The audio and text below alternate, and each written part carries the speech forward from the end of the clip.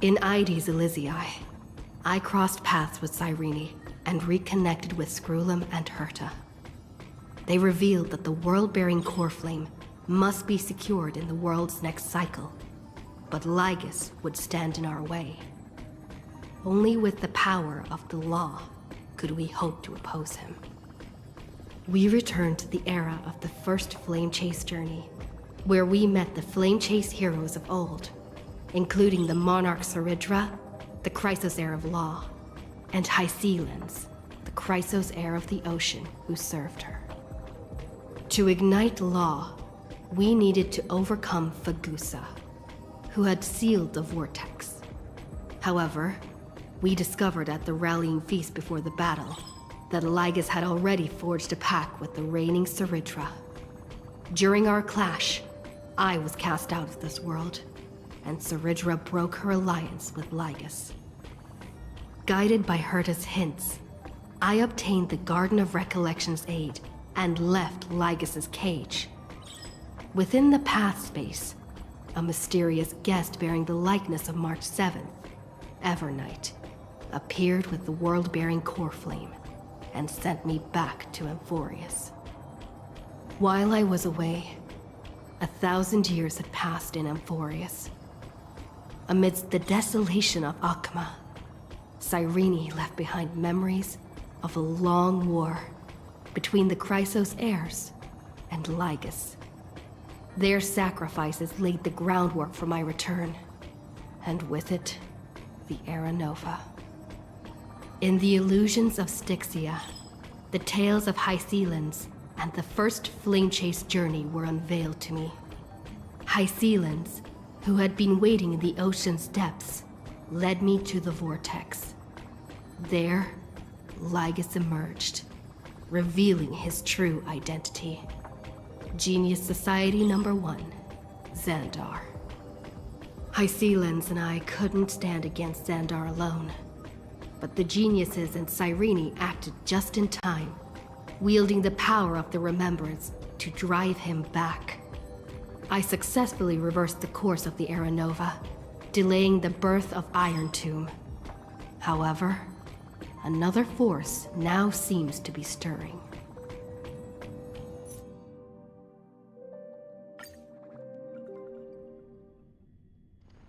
Peaceful days are like breezes, carrying the scent of wheat fields.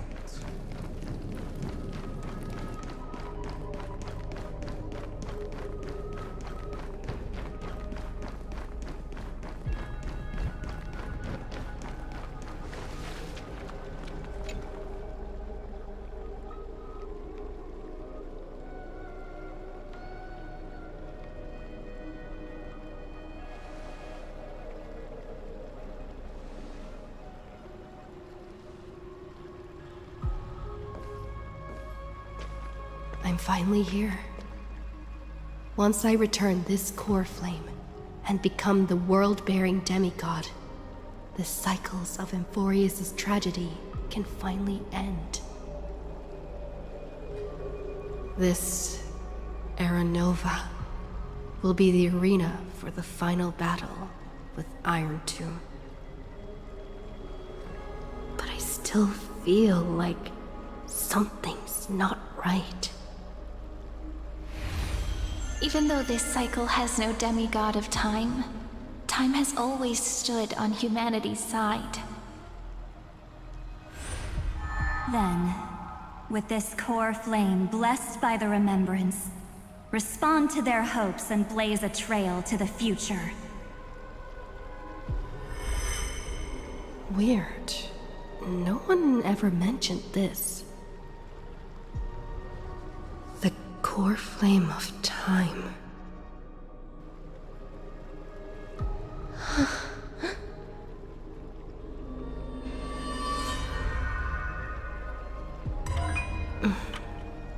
When did it get returned? You used Memoria to resist me. But did you not consider the possibility that the Remembrance and their children might have taken this opportunity to join the fray as well? Are you saying the Garden of Recollection is also getting involved in this unsavory mess? Then I welcome them. If the Memo Keepers can disrupt your little experiment of destruction, I'll give them a standing ovation. But you know deep down that they can't. In fact, the Memo Snatchers will be more of a hindrance to you. The Memo Keepers covet Amphorius's secrets, just as they covet the knowledge of every genius. In the war between the eons, the Remembrance is never the erudition's ally. But they are certainly not an ally of the destruction either. Right now, following behind the Trailblaze, numerous cosmic powers have cast their sights on Amphorius. They all have vastly different philosophies, but the desire to survive will unite them against a common enemy. How can you be certain that these powers don't have their own end goals, waiting to seize an advantage in the war among the eons? The war has long begun, Screwlum. 4 paths will push the cosmos to its end, and the destruction is only one of them. Polka saw these ripples, but had no way of stopping them. So she found in Device 9. Dr. Primitive also took action, but he chose the wrong allies. And now only wild animals keep him company. As for the 2 inorganic emperors, they could have ascended to the throne of destruction, but they were thwarted by the Eon's plots and became prisoners of the erudition instead. What's interesting is, while the second emperor had a body made of flesh and blood, he considered himself an inorganic being. Guess who was the one who influenced his thinking? We have no interest in chatting about the past with you. Logic, you are stalling, which means you feel trapped.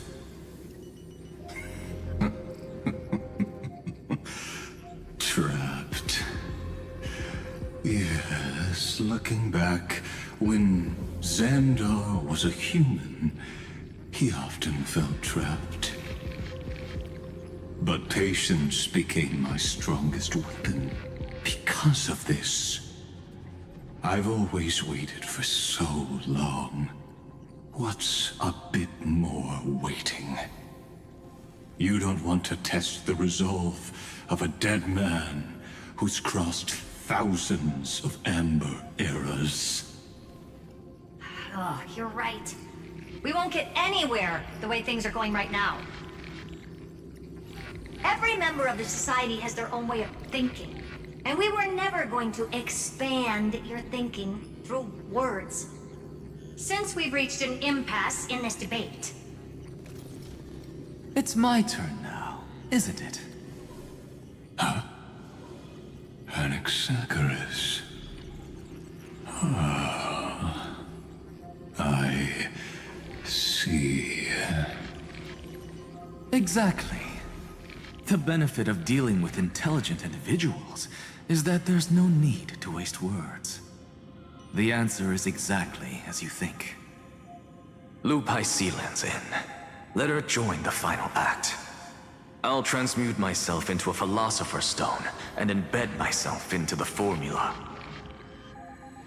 And when the time comes, she needs to shatter me and scatter that stone's ashes into the ocean within the vortex. So what exactly does your formula do? Now that would spoil the climax, wouldn't it? I have 10,000 ways to torture an antique Theron. And in the flame chase journey that she experienced, the previous me already discovered the optimal solution. Just as that Titan made themselves at home in my brain, I can also fuse myself with your avatar through alchemy. I didn't know until I tried it, but this is simply brilliant. I can flip through a genius's databank like reading a book. Then, I will step onto the stage at the perfect moment and use the truth to end this long debate. And just as always, I'll leave the audience speechless. You waited in the data stream for hundreds of years? This universe is worth all that time that I invested. How absurd. But I can't help but admire it. You managed to avoid the watchful eye of the erudition and plan all of this within Amphorius. It seems that there was a slight oversight in my assessment of the experiment. Perhaps there was more than just one oversight. More than just one? I underestimated the Remembrance's methods. A third party is about to join our discussion. Still haven't noticed it. In the past few moments, we've all forgotten something, haven't we? Miss Cyrene disappeared. I thought no one would notice me if I just waited at a corner of the memory zone. But I see that wasn't enough to fool you, my dear.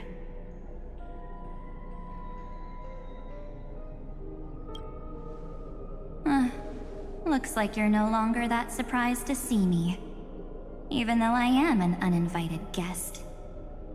Only you can see me right now. I only exist in your cognition, so that way, other people can't interrupt us.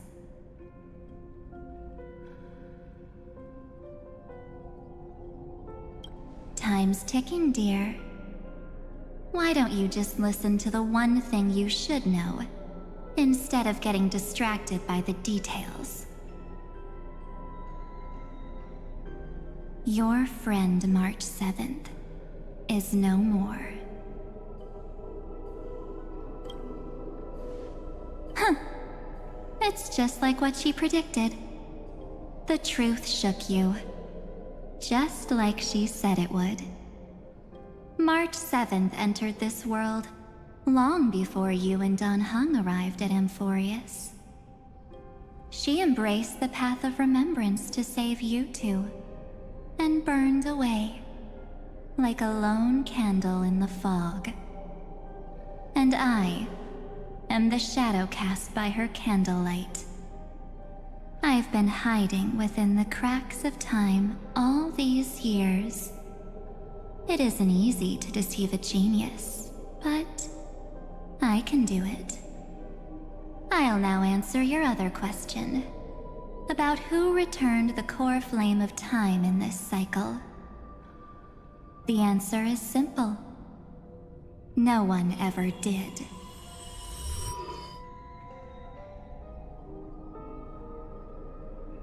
I believe someone as sharp as you would definitely figure out that something's wrong. When the Era Nova fails to proceed, you will remember our initial meeting, and I'll be able to open the way for the remembrance and reach this place. Thank you for carrying this core flame all the way to the end of the world. I expected nothing less from March 7th's trusted friend. And now,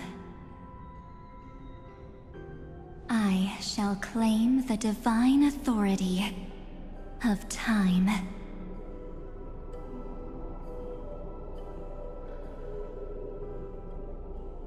The divine authority isn't actually all that important. What's important is that I will use it to participate in the inner workings of this world. You already have a good idea of what the Aeronova does, right? It initiates extrapolations for the next cycle, based on the World-Bearer's memories. This immutable experimental mechanism is the key to the genius's resistance against Iron Tomb. And now, I'll be lending it just a touch more help. Let me filter your memories. Keep the appropriate seeds, and discard the rest. That way, we'll be able to complete an Aeronova that this world has never before seen. It won't take too long. You just need to step into the rain of sensation with me. I'll tell you who deserves to be forgotten, and who deserves to be remembered. With your memories as the base material, I will recreate the cause and effect of this world, and let a flawless Amphorius be born from the chaos. Isn't the fate of the entire cosmos hinged upon this fight? Then this is the best way to ensure everything works out. It will most certainly defeat the destruction, while composing an unforgettable chapter for the Trailblaze.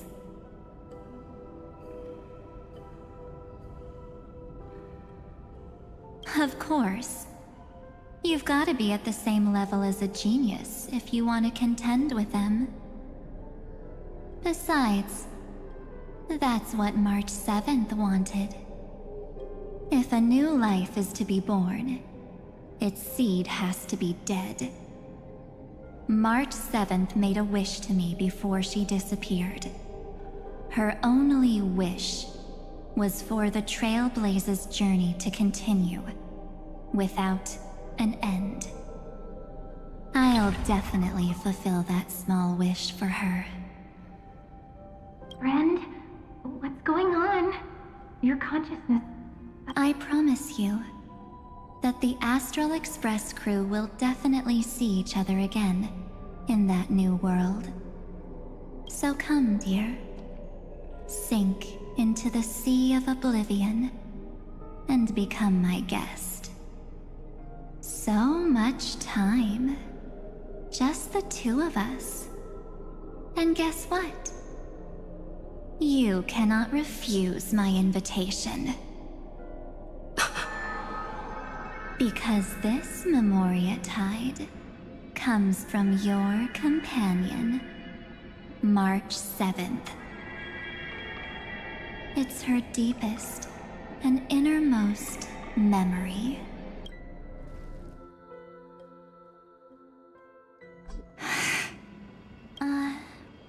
Well, I'm not actually all that surprised. It was on that night when a certain Knight of Beauty dropped by uninvited to the Astral Express.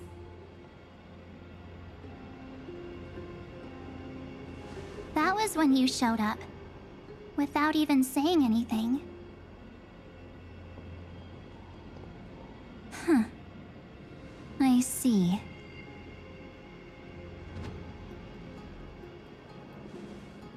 Then, do you still remember how long it has been since you entered Amphorius? That's gonna be tough to answer.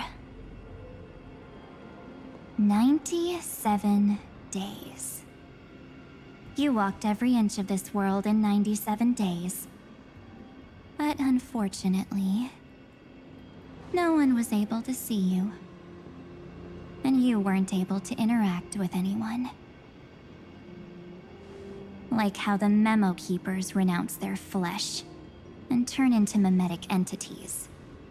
You are now a ghost. A being. unperceived by all. But I can't just do nothing. This world is super terrifying. She and Don Hung have already set off. The Astral Express could appear on the horizon any second now.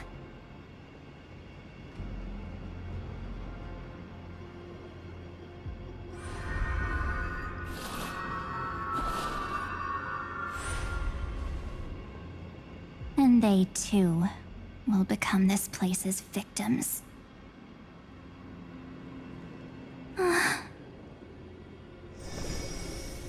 For ages, I've watched people walk through that door. They couldn't see or hear my calls.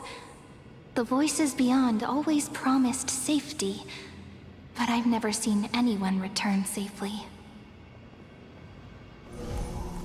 They are all humans who got lured into this place. But these people's memories were tampered with. That's not what happened with the Express crew. That's so cruel. Did the Memo Snatchers do that? I don't know. I only possess your memories. None of these people managed to break through the sky's seal. There's probably a dangerous reason as to why Amphorius had remained undiscovered for so long. Anyway, back to our initial topic. You gotta know something, right? We practically look like twins. Maybe you know a thing or two about my past? Or any hidden powers I might have? Please, tell me what I need to do to protect them. Have you ever wondered what the word cost means before jumping into action? Cost? Shouldn't I be the one asking you that? Oh. You always hid in my memories. Never wanted to come out. The only times you showed yourself were when I got into serious trouble. That's because you also don't want to get discovered by the Garden's observers. Am I wrong?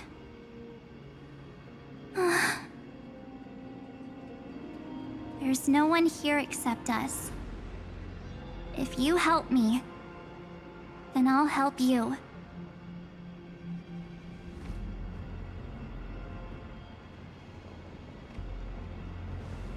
Fine. Let me drop a single pebble into these stagnant waters and watch the ripples reshape everything. But you must polish this pebble with your own hands, and it will require all of your memories. What will I turn into after that? Maybe you'll turn into a guiding light. Or maybe you'll be reduced to dead embers. I can't guarantee that you'll remain the person you are now. Inside you is nothing but an Evernight. Even I can only catch a tiny glimpse of it.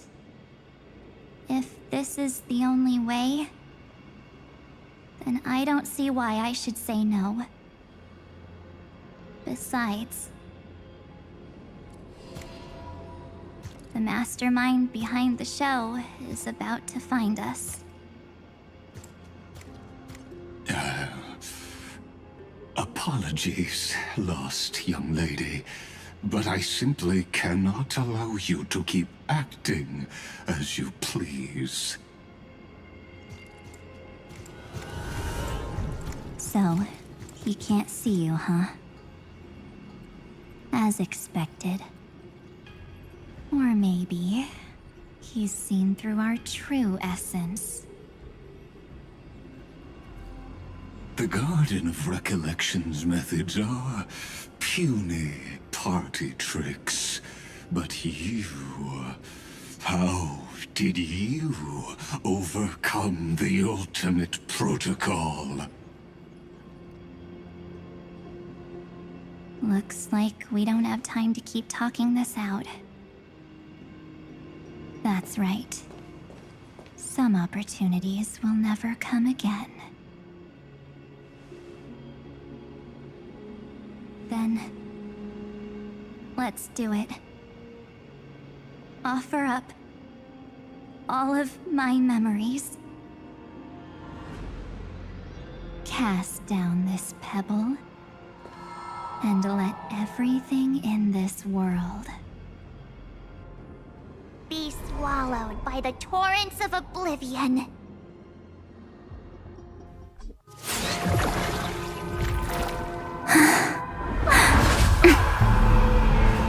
I promise you, what was frozen was alive.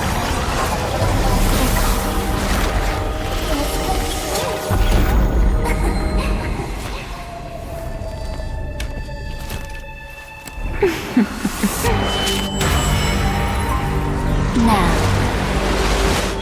let's bring the true Evernight to this world.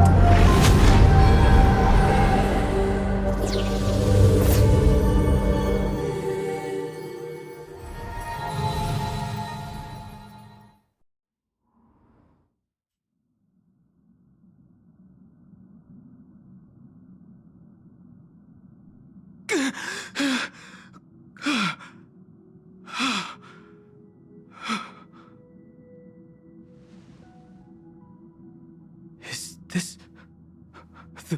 the parlor car? Am I back already? But... why don't I remember anything about my journey back? Something doesn't feel right. Think back to when she and I separated. It will take time to uncover the reason. Before then, if one of the Nameless is willing to stay and witness the fate of this world, or to push it along when necessary, it would be of great assistance. This is goodbye then, Lord Donhong. Thank you, Guard. I hope that all of you will be able to overcome this disaster. But I can't remember anything after that, no matter how hard I think. Where's Sunday? Did he not come back with you? He stayed with Madame Herta.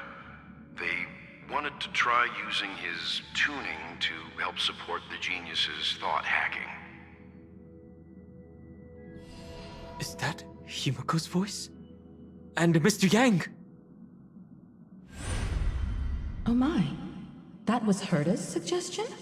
It's hard to imagine she'd borrow the power of the harmony. No, it was Sunday's suggestion.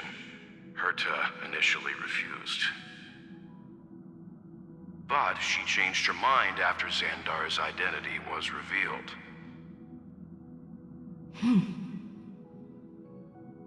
And we still can't get in contact with the Xianzhou Lafu? I'm still trying, but this place is outside the interastral peace communications coverage zone, so there's a limit to what we can do. What about Aventurine's chip, the mini-transmitter? Surely it can get through to the IPC's lines. Himiko, are you all right?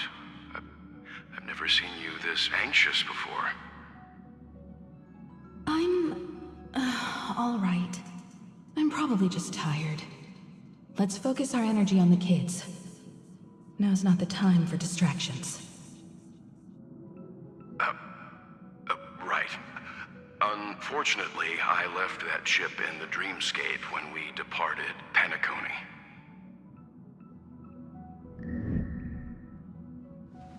Am I dreaming? The parlor car feels so strange. Are the voices coming from the passenger cabin?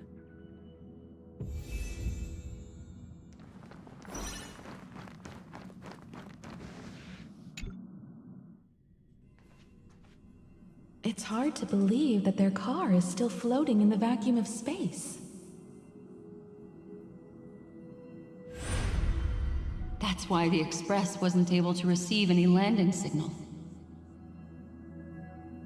It's likely that the two missing Nameless, like March 7th, also came under the influence of the Path of Remembrance, and only their minds entered Amphorius. We can analyze all we want, but the real question is, what can we do right now?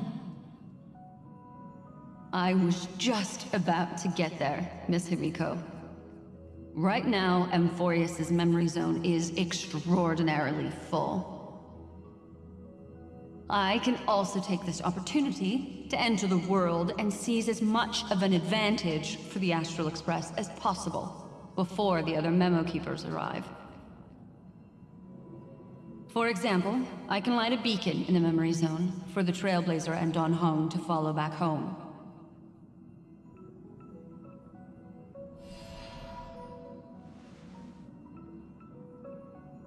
March's room. I haven't heard a single peep from her this whole time. March already wasn't feeling very well when she and I set out. Even if this is a dream, I should still check on her.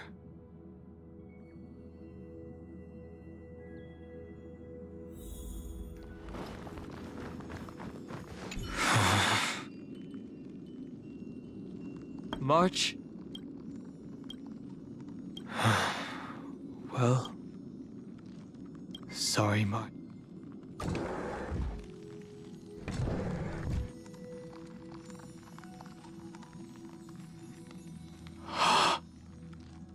This isn't a dream after all. Based on what Madame Herta said, Don Hong should already be on his way back. But the Express hasn't detected any traces of him. I feel like I've seen these floating black things somewhere before. Or he's already returned to the Express, but fell into the trap of someone with ulterior motives. No, I've definitely seen them before. But I've lost that memory. The Memo Keeper's mimetic entities are truly everywhere. Don't worry. Normal Memo Keepers can't do anything to that little dragon. As long as he's awake enough, he'll find a way out. All he needs is a little concentration, patience, and resolve. Hearing you say that makes me feel much better. Don Hung has all of the qualities you mentioned. I don't know what your intentions are. But as the guard of the Astral Express, I must ask. Any suspicious and uninvited guests to leave.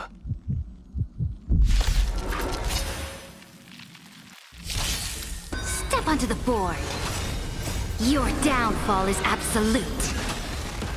Get them! A future will come! Torment and doubt, farewell. I will watch over you and guide you on your path for tomorrow!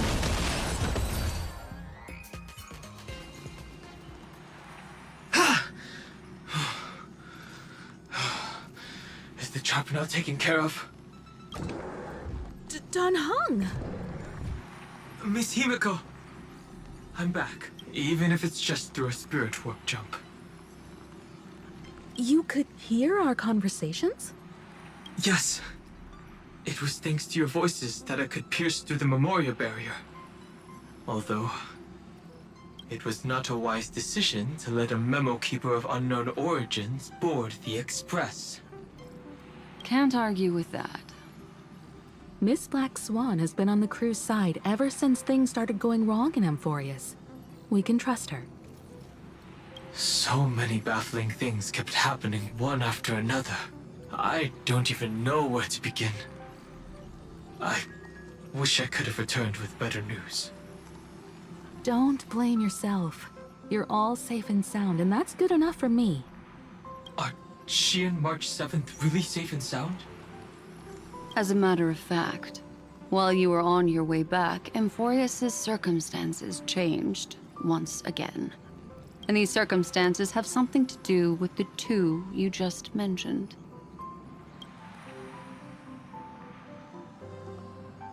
Are you saying that she has been kidnapped by an unidentified Remembrance Path Strider?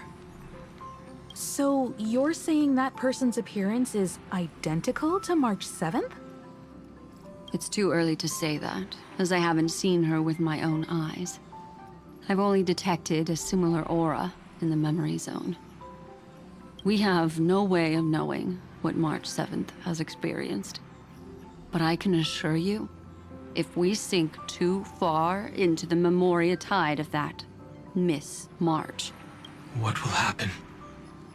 Everyone here will be torn to pieces. Please, trust me on this. But I also trust in our trailblazing companions. I know this isn't what March would want.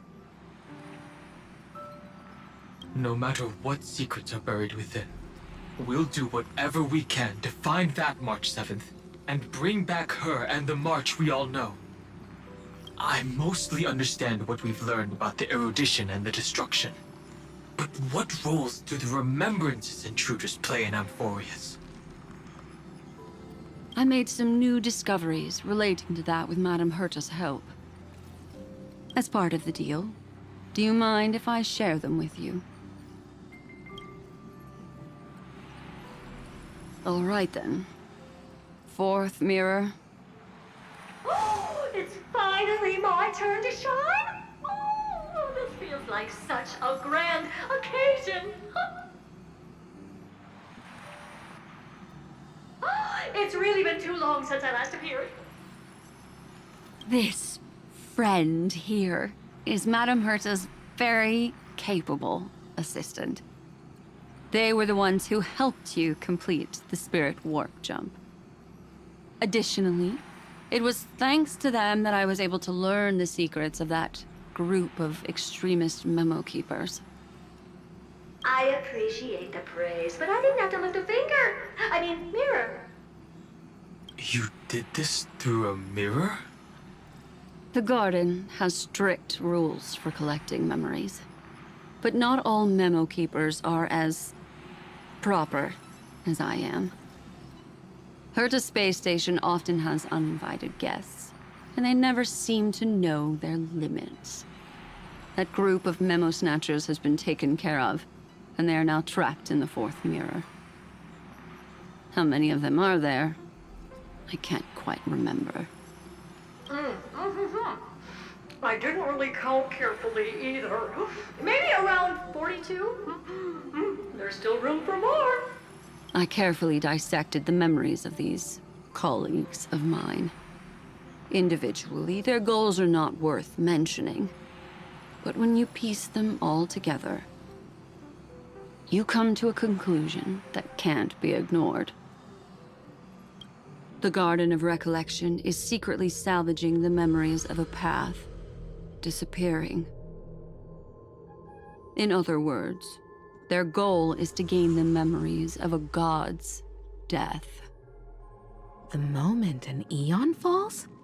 That would indeed be a spectacular sight for someone dedicated to recording these things.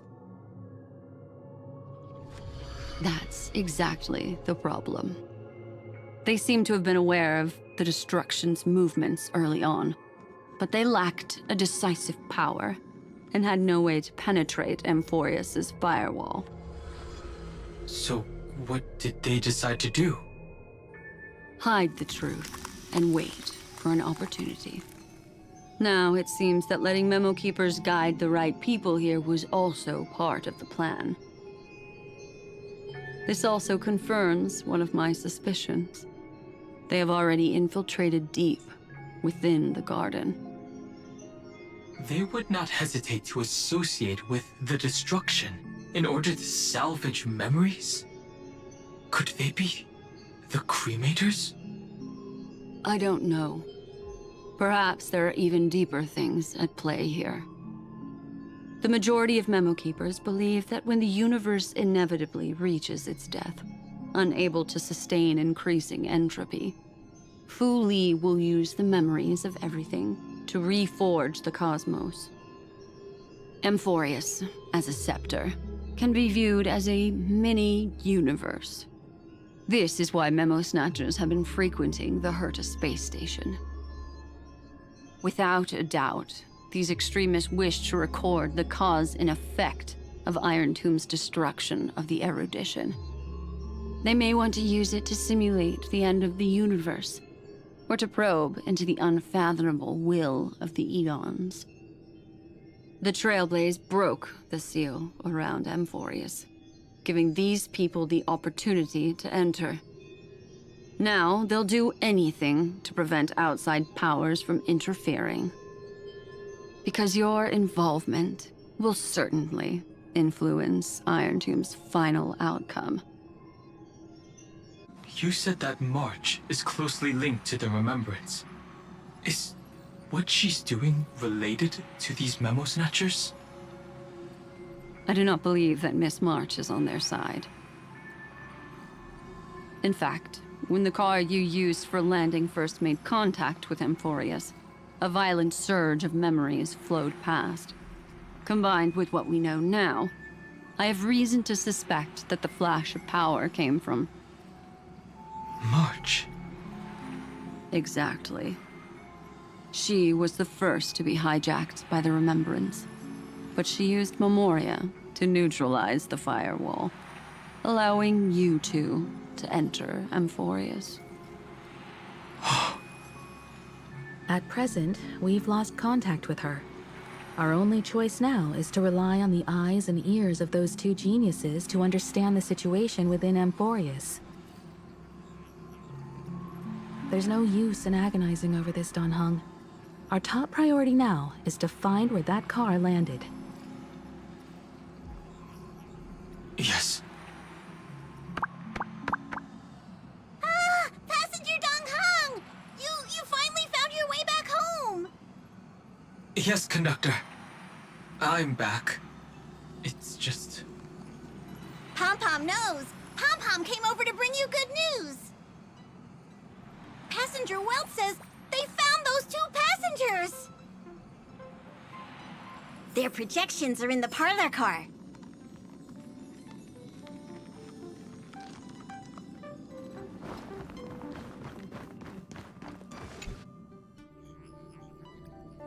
Welt. And Mr. Screwlum. Himiko, you seem to be feeling much better now. And Dan Heng, it's great to be able to talk to you. Once again, we owe Madame Herta a huge favor. Madame Herta doesn't care much for favors, but she'll be happy to receive everyone's praise. Back to the topic at hand. Mr. Dan Heng, we did a sweep of the area surrounding Amphorius' celestial body for organic signals, and we finally discovered the bodies of you and Miss Trailblazer. The two of you were very fortunate, as there was something protecting your bodies. All vital signs are still present, and your functions are all intact. Was it March protecting us? Our preliminary determination is that the bubble enveloping you two in the vacuum is made of a substance similar to Memoria. Conjecture: this substance is connected to the lost Miss March. It will take some effort to bring your bodies back to the Express, so you should get some rest first. Have we completely lost contact with the inside of Amphorius? There have been several unforeseen circumstances. We broke through Lygas's firewall after the law was amended. But now Amphorius is enveloped by the fierce path of remembrance, once again cutting off all channels of communication for outsiders. so we have no way of contacting her. If we take into account the difference in the flow of time, every minute we delay here could be a year of waiting for her. Dan Heng, what are you thinking? If it was March who helped us get past the firewall initially, then does that mean only she and I have the travel permit for Amphorius right now? That is a logical inference, Mr. Dan Heng.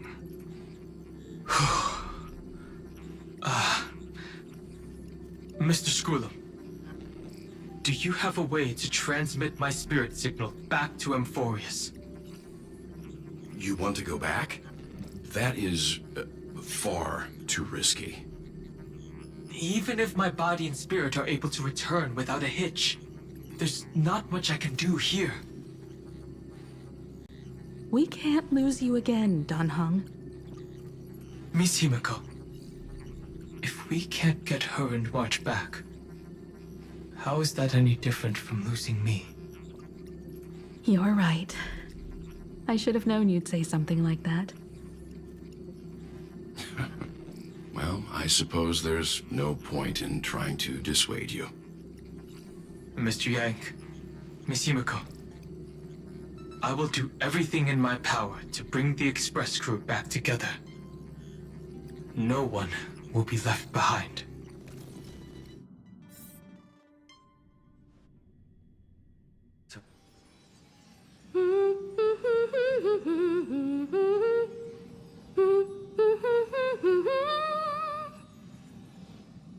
You may notice a hint of sweetness in the air. That would be the fragrance of the 7-colored bath salts from Marmorial Palace. A truly splendid journey, if I may say so. With the Era Nova now complete, you have granted the hero the perfect conclusion.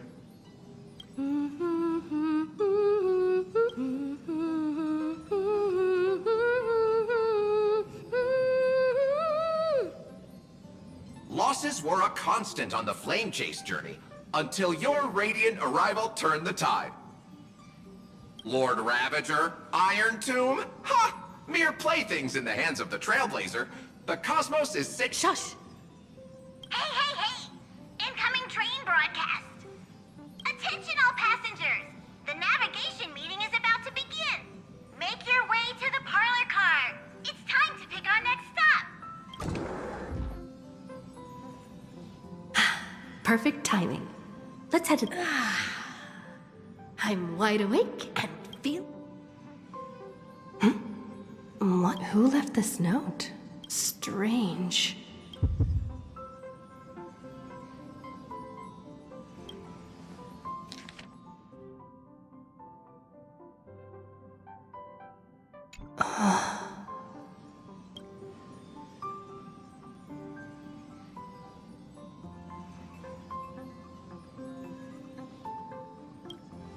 March.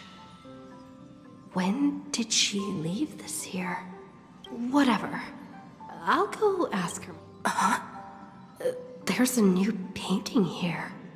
All I did was take a bath. Better step forward. Keep it down. I think I found her. Who's there? What's this?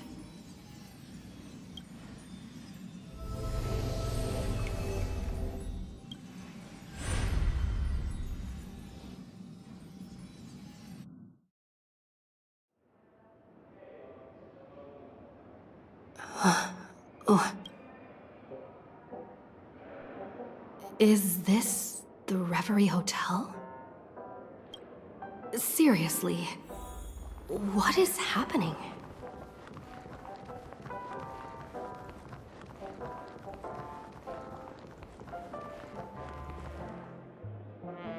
There you are! What took you so long? Hurry up! The navigation meeting is about to start! Navigation meeting? In Penacony? Come on over. It's time to choose our next destination.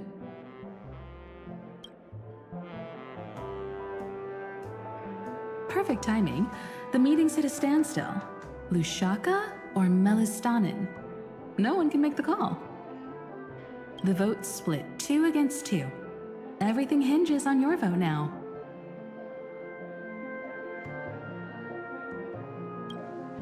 What do you mean? And once again, the passenger is talking nonsense. Ah, young people. Always full of jokes. What? Their reactions. Oh, I get it. You want to play a game with us, right? You said you didn't see March. True, she might be hiding somewhere in the lobby. The objective of the game is to uncover where she's hiding. You're her closest companion. If anyone can do it, it's you, right?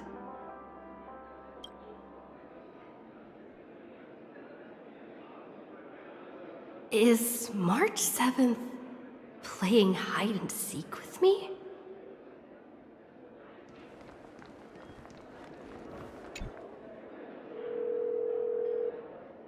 Weird.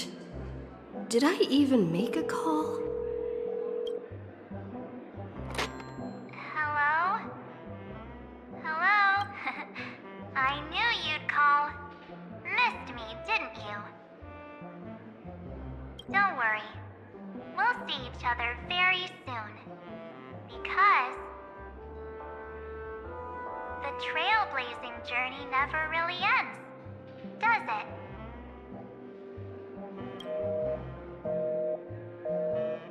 March. That's not her. Don't fall for it.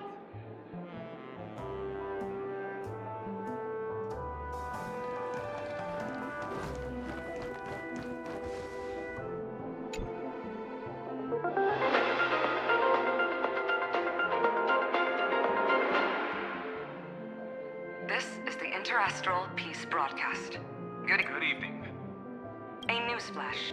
The Erudition experimental ground has separated from the entanglement. The Lord Ravager did not emerge as In the end, salvation of Amphorius was not only thanks to the 12, but also to one crucial...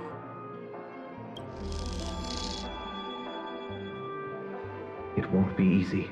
I know. But you've got to find your way back. Find yourself.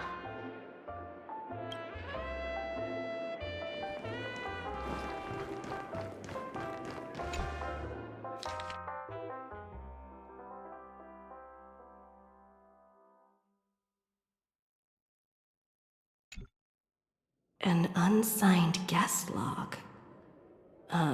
Can you really call that a log? Wait a second. Why am I looking for March 7th in the guest book? Friend! Over here.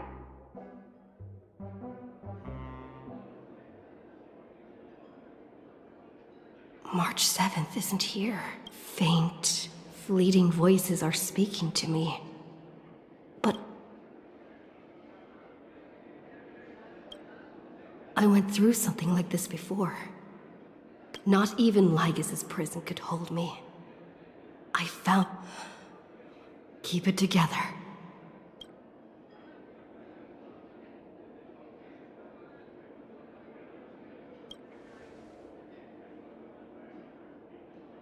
Well done, friend.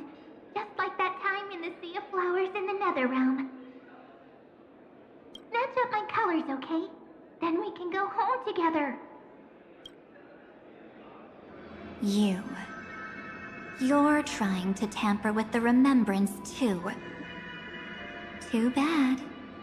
You're no match for me. Did you find her? No. It's a futile game, isn't it? In truth, you don't have to go to such lengths to find March 7th. Because in this memory zone, March is everywhere. We're protecting March 7th's wish. You... you seriously can't sense it? She doesn't want to say goodbye to the Trailblaze. She wants to keep traveling together, forever and ever. We are her memo sprites. For the sake of her wish, we must give it our all. Finally, the timing is just right. A thrilling damsel in distress rescue. Wait, maybe I got that backwards. It's me, Cyrene, but now I'm in my mem form. Seriously, one mysterious and cute memo sprite is more than enough. Friend, come with me. We're getting out of here. Why run away? What does it take to make you understand? Step 1. Stop scaring her already.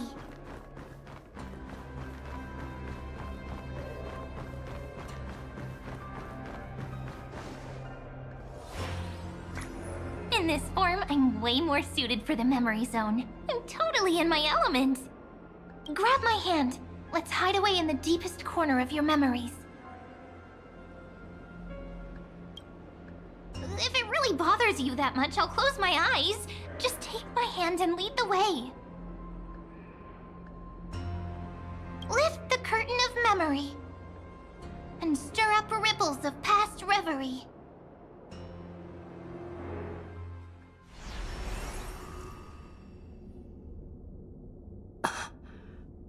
Where am I? The space station. Where it all began for you. Looks like we made it. What's that? Silverwolf? Kafka? It's your secret. I'm so curious. But I won't peek. Promise. When I first met you, I remember they were there in your memories too.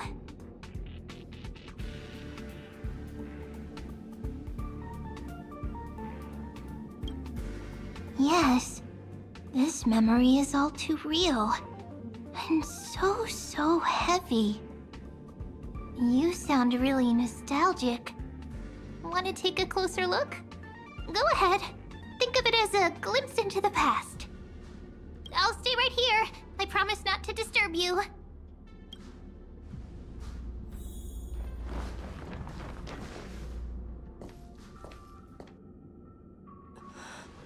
What's this? Memories from before I woke up? So, Silverwolf, how long till she wakes? Hard to say. Maybe a few more minutes. By the way, that part in the script, could this be the right moment? Yes, looks like we're on the same page. In that case... Listen.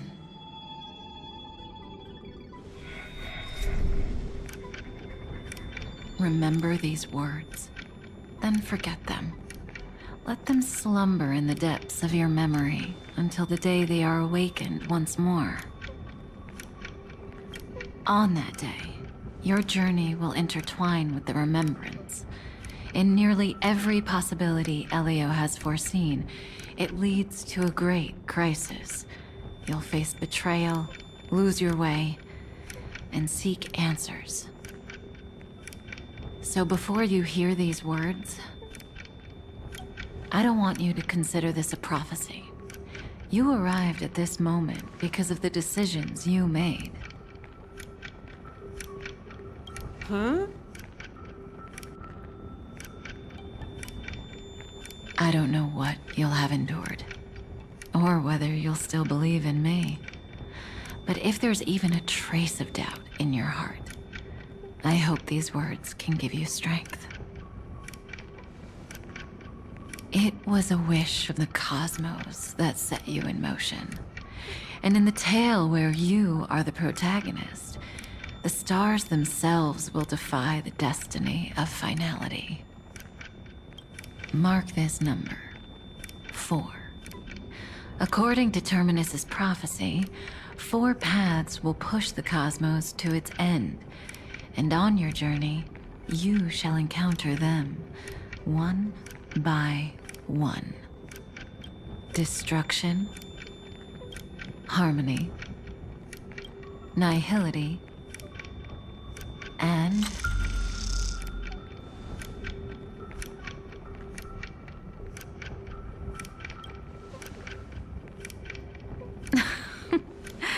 easy now. Trust what you remember. The 4th path has yet to fully reveal their face. And that's why the journey's worth it. Even in a predetermined script, there's room for us to mold possibilities into shapes we prefer. So listen. Take this guiding principle, then forget it. Let your own will be what expands your journey through life. As in the past, even while achieving so much, you never let go of your pursuit of freedom.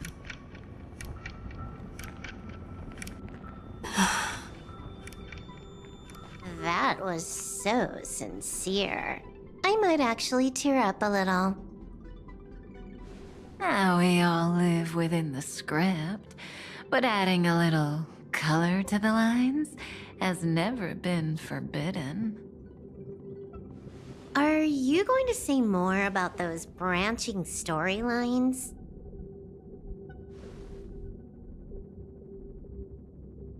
Never mind. Best not to tempt fate.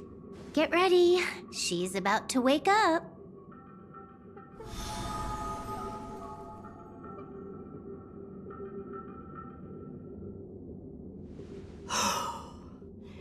Come back to yourself. Kafka said that when my link to the remembrance deepens, this memory will resurface exactly when it needs to. And an inevitable crisis will surely follow. But even a Stellaron hunter can't fully grasp the trailblazing journey. Just as I thought.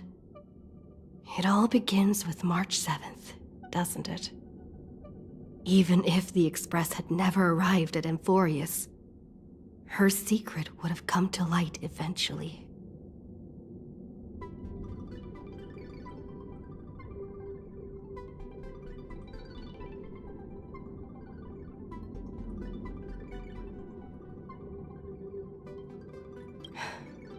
If that's the case, then there's nothing to fear. Collect yourself, and go find Cyrene.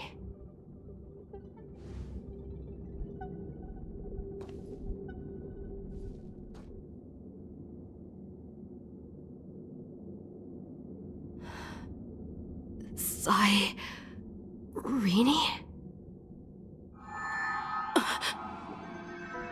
It's a breakthrough! A breakthrough!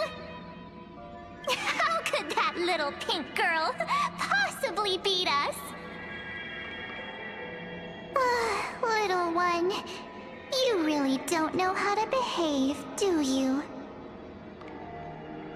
You were meant to stay in those beautiful memories and wait for all the disasters to pass.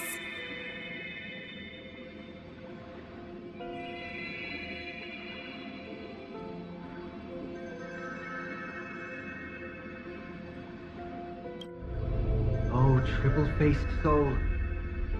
Cast your light upon us. Let no darkness remain concealed. Someday? Raise your hands high and embrace this boundless light.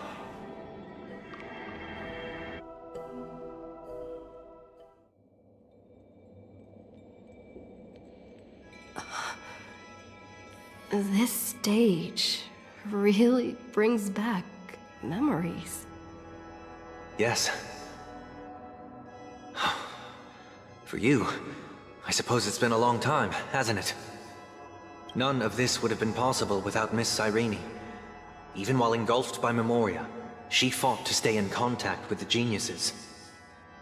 Only then, through tuning, was I able to undo the memory zone's effect on you.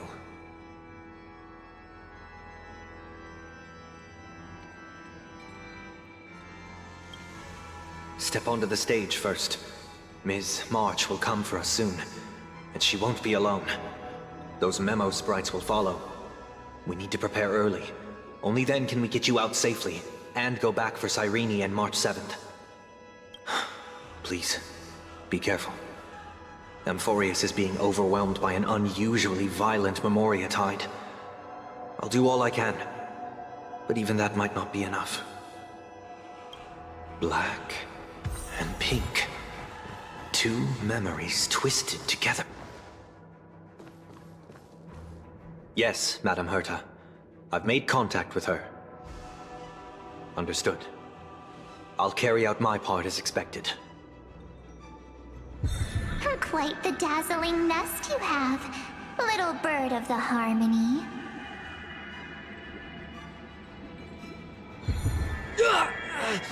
Your grasp of Memoria is unexpectedly profound, but playtime's over. This ocean we created, according to her wish. This journey that flows on, without end. Don't any of you think about interfering with it. She's coming. Is it me she's after this time?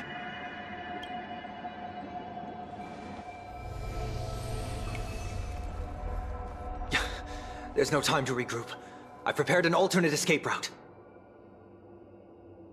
Wake from your slumber and return to reality.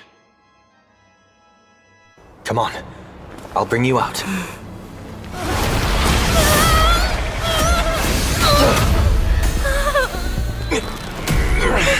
Ow. Self-righteous past rider of the harmony. You think you can do that? Next time, get a memo keeper instead.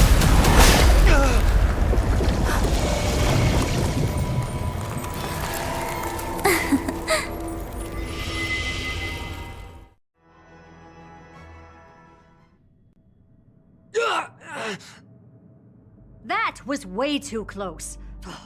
Good thing I was there to fish you out. Sunday, are you all right? Mr. Yang. I couldn't get her out. I'm sorry. Is it true that March is behind all of this? Yes. And no. That Pathstrider of Remembrance is identical to March 7th in appearance, but what lies inside... I can't find the right words to describe it just yet. Can't you come up with an analogy? I thought that was your thing. That Miss March feels like a reflection on water. Only not from a calm, clear lake, but from a bottomless abyss. Within her words, I sensed an intense but utterly pure protectiveness. Protectiveness? This is only speculation, but after being drawn into Amphorius, perhaps March 7th experienced... No, she likely foresaw a tragic end. It was out of a desire to protect her fellow crewmates that she chose to awaken a power that teeters on the edge of evil.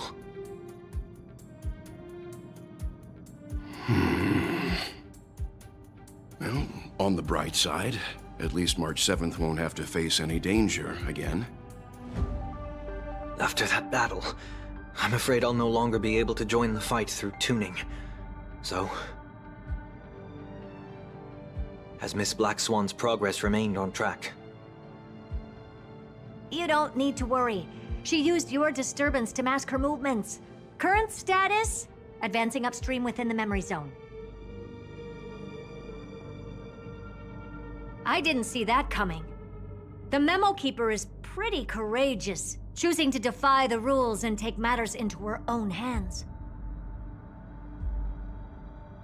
This means she's chosen to stand against the Garden of Recollection.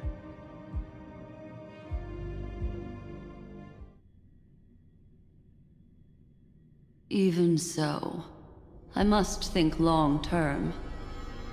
I wanted to hide in the shadows to avoid direct conflict. But why is it so quiet here? The air is thick with memoria, yet it's so chaotic, like broken memories all mixed together. Memo Snatchers should be swarming into Amphorius. I was expecting this place to be very lively.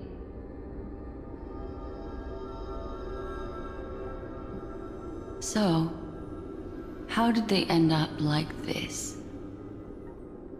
Now I'm getting very... an empty shell. The consciousness that maintained this Dharmakaya has disappeared. So efficient. Not a single trace left behind. Alternatively, she might have sacrificed herself for an even more mysterious purpose. Either way, what exactly made these fanatical believers end up like this? Memory. It is indeed a deep ocean of dangerous allure, where fascinating secrets always hide beneath the waters. I keep getting the feeling that the same thing happened. Get ready. We're about to head off. Is it really gonna be okay? That world's surrounded by a mass of chaotic material. That white band of light has already foiled our plans multiple times.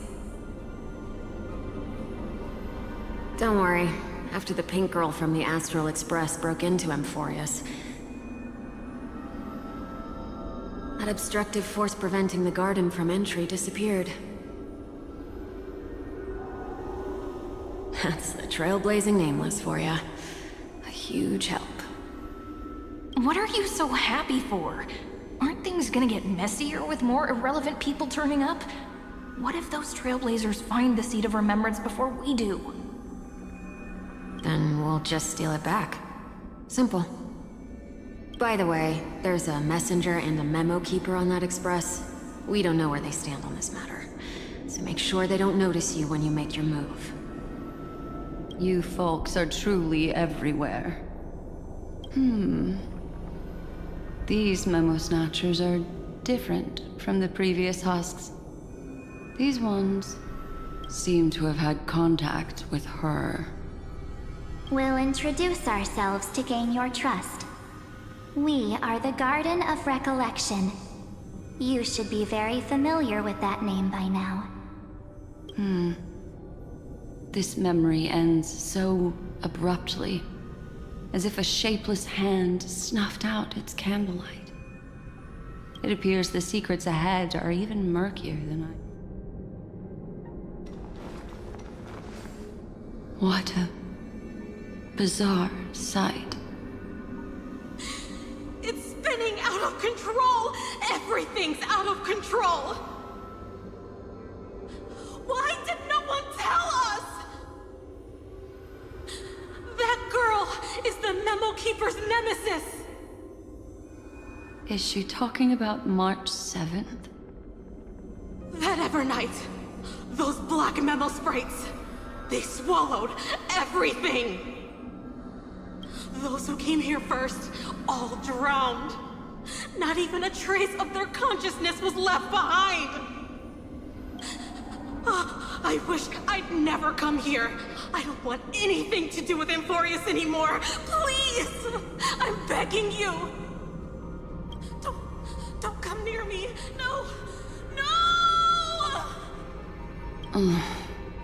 You've involved too many innocent people just to obtain the memory of an eon's fall. You deserve this. But I'm not here to blame you. That entity you call Evernight. Tell me everything you know about her. We may yet bring a glimmer of hope for those who are still alive in there. Eden, a blessed insight! Huh?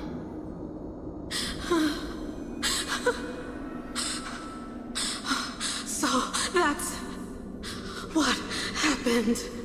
We were tricked.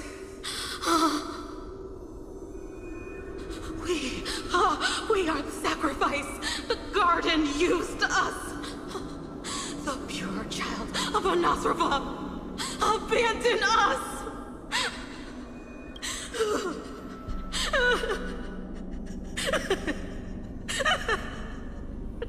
She just wants to find her lost sisters. Find them, kill them, reclaim them.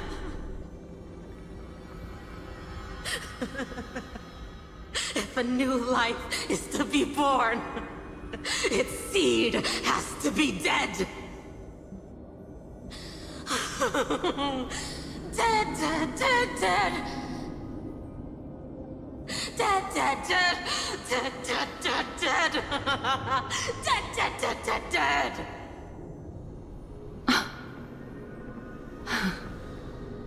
I can finally understand your fears now. Thank you for the information. It was very valuable. I'll take your remaining consciousness out of here as a gesture of thanks. It'll serve as both protection and a punishment. You'll reunite with your peers in a genius's mirror, where you can reflect long and hard on your past actions. Well, provided that I can survive my encounter with her.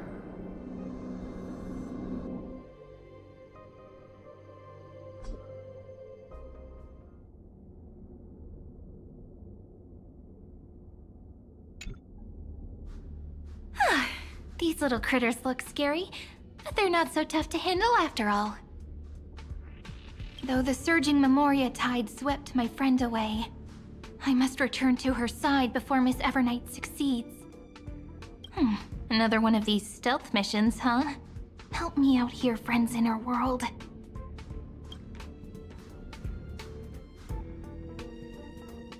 A scorching and dangerous aura.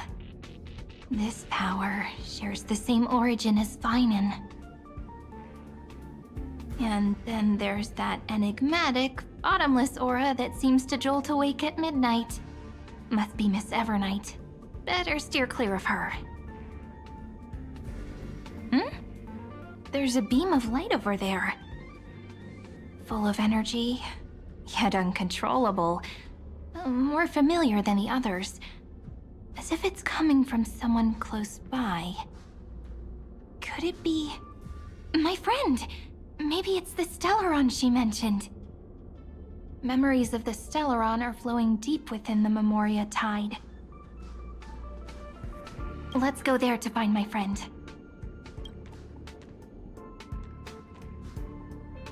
Jeez, so many little ones gathered here. Did you know I was coming? You're being a bit too enthusiastic, aren't you? Thankfully, her presence hasn't weakened. I feel like I'm getting a bit closer. Huh? They're guarding something.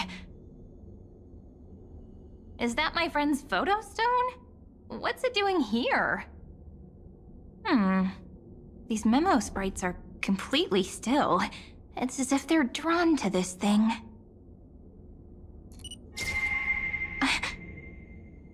This is an even cuter memo sprite.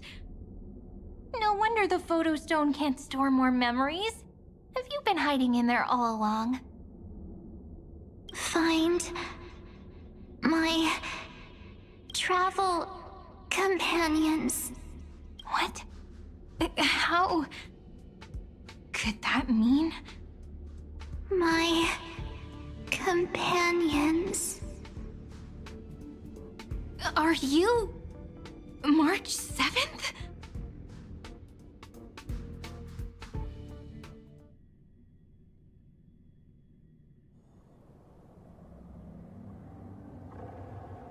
sky is burning, and the streets are empty. It's just like how things were last time. How long can the encryption key you wrote for me last, Mr. Screwlum? That is difficult to project. Logic. It is currently unclear how the unknown variable, Miss March, conducts her interference. Please rest assured that I will extract you on time before the encryption key expires. But that means I will no longer be able to hack in via the same method. I only have one chance. The maze of the Remembrance is starting to change. I cannot remain your guide on your path forward. That is why we had to form a temporary alliance with our former enemy. I express my utmost respect for your courage to personally face such dangers. Lygus? Your enmity is well within my calculations. Allow me to reiterate that Lord Anaxagoras now has a firm grasp on your crucial weakness. If you still plot to harm the Nameless, then you will find that the Society's previous warnings were not empty threats. I understand. I'll only do what needs to be done.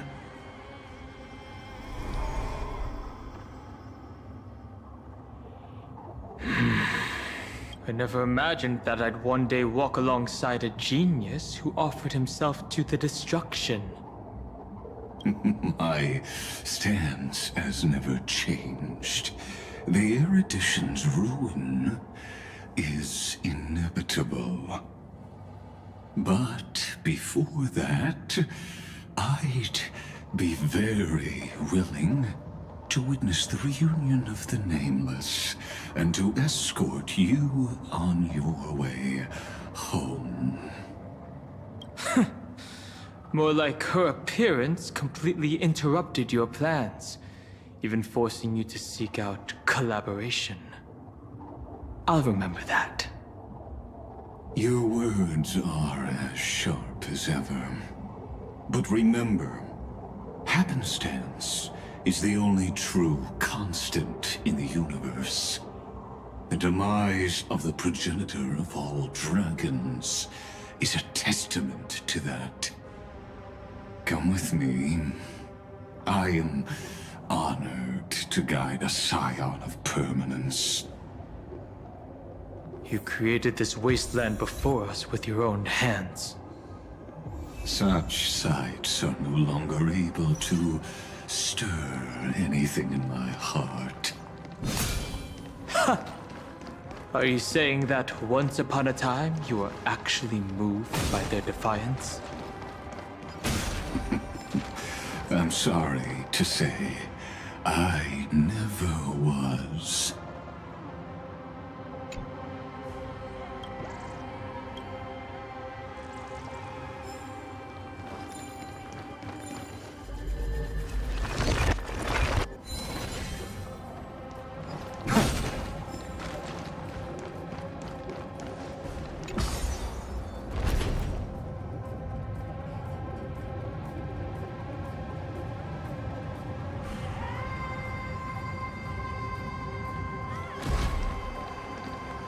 These memo sprites. Is it her?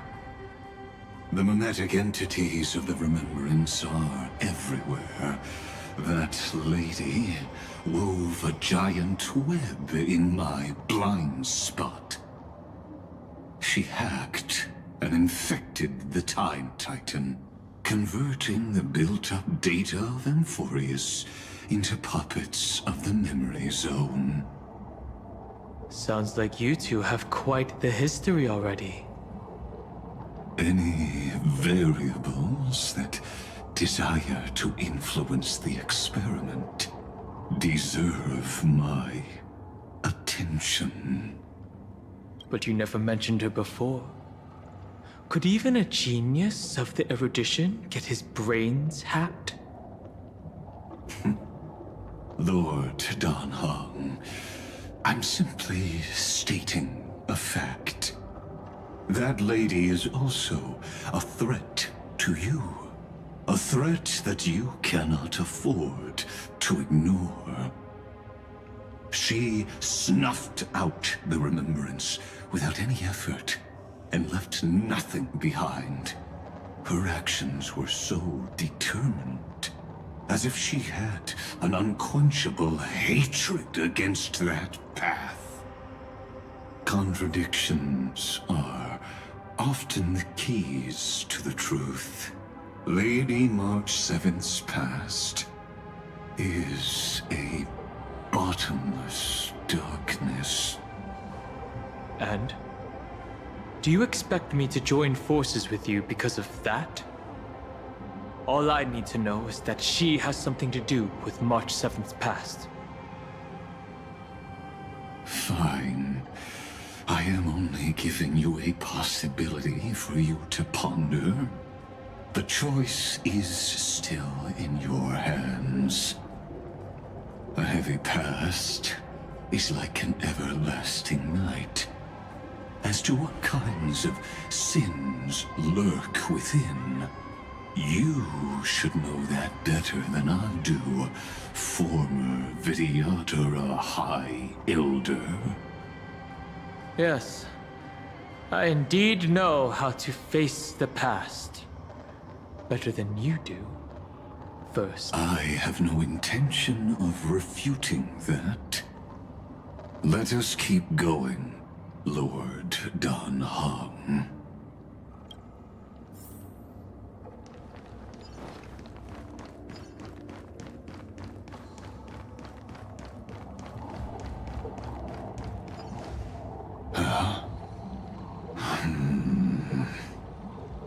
I didn't think there were still some that got away.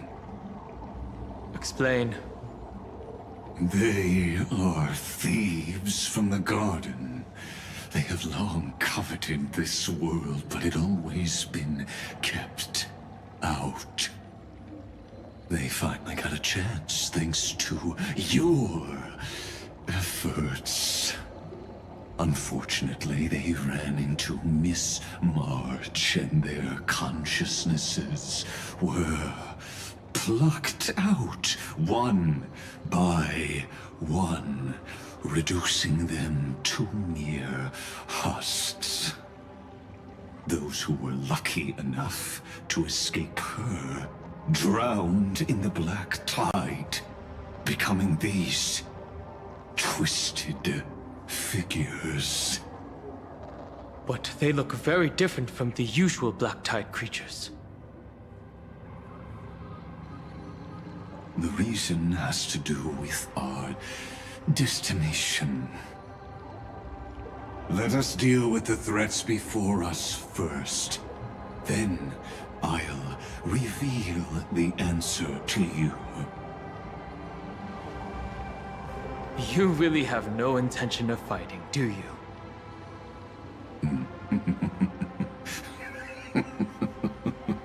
I have no grounds to assist you. Besides, the geniuses are still keeping a close eye on me. I would hate for anything I do to be misconstrued as provocation against you. Never mind. Let me clear the way.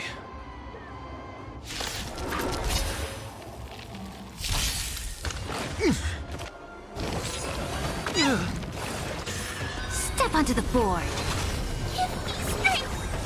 The future will come!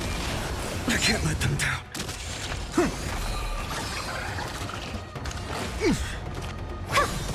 Get them! Fiends or devils! I'll crush them all! Your downfall is absolute. Watch over you and guide you on your path. For tomorrow! I can't let them down. Torment and doubt farewell. The future will come!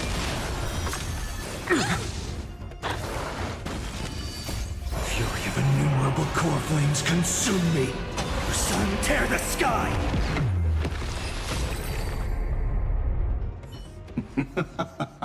What splendid spearmanship. Truly remarkable. Let's get back on our previous topic. These memo snatchers attempted to infiltrate the breeding ground of the Black Tide to steal Iron Tomb's memories. That sounds like a surefire way of destroying themselves. Well, our views differ on that. They had a chance to reach the truth precisely because they did not fear death.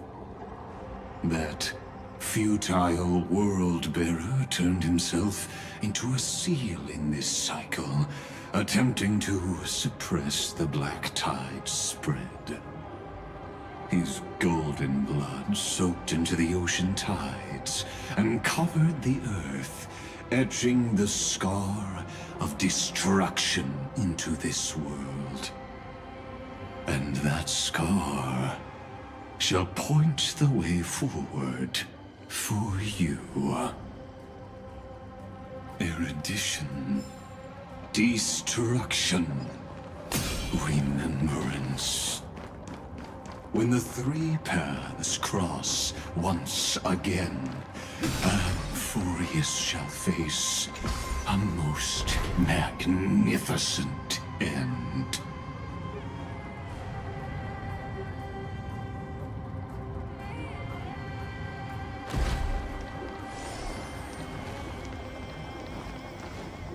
Dawn Cloud. I have witnessed 30 million futile ends atop this cliff.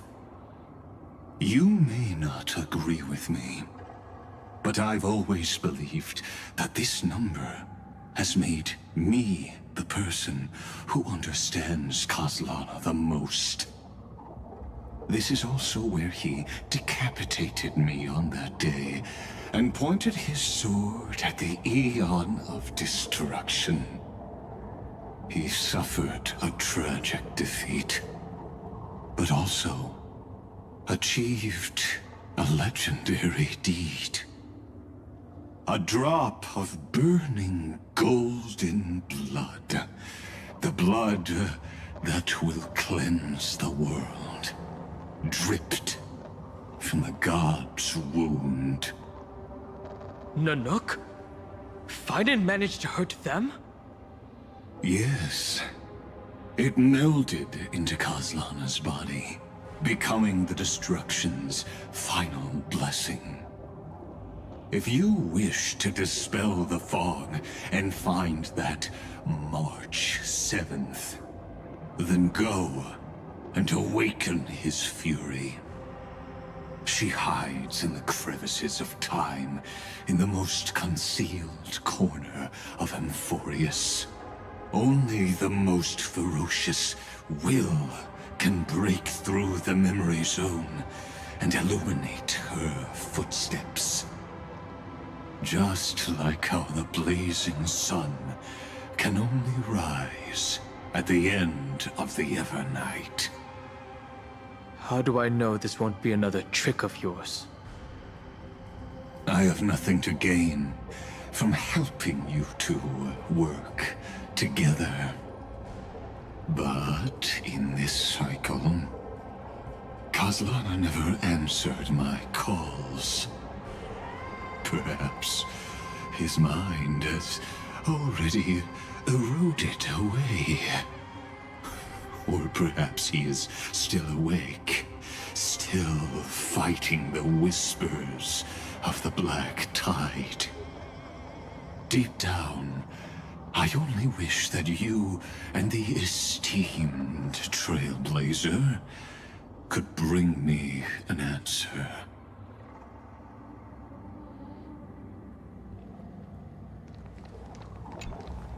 Is there really no other way? How long has it been for you? Kozlana. Finen. I'm back. What? The moment you took the world upon your shoulders without hesitation. You lost the chance to ever be yourself. Duty does not drive you to wield your blade, but hate. Behind that hatred, you seem to desire the destruction of the self. Losses are a constant on the Flame Chase journey. What you stand to lose weighs far heavier than life itself. It is because you suffer that you are so much stronger than any ordinary person.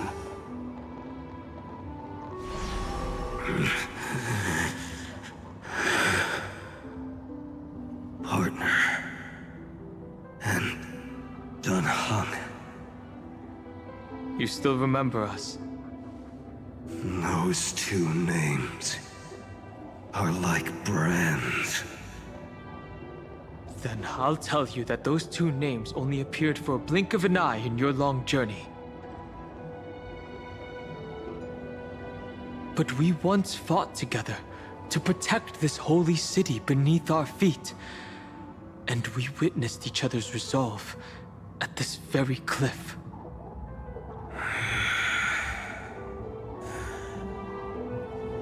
I have forgotten everything except the belief I had when I set off. Even this body is as alien to me as your words. All I know is that I must imprison the destruction that swallows all. What if I tell you that we're here for the same thing? Look at what this world has become. You know what it's waiting for. Even if you've forgotten everything, I still believe that you'll make the right choice, like you did in the past.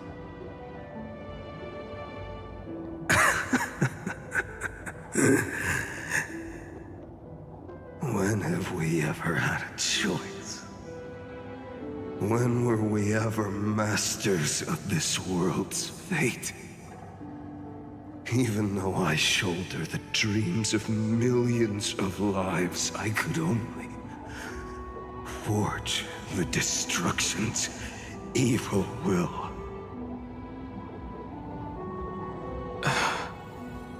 No. Everyone I know is dead. And the world I dared to save has been torn to pieces. So, be gone. This body never existed to carry out deliverance. There's no need to be so serious. Sorry, I had a really long nap and all the bad memories woke up first. Long time no see, partner.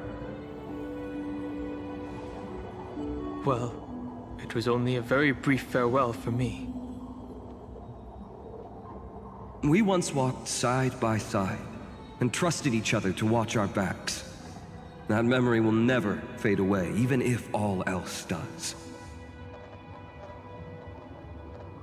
And because it was so precious and hidden so deep in my heart, it needed more time to wake up. Trailblazing? What an interesting concept. Surely on your worlds, that is also a titan revered by the masses. There is no need to further confirm your resolve. Today, we inherit the duty of the gods, safeguarding the inhabitants of Amphorius. Stand with me, and become heroes!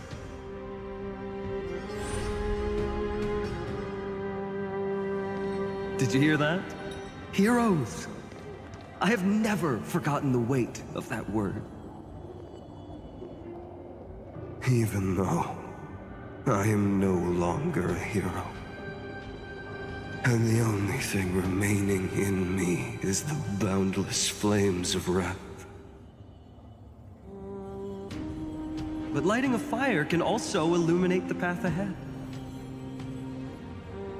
Everyone I know is dead. And the world I dared to save has been torn to pieces. But there is still a group of heroes that I know. And they will bring the true tomorrow to Amphorius.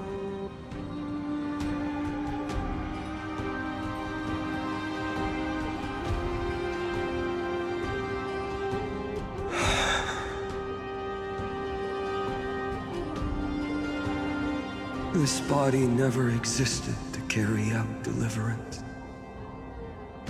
It only ever burned for world-bearing.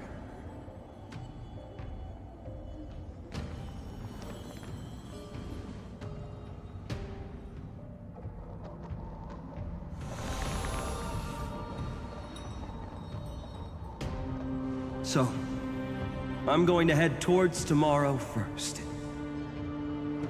Don't make me wait too long, Donna. Partner. Deal. What if we were born from the destruction? There is no need to question your heart. No need to crave victory. If I am born to be a vessel of sin,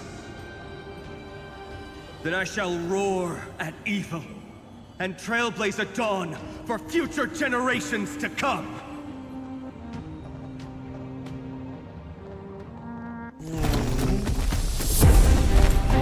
Let us go to the other side of the night.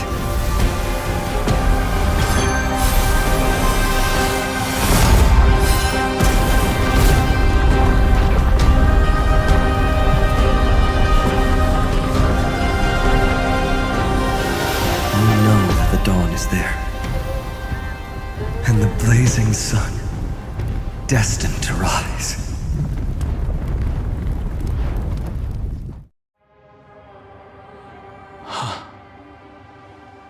It won't be too long before our paths cross again.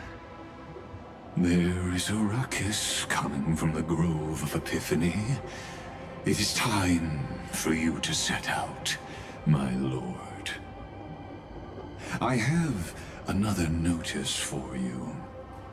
In this cycle, an eccentric demigod deviated from their flame-chased destiny.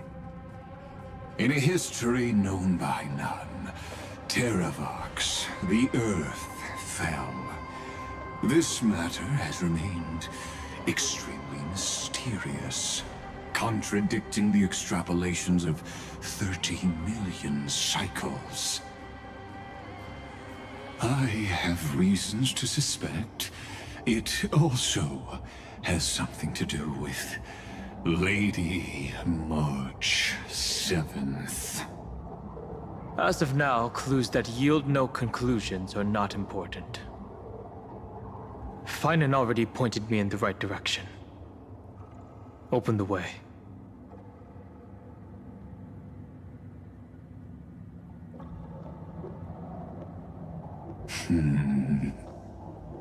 Lord Danhong is gone. You can now speak your mind, Lord Anaxagoras. Thanks for the honor. And here I thought you weren't ever going to acknowledge your old friend. The Inspiration Circus recorded that you have led me up Dawn Cloud countless times. And the last time was right in the previous cycle.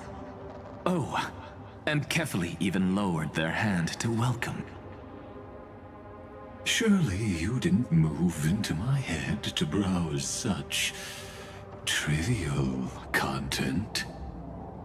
But if that's the case, I wouldn't mind recalling some fun Dromus trivia for your pleasure. You seem pretty relaxed. Indeed. The experiment's variable will be eliminated by my enemy's very hands. A beautiful way to kill two birds with one stone, isn't it? You know very well that everything I said about that Remembrance Pathstrider was true. Both my hypothesis regarding her identity and my recommendations to Lord Don Han. Yes, I know. You haven't told a single lie so far. But I noticed your thoughts would generate a curious ripple whenever you mentioned her. It's almost like you were deliberately trying to hide something into the depths of your brain. Since you're talking in such a blunt way, I'm assuming you haven't actually found any concrete evidence. That is correct.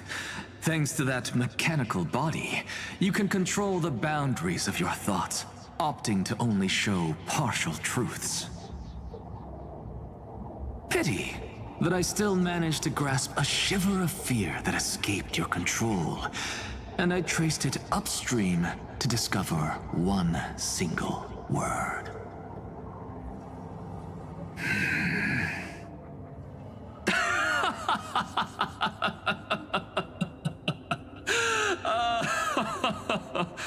Oh, Lycurgus, tell me,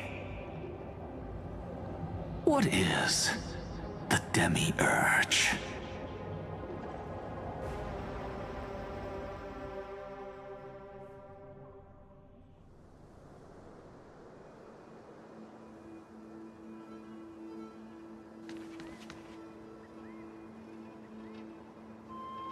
The grove. Even the branches and leaves of the sacred tree have been dyed gold.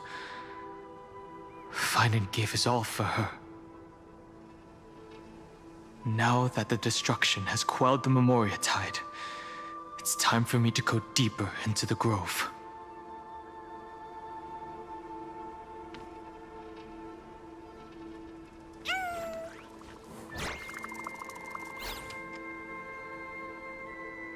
Who's there?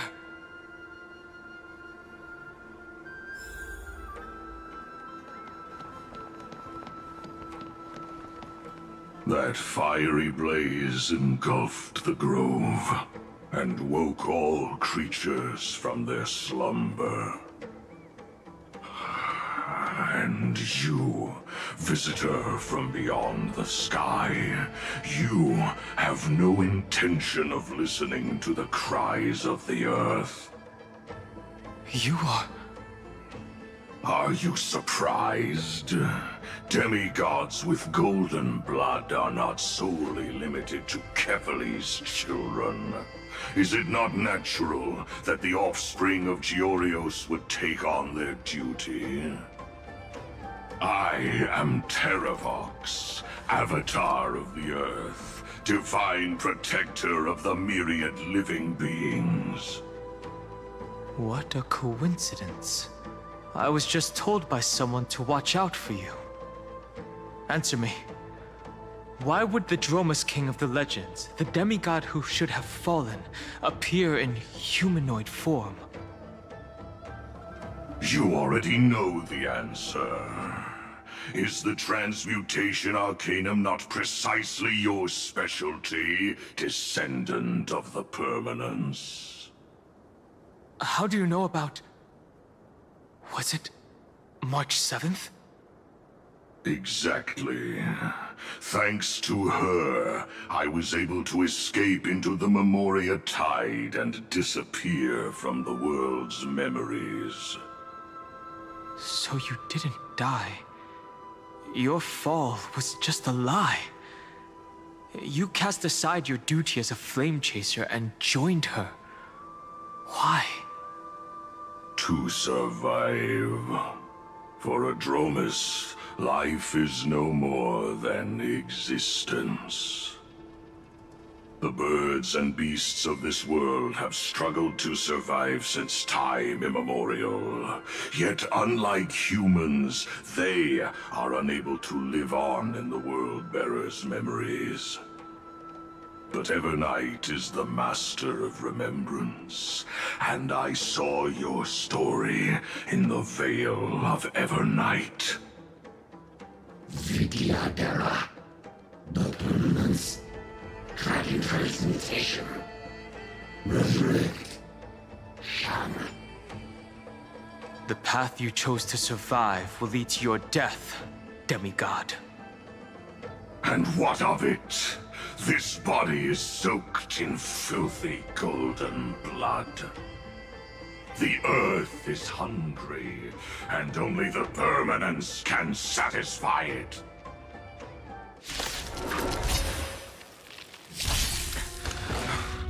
This madness seems exactly like Mara struck. Get them! For tomorrow! Torment and doubt, farewell! I will watch over you and guide you on your path. A future will come!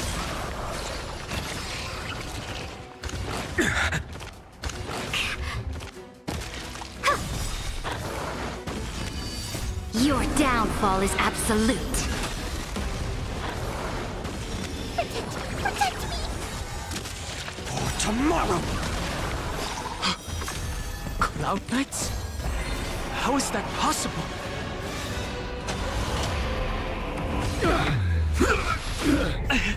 It's endless. Has the Memoria Tide returned?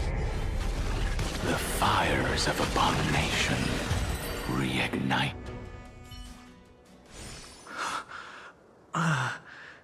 Is this some disordered memory?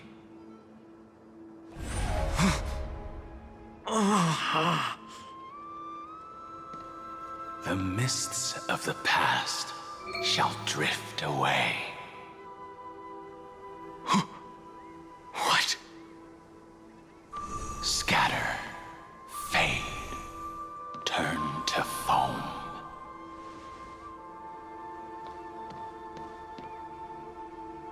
Do you not remember me? After all, I am the heavy burden you must bear. How could I be so easily forsaken? Dan Feng? Is this another Memo Snatcher trick? Vidyadhara are supposed to forget the past during hatching rebirth. But the Preceptors interfered back then and allowed me to remain deep in your consciousness. If you do not wish to use that bloodstained name, you may call me Obliviated Memory. That's not necessary. Though we've long parted ways, I won't ever forget you. So, who is that giant? That is Amphorius' Earth demigod. He should be on our side, but he was led astray and intends to seize the power of dragon transmutation. The dragon descends upon the earth, and all beings look to it in reverence. You and I know that all life in the universe covets permanence. Are you trying to say I'll end up like you? One day you will, and as I see it, that day won't be far from the end of this journey.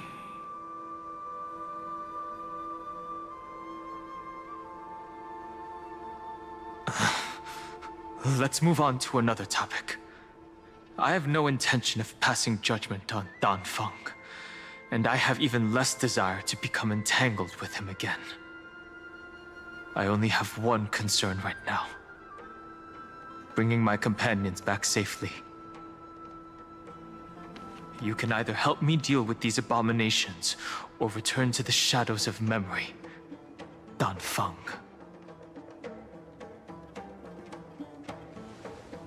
All right. The filthy remnants of the Memoria Tide still run rampant. Let me accompany you through these rooms. You could use the help.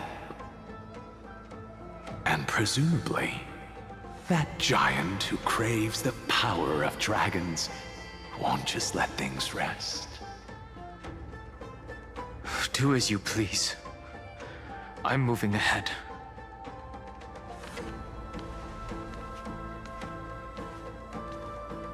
Speaking of Terravox, his aggression just now was probably some distraction. His madness is plain as day. I agree.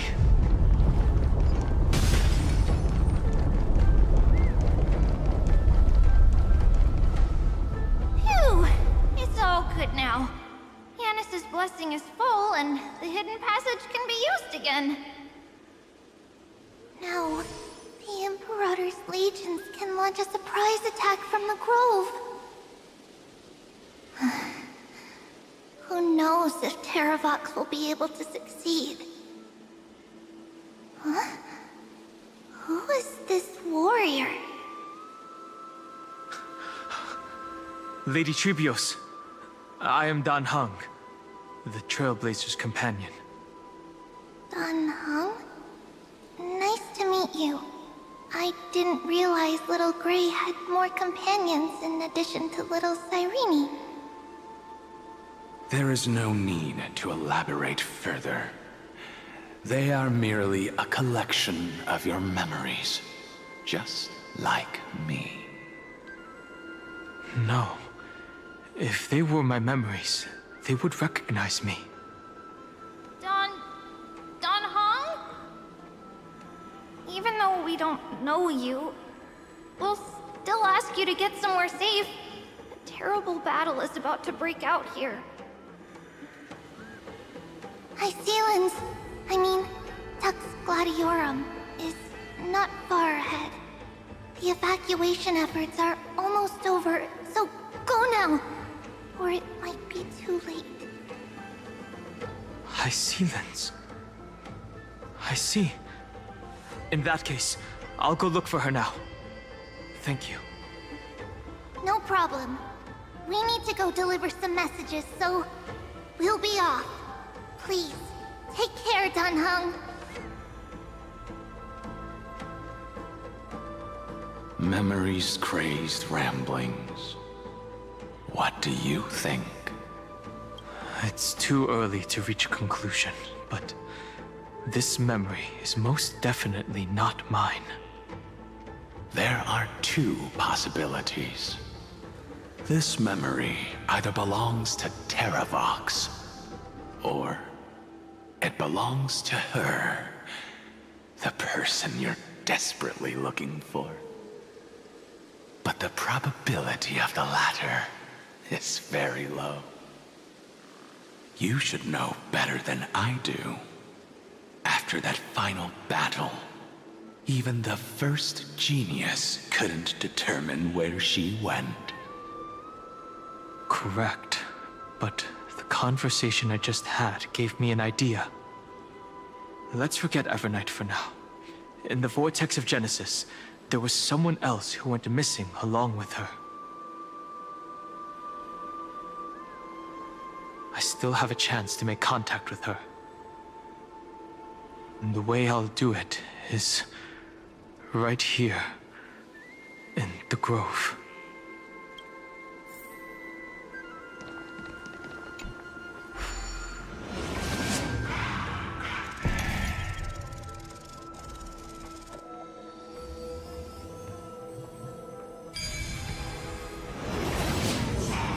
No! Stay back! You cursed beast!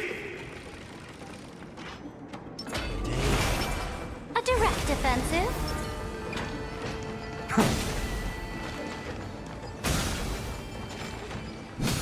There's not a single sign of movement here. That was probably just the echoes of the Memoria Tide.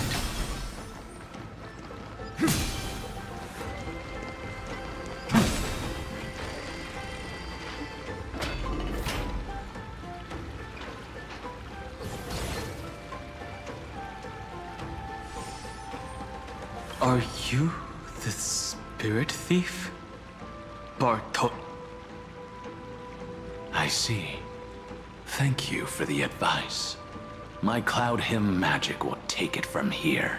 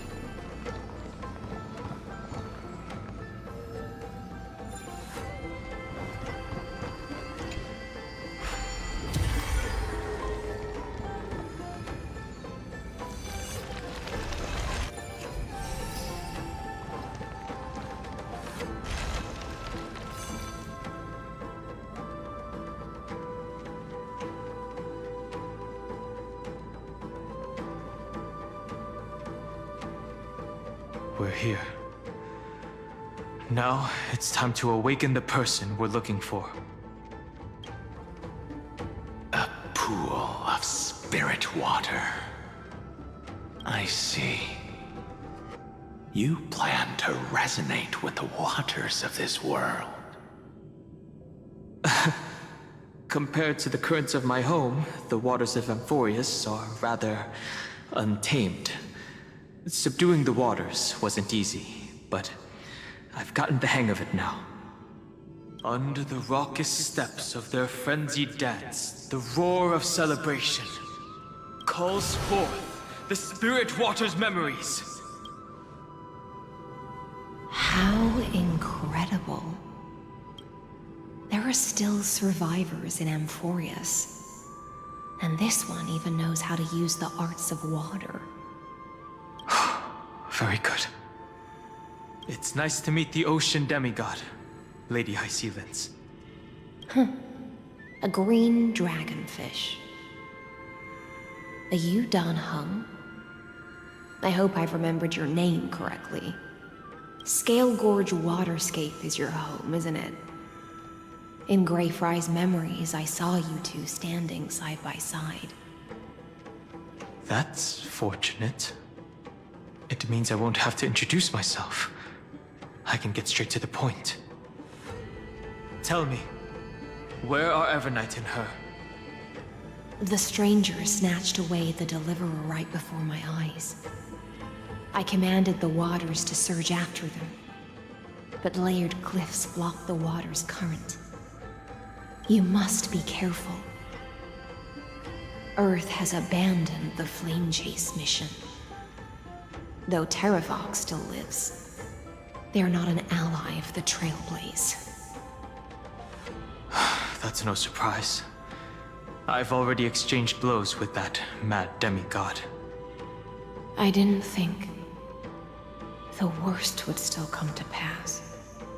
He also intends to get his hands on a dangerous power. As his comrade in arms, do you know what his goal is? Terravox has only ever cared for life born from this soil. If they covet powers from beyond the sky, I suppose it's out of the same care. Even so, their behavior is far too unusual. I presume they wouldn't have made such a drastic and irreversible decision if they had not exhausted all other means. But embracing the permanence may result in even more misfortune. While I admire that demigod's willpower, my position has not changed. It seems that if I want to find Evernight, I will have to confront Earth. Since my opponent has already turned into a vicious beast, what I do won't weigh on my conscience. Then allow my specter to accompany you, Lord Dan Heng. As the demigod who witnessed the end of this world. At least let me sing an elegy for my last comrade. That doesn't sound like something you would normally say. Huh? What I do won't weigh on my conscience. I can certainly guess what you mean by that. I will never hesitate for my companions. I am a nameless. And what I'm going to do is defend all the hopes that are on the verge of fading away. Then I misspoke. That is exactly how the guard of the Astral Express should act. If you please, Lady Hysealence.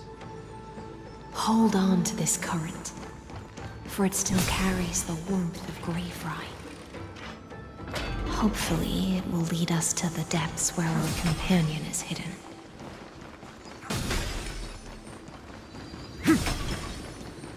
Light up the dawn. Electra.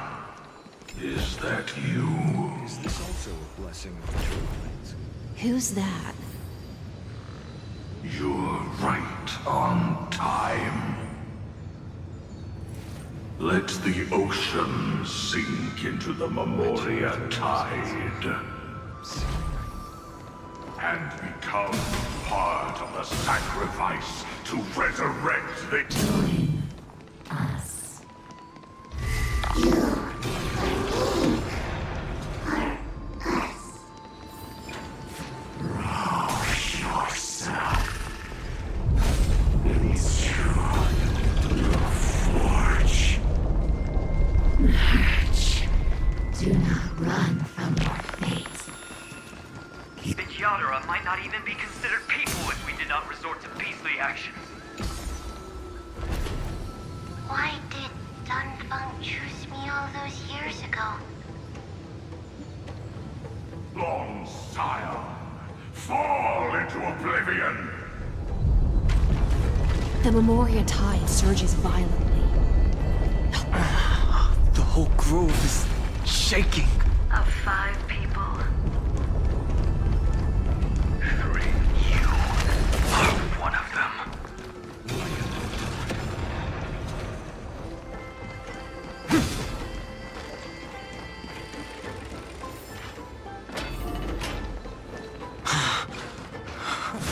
Is it over? It seems so. These phantoms that are haunting you. It's unusually quiet here compared to before. Don't let your guard down. The Memoria tide has become even more violent.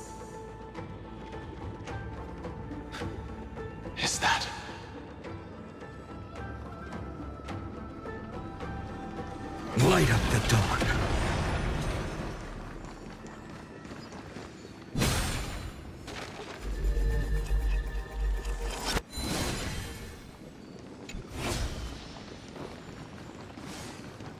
This is an interesting-looking wine jar. Was it Bai Hung who brought it? It's a specialty from Thalassa that she brought and left here just for this gathering. But she herself didn't come? Your mind retains far more of the past than I had imagined. I've seen this farewell more than once in my dreams. The previous life is just an immersia to a newly born Vidyadhara. You know rationally that these are your memories, but it doesn't feel like you experienced them yourself. I use dragon transmutation for selfish reasons, and close friends turn to enemies. You probably want to ask me if it was worth it. The Military Affairs Office is placing more importance on the Yuchue's battle this time. And the Yaoqing called her back for a patrol mission.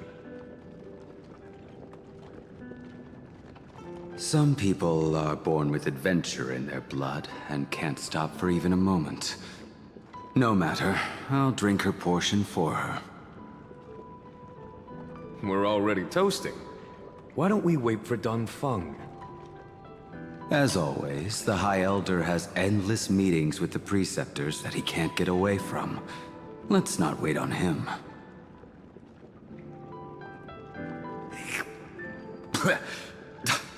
Isn't this just water? I'll relay her exact words. It is a mistake to drink too much before a battle, so I'll leave a jar of spring water from Thalassa's Crystal Palace. She said that wine only has flavor after a triumphant return. Why didn't you say so earlier?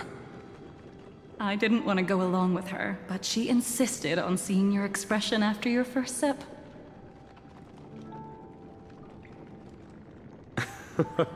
Any gift from a friend, whether it is water or wine, is rich in flavor all the same. I see you still speak as if every sentence must add something of profound value. I see you still speak as if every sentence must add something of profound value. Ah, you're just in time. The punishment for making us all wait should be 3 cups of wine. Spare me, please. I've already suffered enough next to the Ancient Sea. I've convinced the Preceptors. Vidyadhara Cloudhim Magi will join the battle on the front lines, and our armies will fight side by side. It seems like you can now carry out your plan for dealing with the Kitu Mirage, Jingyue. Thank you for standing your ground against the dissenters, Don Feng. I never thought those Preceptors would ever relent. After all of this, countless Vidyadhara. Countless Vidyadhara will lose their lives, with no chance at a molting rebirth. We all understand this. But the Vidyadhara cannot become a part of the Alliance's destiny if we do not share in its joys and sorrows. We would only be bystanders to everyone else's suffering. That is something we all understand as well. That is also why we've gathered here. Come, raise your cups. This toast is not for bidding farewell to each other, but for honoring the soldiers who will not return, for honoring our companions.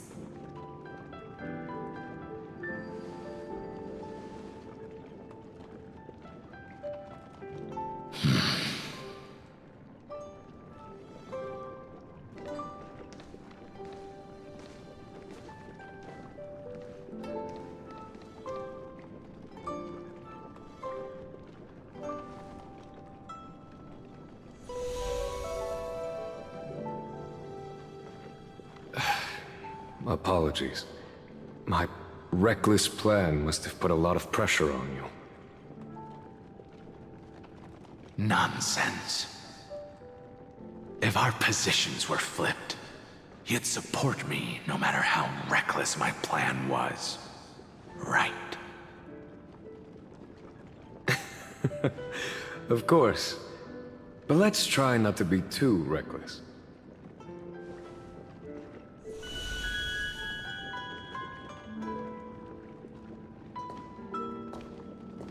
When you make a decision like this, people will always ask, was it worth it? And you will also forever question yourself. Do you know how you will answer that question? I won't answer it. I will prove it. That's right. My sword is my answer. Thank you, Dan Feng. Thank you, Jing Yuan. Oh, thank you, Jing Liu. And thank you, Bai Heng, wherever you've run off to. Ridiculous. How did you get drunk from spring water? I'm just full of joy. It feels like I've just forged a divine weapon with masterful craftsmanship. I'd rather leave this world in a blaze than live until the end of time. That's what I always firmly believed in the past. But I never truly felt like I was alive until I met all of you. Now, I wish more than anything that I could just live a bit longer. No, pretend I didn't say that.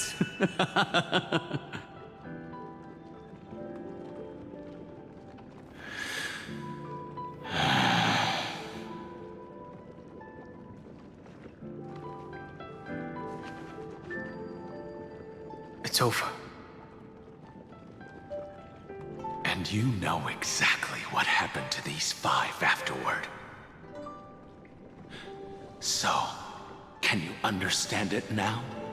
After both she and March 7th have left you. Losing a dear friend with whom you've shared so much can never be considered a victory. It's a failure that torments you for the rest of your life. I could never accept that kind of fate. So you made a decision. I was the one who used the transmutation arcanum.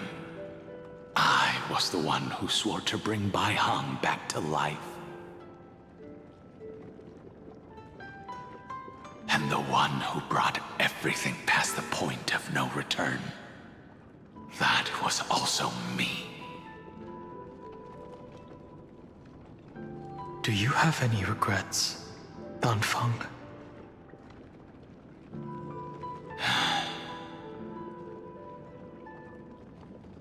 Even if I could reverse time, I would not choose differently.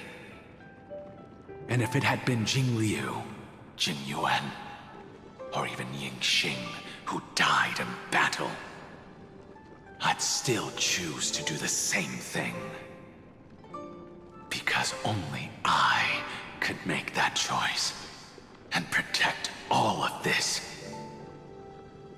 Now, for the sake of your companions, for the sake of those 2 who walk alongside you, how much are you willing to sacrifice, Dan Heng?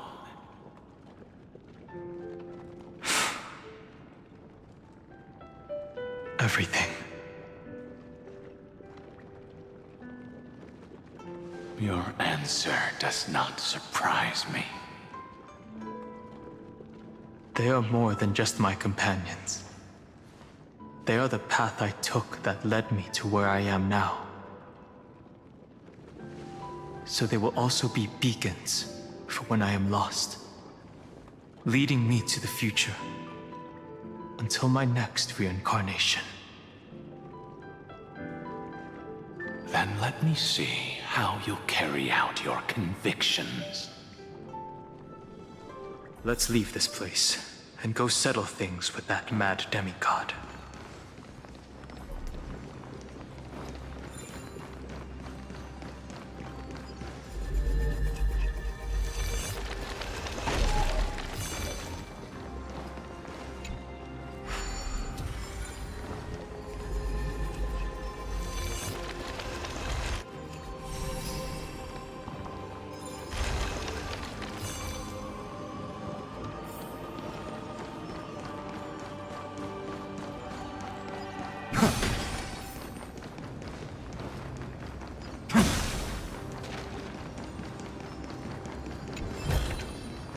I've appraised it all. No fakes.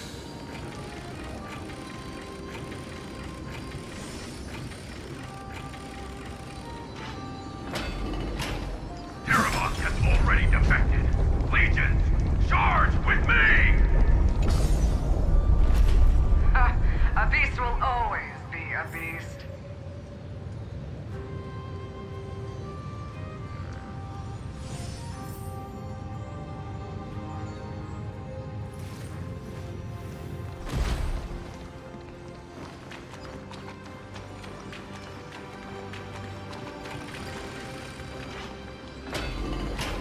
This campaign has been far too cruel.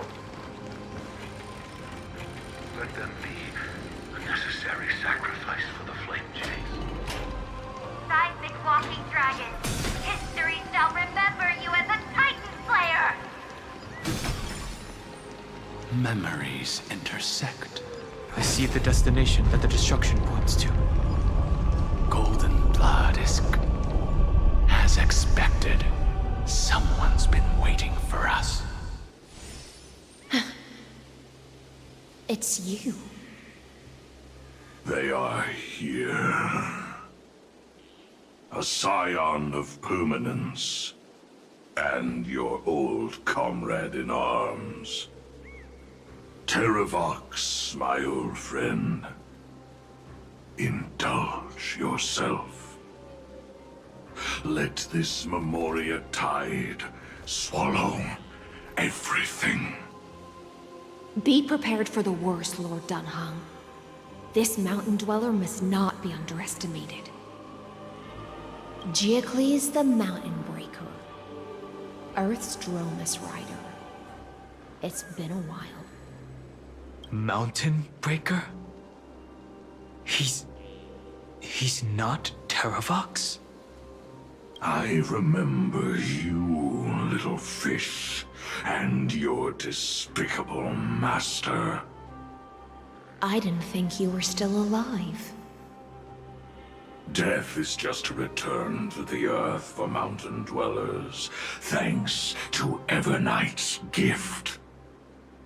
I was able to come back to the mortal realm and keep watch over my dear friend, the Earth demigod who was sacrificed to the flame chase plot in vain. Long Scion, you are the most important offering in this ritual sacrifice. No matter how strong your will is, it will eventually be swallowed by the Memoria tide.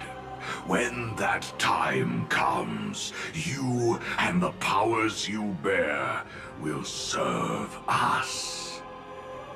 We will use the permanence to awaken the fallen giant dragon and give the earth an everlasting body. I see. So you pretended to be Terravox in order to lead us here into a trap. If it weren't for the Imperator's tricks, the name Terravox would be shared between us anyway. They made the right choice for Amphorius's tomorrow. But the tomorrow you speak of only ever had a place for humans. What, my old friend? I will once again start a fire that burns away the chains that shackle us! Why don't you leave this to me, Lord Dunhung? Use that hidden passage to reach the opposite shore. Perhaps Greyfry's there, deeper inside. No. I will stay here.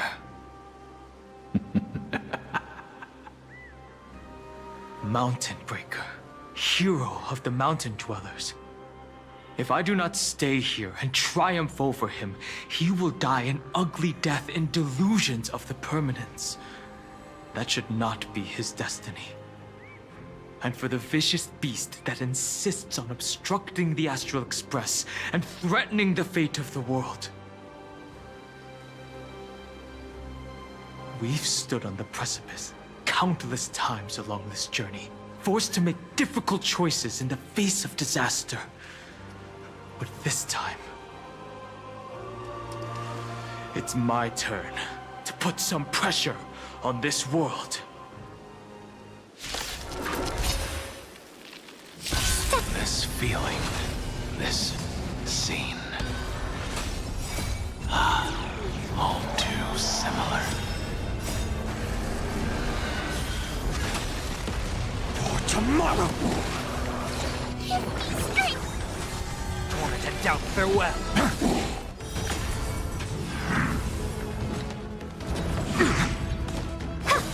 The future will come! For tomorrow! Fury of innumerable core flames consume me! Sun, tear the sky!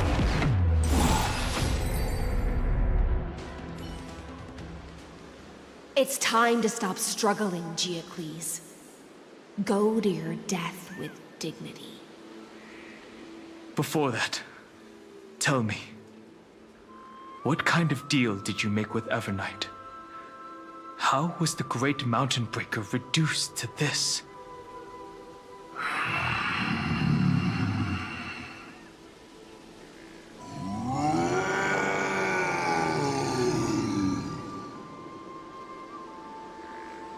That's... Leave it to me. I'll recount the Earth's heaviest past. And sever its deepest delusion. Terravox? Is that you? Your body has become so frail. Even mountain ranges grow old and eventually die. But I can hear the sound of blood still surging through your veins, fast and strong. I suppose you are the true Earth demigod. I am near my end, and the demigod title means nothing to me now. The being who stands here now is just the former comrade of the Mountain Breaker. And the traitor who abandoned him. Traitor? Terravox was once a member of Geocles' Dromus Legion. This force was famous for its skilled riders and their brave Dromuses. Terravox himself was the Dromus King, the giant dragon who swore their life to the Mountain Breaker. In the battle against Georios, the Imperator could not surmount this mountain, and thus had to break it from the inside. Terravox's betrayal was key to the Flame Chase Army's victory. The age of the gods was coming to an end. Living beings had adapted to the changes amidst the rifts of the earth, and now they had to learn to survive in the crevices of the epics. Someone had to watch over the earth, so I agreed to a deal. I would take the title Titan's divine authority and sink into the cliffs, using my flesh and blood forged of stone to mend the land. But there was one betrayal I could never forget. The Mountain Breaker refused to believe that was my choice, even till his dying breath. Faced with having to surrender to the Imperator, he chose to die instead. So this is why you decided to conspire with Evernight. Time's strange visitor appeared before me. The great power from beyond the sky, called the Remembrance. It's incredible. Geocles was able to be reborn as a memo sprite. He mumbled about the times we fought side by side. Just like how all the lives this body carries speak to me. Evernight did not ask for much in return. She only wished for me to use the divine authority of Earth to hide her tracks. Since you're being so candid, does this mean you've given up resisting? Resistance. For a beast on the brink of death, what is the point of resistance? I see. 1,000 years have passed, and your mind has long since been shattered. This frail body bears the weight of all those I've betrayed. And now, my only wish is to rest with them. In the unchanging past.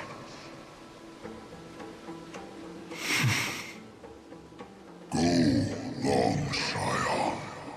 That fiery blaze has already burned through Earth's protection, revealing the secrets underneath. The deepest depths in Amphorius, the great tomb where all the past is buried. The one you seek, Evernight, walked out of that place. Before her arrival, no one knew of its existence. In other words, that is the place where Evernight came into being. And it is also where she is now.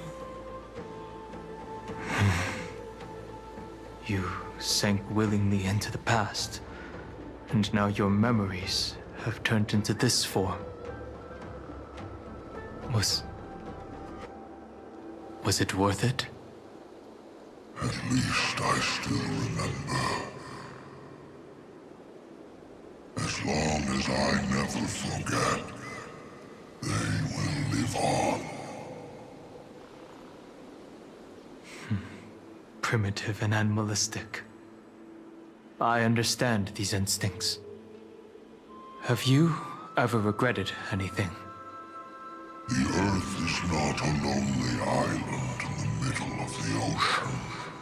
It is the sum of all the living things that stand on it. I have never regretted defending the creatures of this world. Then, a final question. Terravox, after all of this, how much are you willing to sacrifice for the power of the Permanence?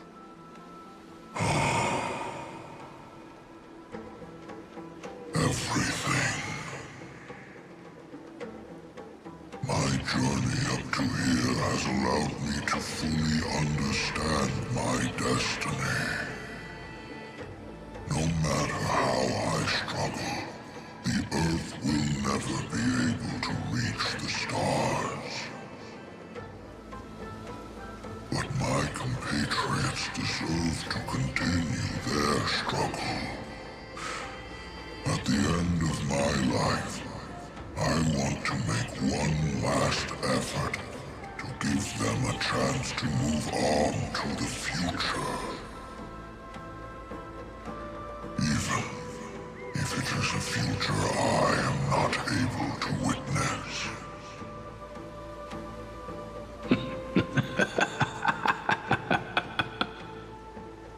I understand. Then, join me in rebelling against this unjust fate once more. Even if the world collapses, the Earth must remain unshaken. Give me the core flame that burns within you, and allow this immortal body of the Permanence to bear the furnace of life for you. Long Scion, are you willing to bring them all into the new world? I won't give you empty promises. Allow me to answer your question from a different perspective. The Permanence is the path that dragons trod, and eternity is life's deepest desire. If you entrust the Earth's living beings to me, they will live in symbiosis with the instincts in my blood. With this body as an ark, I will deliver them to tomorrow for you. That tomorrow won't be the end of Amphorius' west wind, but a vast and boundless sea of stars. A sea of stars. It's a future where all beings can trailblaze side by side. Not a prison made for remembrance. In the veil of Avernight's memories, you've always been someone with reservations. I misjudged your resolve. I understand. This is the only choice. Behold, this core flame that burns in my chest. This core flame born from the earth. It is the red soil from which life sprouts, and the furnace of all living things. It tells me to commit one final act of treason. Entrust this heavy task to the trailblazers from beyond the sky. Let them tend to the wild terrain and safeguard the lands. And thus, bring the endless stream of life into the distant future. I promise you, Terravox. Good. When I hand over the divine authority, this place will fall to pieces. Are you prepared to hold up the sacred tree if it falls? Of course. Then free what remains of my body, and let me give you this flame that turned away from the flame chase. I now relinquish my duty as a demigod. You shall dig your own grave and burn in the furnace of rebellion.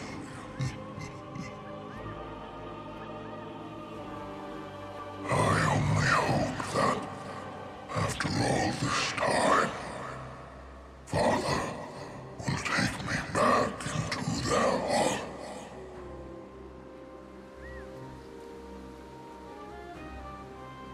Come, crouching beast, for the endless life of this world. Rise from your dormancy, and follow me as soaring dragons of the wilderness. My final rebellion.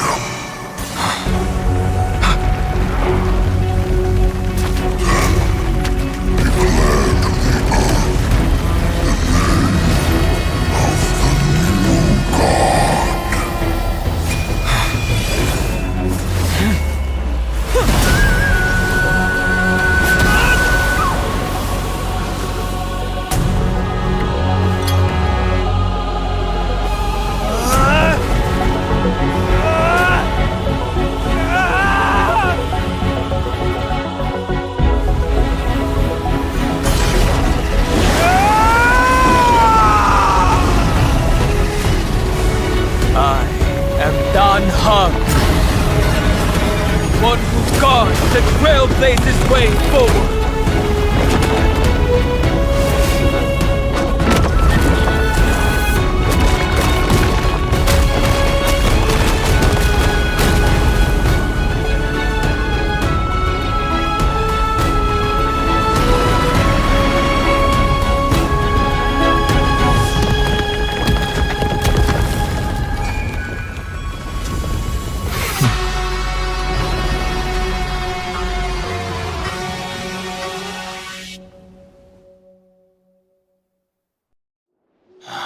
Fortunately, the worst did not come to pass. If your opponent had already turned into a vicious beast, whatever you did wouldn't weigh on your conscience. So what if that demigod had harbored ill intentions or vowed to fight to the death? Would you have pointed your spear at them and carved out the core flame with your own hands? There's no point in discussing what-ifs. Though, I'm glad it didn't come to that. Regardless, I will attempt to join this game and become a part of the Era Nova. This is the only way I can face my friends and this world with a clear conscience. Now that things are settled between us, it's time for you and I to say goodbye. Everything that I left behind has faded away at this point. Go and march toward your own permanence. As for how to tame it, I'll leave that to you. Thank you. We can't go back to the past and make better choices, but at least we can do better in the future. A dragon can only welcome new life by shedding away his old, scarred skin. For the first time in my life, I feel at ease. This burning core flame. Is this what the destruction feels like? The light is unexpectedly warm. It's just like the fleeting moments when one wakes from a dream. Farewell, Danfeng. Now, it's time for me to set out once more. The final rebellion of Earth was to bestow trailblazing wings upon all living beings. For Terravox, this was probably the best possible ending. Behind that scar lies what they called the deepest depths. The rising steam tells me that Greyfry is in there. But right now, she's trapped in a bottomless whirlpool. Is Evernight with her? I'm afraid I can't tell. A scorching abyss. If I were to enter it alone, I'd almost certainly get lost. Miss High Sealants, would you give me cover? I'll need to focus completely on what's ahead, and may not be able to pay attention to my surroundings. What are you planning to do? I'm going to continue where you left off. The stranger snatched away the deliverer right before my eyes. I commanded the waters to surge after them, but layered cliffs blocked the water's current. Times have changed. The cliffs are now in the palm of my hand. Then I believe it's worth a shot. It's just, without absolute resolve, you still won't be able to pass through that Memoria tide, much less save someone from it. The search for Greyfry might stretch on like an Evernight without end. Be careful. Wandering through time is no easy feat. Don't worry, Lady High Sealants. Just as you kept your lonely vigil in the depths for 1,000 years, my determination to find her is even more unshakable than the earth itself.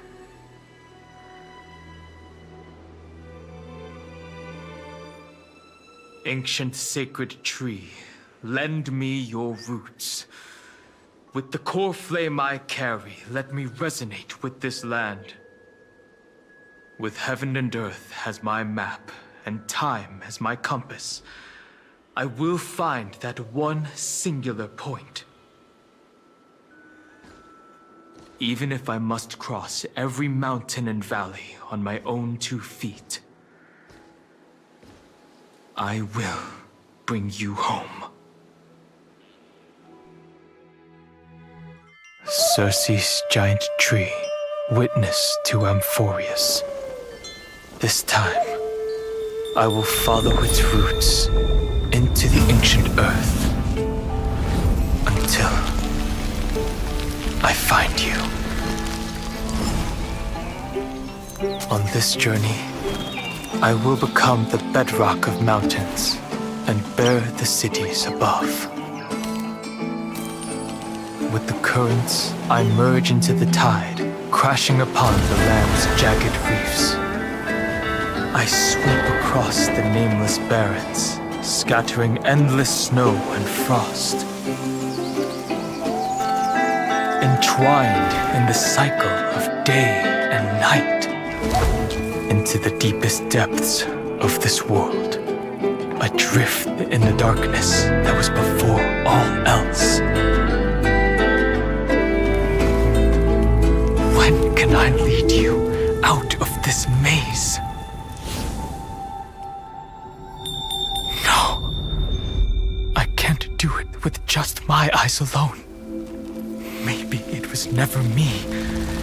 Maybe it was always you who could set us free. Long time no see. All right. Let's settle this and keep moving. That's where we will all find our answers. Hey, Danhong, wake up. 3 of a kind. 2 pair. Ace.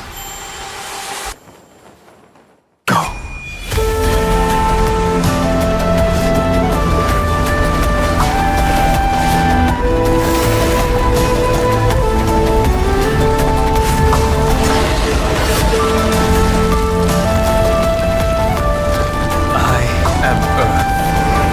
That grows upon the earth. I am you.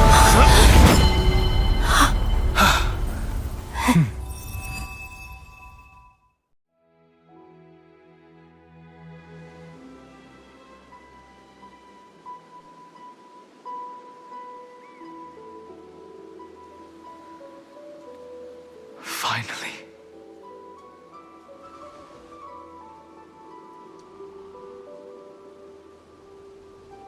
I found you.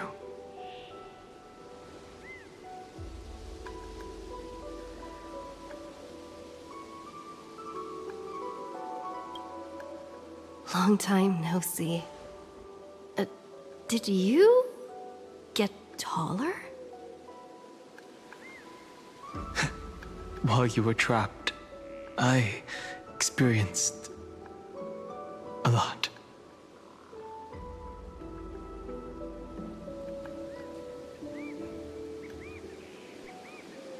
Thankfully, Evernight did not try to stop me. Looks like we've managed to stay ahead of her this time.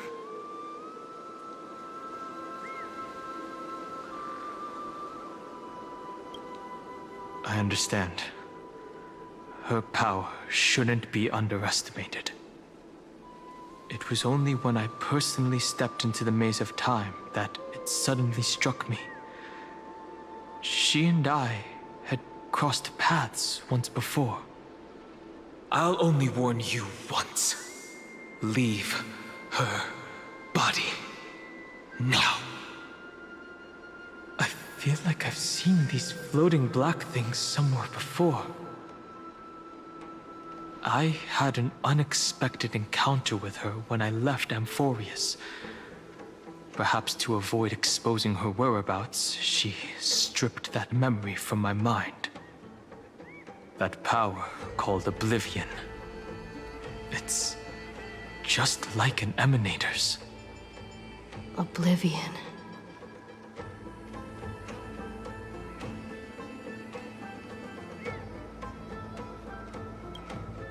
I know. But you still remember me and our companions, for now. Do you have any clues about the memories you may have lost?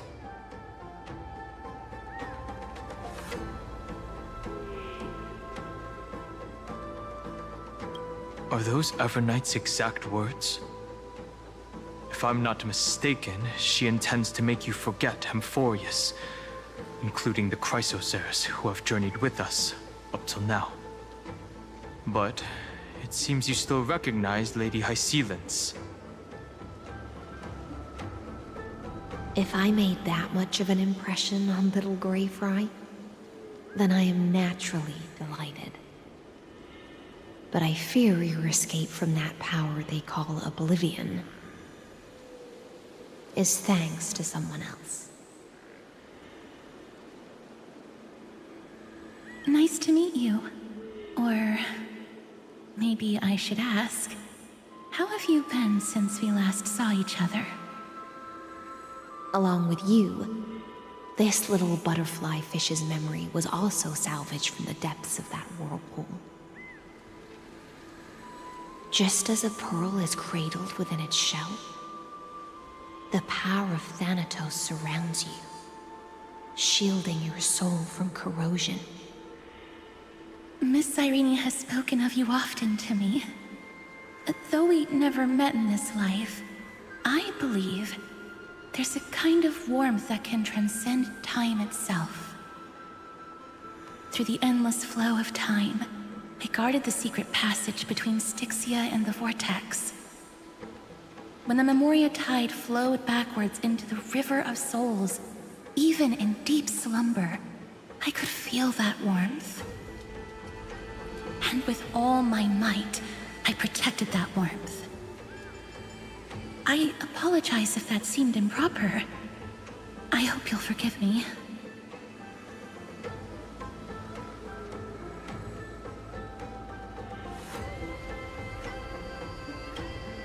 She was just speaking metaphorically. This conversation feels familiar somehow.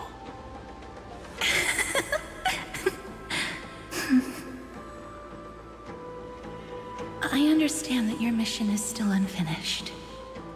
The path ahead is treacherous, and even though my body is bound to these dark currents, I'll do everything I can to watch over you both. The little butterfly fish is right. There is still a pair of eyes watching from the shadows, but we won't let them get anywhere near you. Go forth, golden dragonfish. And you, deliverer. Seek out your companion. Go forth and illuminate the lightless Evernight. I cannot thank you enough. Accept this promise from the Nameless. Amphorius will definitely write a brand new ending for itself. Of course. We'll write it together.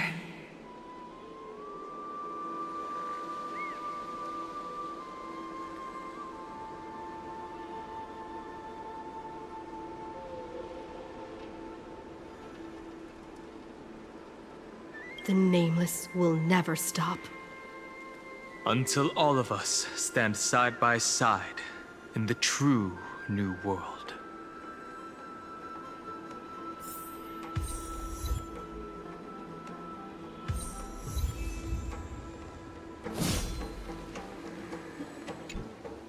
Go forth with courage, little Grey Fry. My ocean currents will guard your arrival, and my songs will accompany your journey ahead.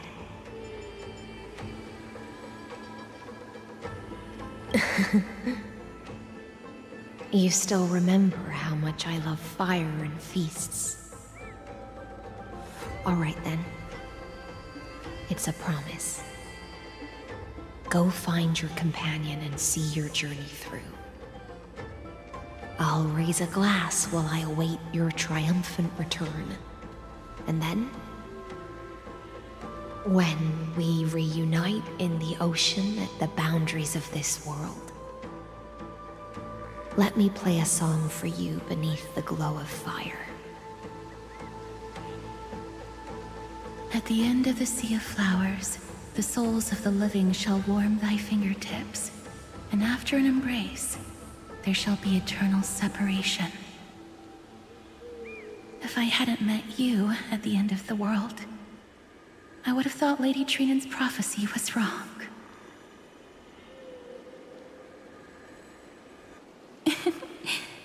As Lady Trinan used to say, fate is not the flowers that bloom at the end of the road, but where people tread beyond the gate.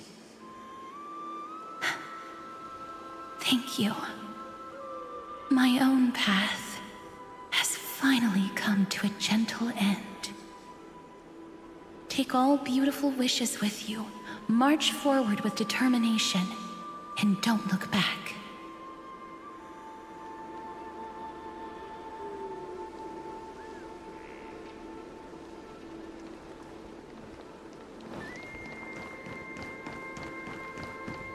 This place was once Nestia's altar. Could the golden thread be leading us to the world's deepest secret? The day. A direct offensive? Or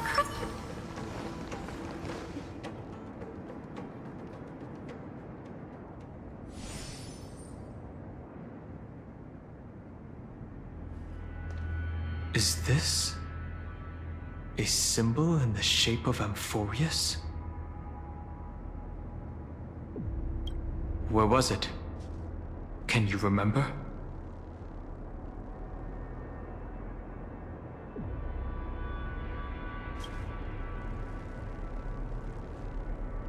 That doesn't make sense. How could a world enclosed within the scepter have a way of knowing what it looks like from outer space? Unless the mural isn't a drawing of Amphorius, but rather someone saw the mural and shaped the world in its image. Could that someone be Xandar? No. His concession proves that this place where Evernight is hiding must be a blind spot of the experiment. I'm afraid not even Xandar knows about the existence of this great tomb, or the secret.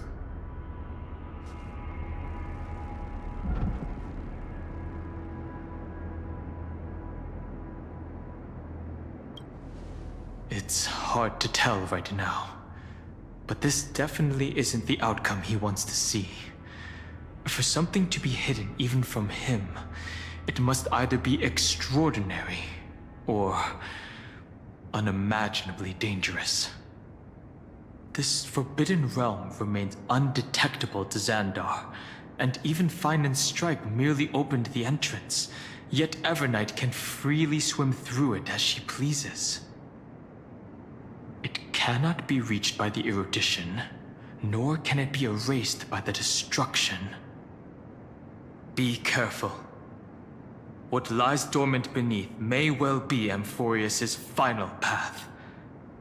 Remembrance.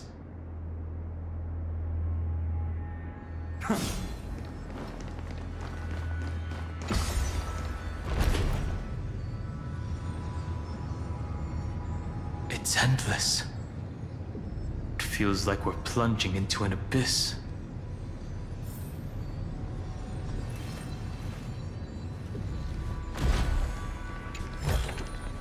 Is this also a blessing of the Trailblades? Are those distant structures all entombed data? The whirlpool of remembrance. Bottomless and unfathomable. Behind this mist must be Evernight's domain. Ready? Once we step inside, I'm afraid there'll be no turning back. March 7th is surely waiting to see us again. Let's go. On the Trailblaze, no one gets left behind.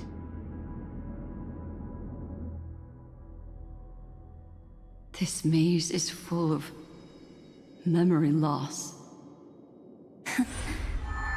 Your voice sounds different from usual. I only hear a hint of curiosity. The rest is all fear. Beautiful memo keeper. Ugh. I know exactly where that fear comes from.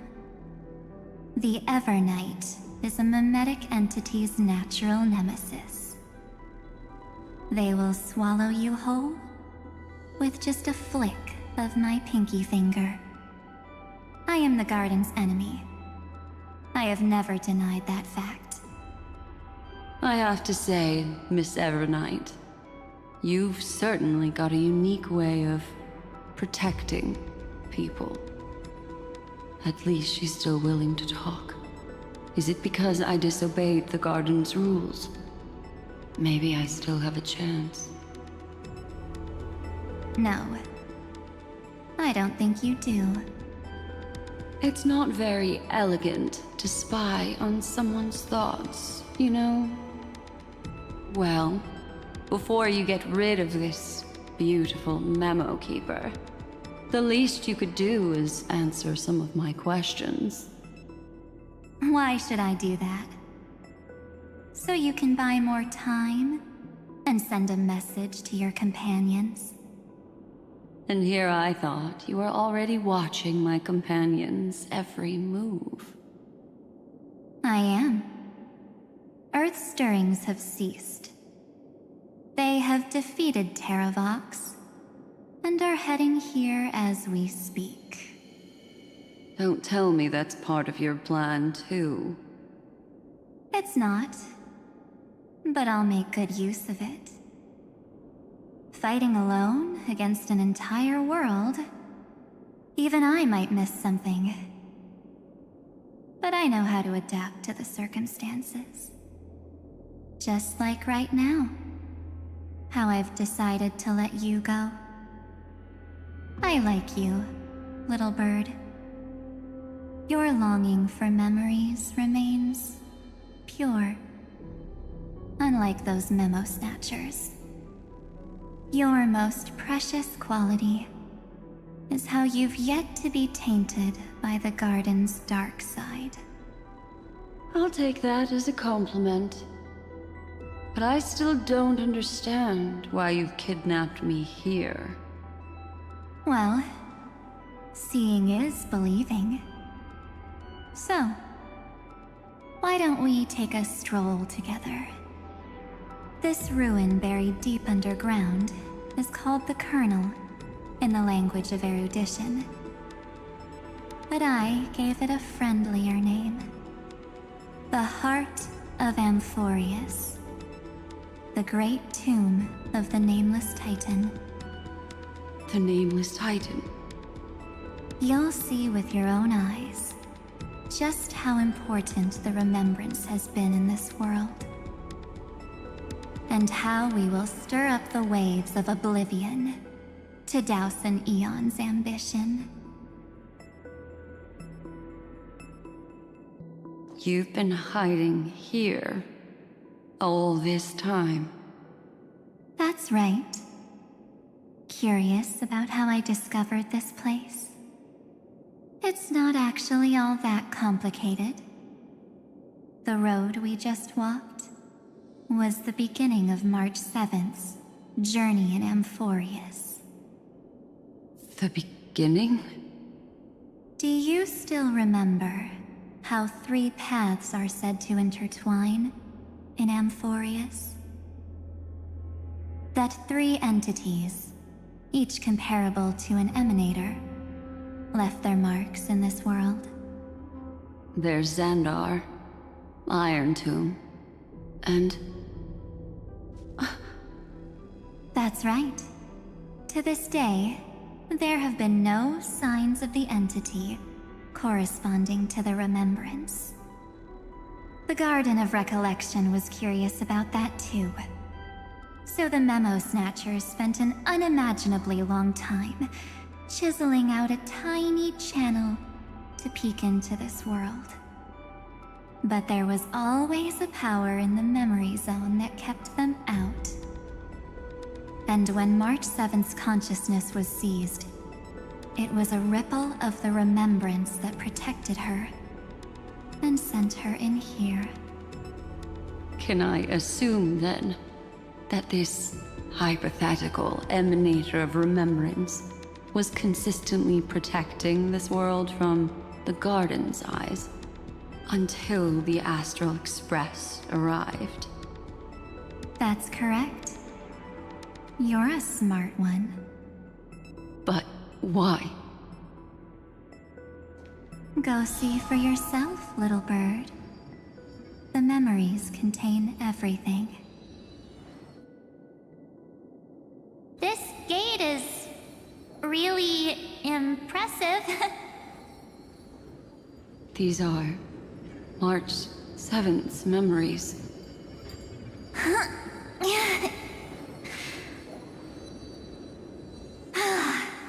Didn't move at all, huh?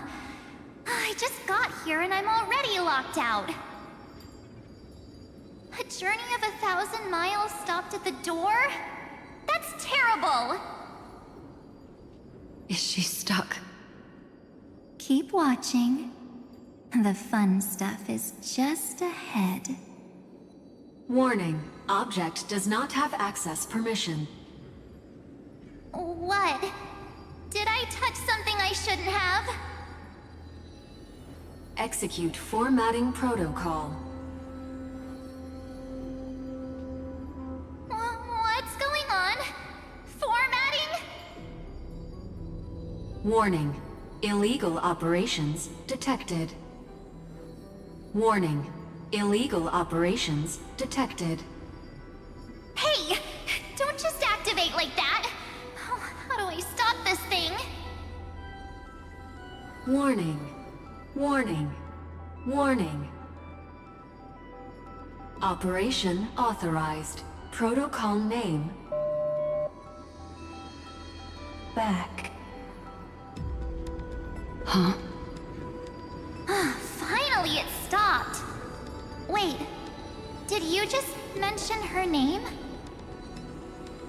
She's barely spent any time in Amphorius, and she's already famous? I don't know what you're saying. Let's not speak in riddles, alright? Why don't we start with an introduction? I'm March 7th, and I'm that person's companion. Sorry I accidentally ended up barging in here. Establishing communications. Communications? Oh, does this mean I finally get to talk to someone real? I really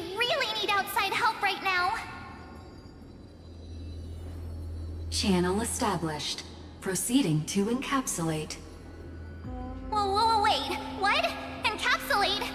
Encapsulate me? Encapsulation complete. Initiating transmission. Transmission destination.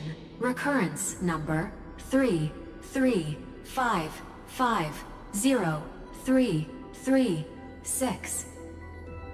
Huh? What's going on? My body! The memory stopped so suddenly. She was already lying in the abyss of fate the next time she woke up. And Orynyx was calling her mother. Mother? Maybe that's just how the Titan calls all Remembrance Pathstriders. Like how they call Thule Skyfather. So March 7th had already brushed against the inner workings of this world at the beginning of her journey. That warning in her memories must have been the Scepter's safety protocol. But why did it mention the Trailblazer? March 7th should have entered Amphorius long before she and Dan Heng did. An inexplicable contradiction, isn't it? Let's put that aside for now. The protocol didn't kill March 7th. Instead, it threw her deep into extrapolations. Over the next 97 days, the two of us, trailblazed through Amphorius as mimetic entities as she evaded the Administrator's pursuit. It must have been a difficult and lonely journey for her. Yes. No one could see March 7th. She didn't belong to Amphorius's memories, so she could only watch this world from the sidelines, like a transparent shadow. Then when did you appear? On the day that she ran out of options. March 7th tried so many things to help her companions, but the only outcome of her efforts was a few Amphorian folktales. In the end, she had only one option left. Just as she wished, I erased everything using the power of oblivion. Then, I protected her and Dan Heng, and made sure that they were spared from the Memo Snatcher's clutches when they broke through the seal. And you've been hiding in the shadows ever since, while manipulating time and colluding with Earth, all the way till now. A journey of 1,000 miles starts with a single step. The story of the Remembrance has just begun. Why don't we step into it together? As someone qualified to walk with me, you can now take in all the secrets behind this door, and witness how, in a blank space of time, another futile journey across 30 million lifetimes was forgotten by this world. I thought Evernight would have done something to stop us, but it's been smooth sailing the whole way through.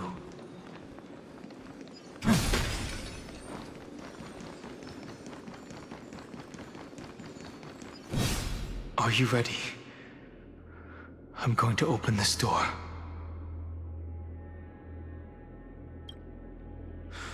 3, 2, 1. Warning. Object does not have access permission.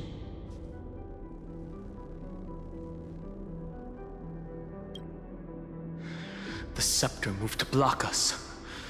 That means we're in the right place. Warning. Warning. Warning. Get ready.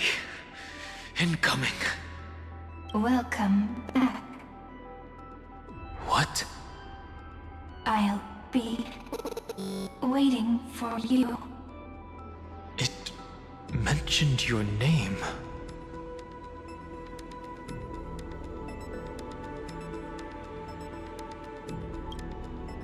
I'm getting a feel like the first time I opened as I've written.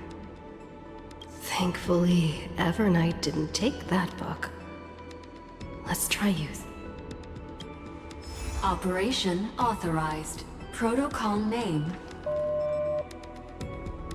The seal's gone. Didn't think this book would have a use here.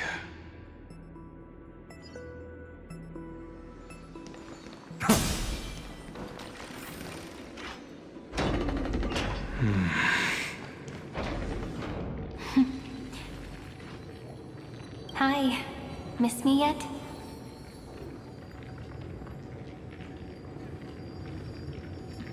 I'm just messing with you. This is the first time I have met you. Executing protocol. Format object. Formatting progress. 0.015%. And it looks like it'll also be the last. Something's wrong. She's not talking to us. She's not the Mem you know. Could she be a Cyrene from the past? Formatting progress. 23.815%. Since we don't have all day, let's get started, shall we? As always, I'll read this book to you. That way it won't just be Cyrene's memories alone. Formatting progress.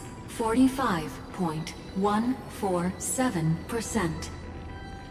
Where should I start this time? Let me see. There. Shall we start with the meeting between the Helcolithist sage Midamos and the King's Aegis, Anaxa? Formatting complete. What? Did you hear that?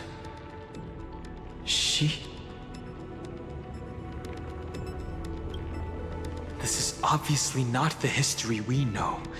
It might be one of the possibilities in the 30 million cycles, but Cyrene should have died at the start of every recurrence. So why is she here? And who was she talking to? And that book she mentioned. That's very likely. That door reacted to the book as well. Let's try copying what she did. Accessing. Recurrence number 335503337. Access failed. Error code Gamma 13. That's it.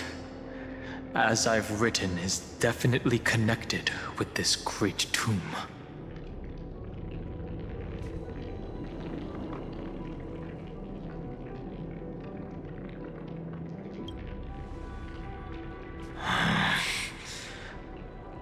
There are 12 chapters in As I've Written, corresponding to the 12 demigods. Maybe the Nameless Recollections match these runes. Let's try linking them first.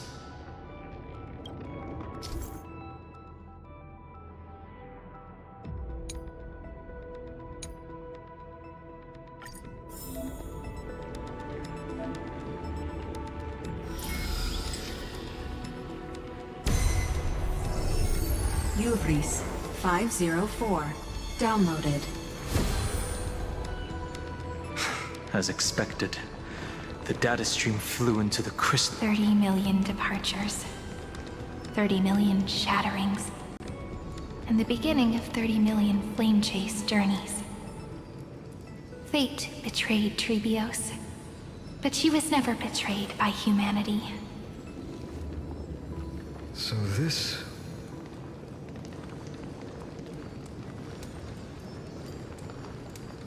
30 million departures. 30 million shatterings. And the beginning of 30 million flame chase journeys. Fate betrayed Trebios. This ruin is so desolate. What exactly is it?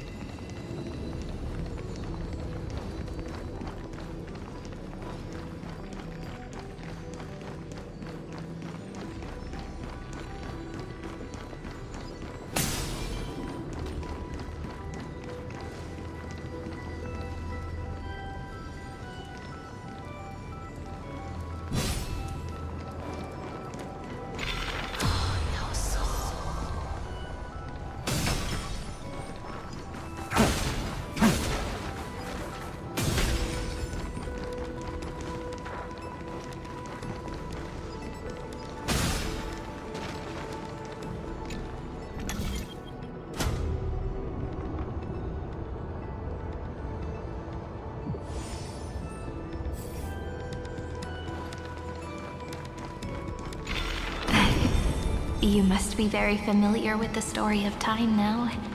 So why don't we leave some pages for the heroes instead?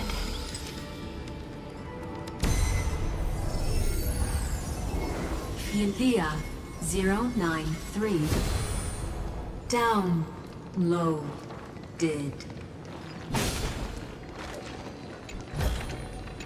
Is this also a blessing of the Trailblades?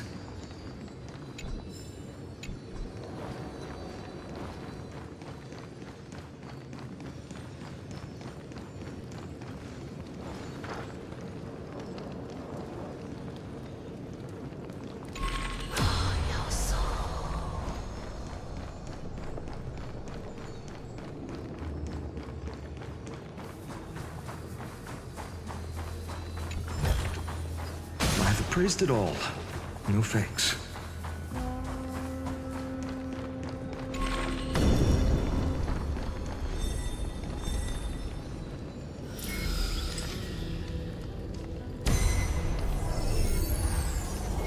Uplotis 405. Downloaded. Scopeo 365. Downloaded. Branch number 1. Archiving. Object recurrence number 335503337. Progress 13.131%. The world never learned how Saridra rewrote the law, but I believe it was Amphorius's decisive move against destiny.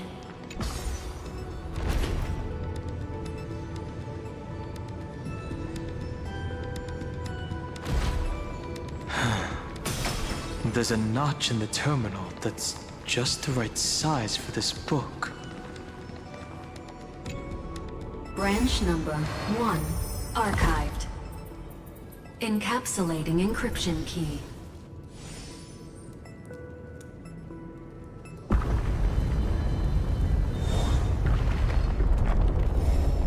I see.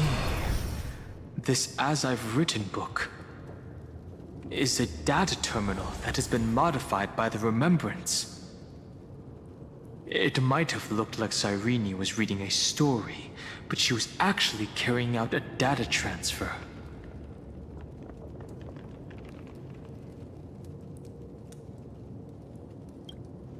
It's probably the entity deep within this tomb. The details aren't clear yet. No wonder these facilities are reacting to it. This book is a key. But Cyrene could never have known about the truth regarding this.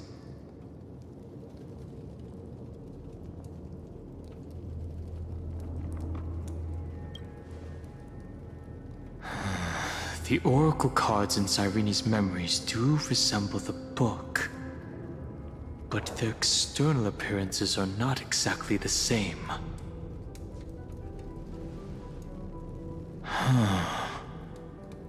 Do you remember, during her brief existence, Cyrene once encountered a certain Eon?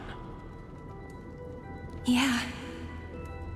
So, I can only place my hopes on that childhood dream. And the god behind Orynyx that appeared in that dream.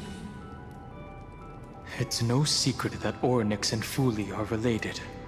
That Eon also appeared when you encountered Mem. We still don't know the role they play in Amphorius, but if Cyrene accidentally stepped onto the path of remembrance, then her sacrifice wasn't just for resetting the cycle. There was another purpose. Encryption key encapsulation complete. Let's keep going for now. If my hypothesis holds, then the scene we just saw will replay many more times.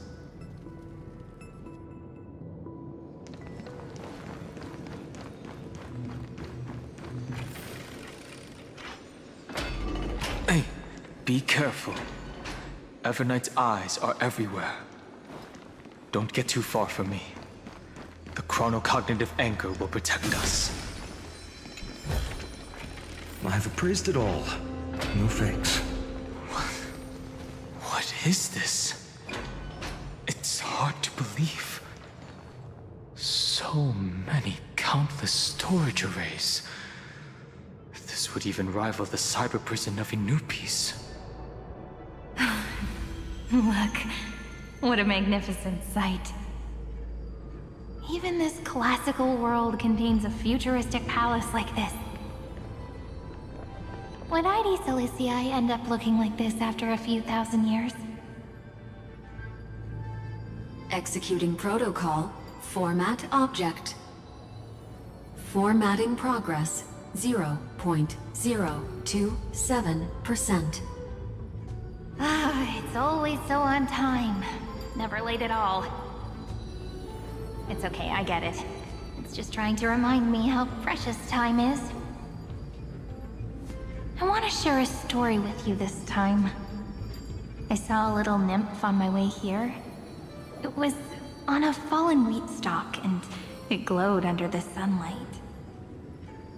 It was incredible. I forgot all my pains at that moment and just stared at it in a trance. I wonder, did every Cyrene in the past feel that the nymph was beautiful? Would they also have recorded that scene into the Eternal Saga? So, could you give me more time, please? I want to leave behind more memories for the future. Formatting complete. As I expected, the answer is the remembrance. An Eon appearing in her dreams, 3 paths intertwining in Amphorius, and the Garden trying to infiltrate this world at all costs. I have reasons to suspect that Fooley's gaze once swept over this world before the scepter completely fell into destruction. And that Cyrene basked in that divine gaze.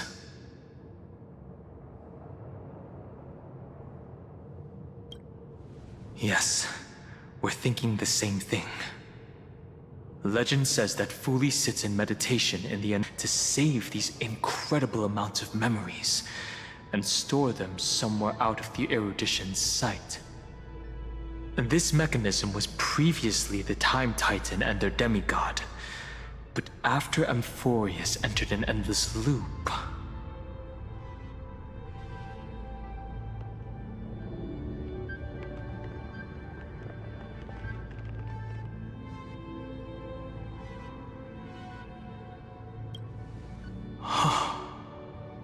it's that ceremonial blade. Now, I can say with certainty, time is the page on which that Eon records Amphorius. If it fades from existence, and all that it records is lost among the stars, that Eon will surely direct their gaze here. And it will be a glance that spans time and space, transforming each incarnation of me into the power you shall wield to reset time, imbuing my soul into this ceremonial blade, and creating an endless flame-chase journey. The ceremonial blade killed Cyrene at the start of every recurrence, and at the end of every journey, Cyrene's soul took the extrapolated memories stored within the blade and buried them in this great tomb. That's how the memories of Amphorius transcended the loop and were continuously stored, while the scepter had to revert its progress over and over again because of loss in its logic. Fooley's blessing will not disappear as long as this process keeps going. I knew their gaze never left. As long as I record every page of this story and tell it to you, Amphorius won't be forgotten. Cyrene encountered the Eon's gaze and regarded them as the hope to continue her world. That's why she offered them memories over and over, even if she had to turn herself into nothingness every time. As to why she insisted on keeping her human form and offering the memories through reading a story. It might have been the only way for her to maintain her sense of humanity and leave her mark in this world, even though everything was just her wishful thinking.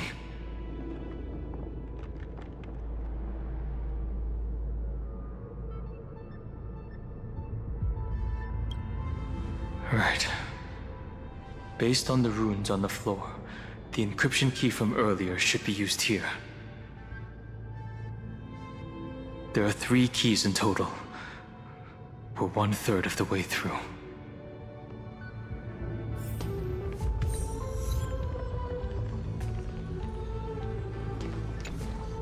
I'll leave it to you. You never say anything, but I know you're listening. Every story I've told is like a little key that opened a door in your heart, no? The path has appeared. Go!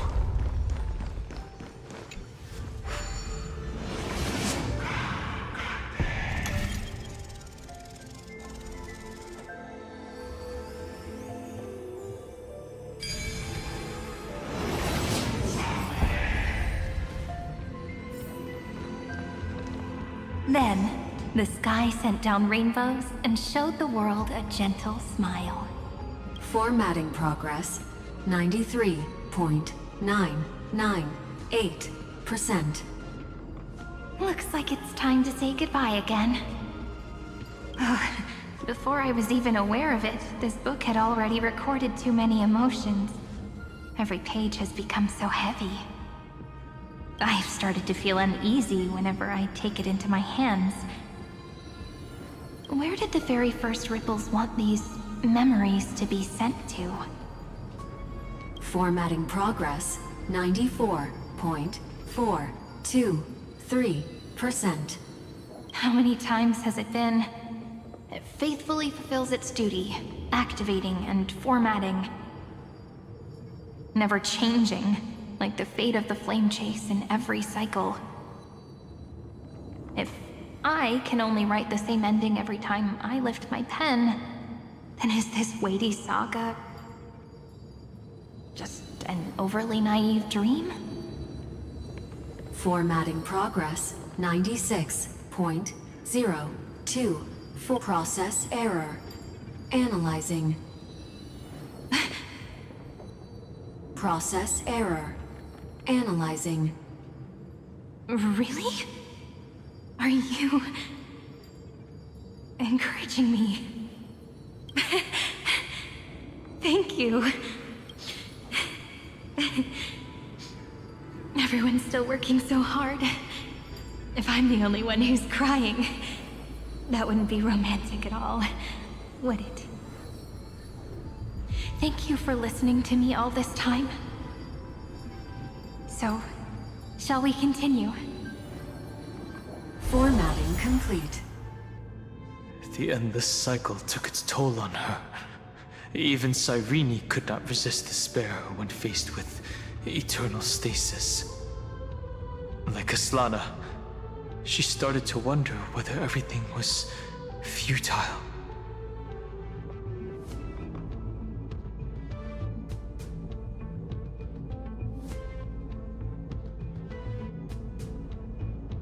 I thought it was an Eon at first, but the way she talked, it didn't sound like praying to a god at all. Maybe she's talking to her imagination? A hero within? But that wouldn't explain the process error. No matter who that listener is, Cyrene's storytelling is just a data stream for the scepter.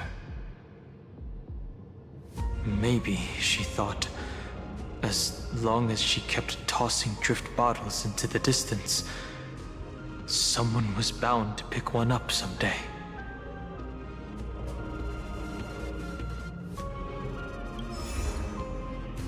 Accessing recurrence number 3 5 5 0 3 3 7. Once again, Castor is offered her final embrace to death. And from then on, she started another lonesome watch. How wonderful would it be for someone to give her a real hug?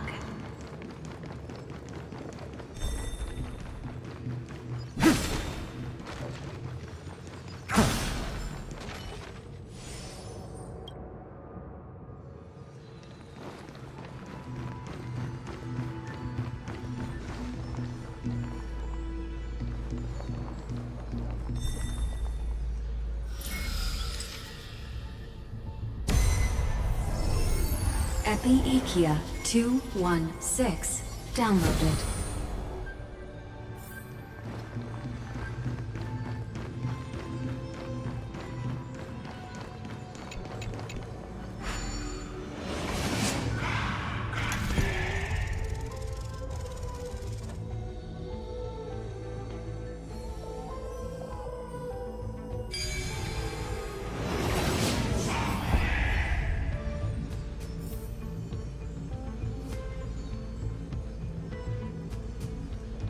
Devious cat. The trickery that fooled... The Hand of Zagreus. Seems like we'll need it here. Maybe the room will only be completed after the modules are inserted into the slot.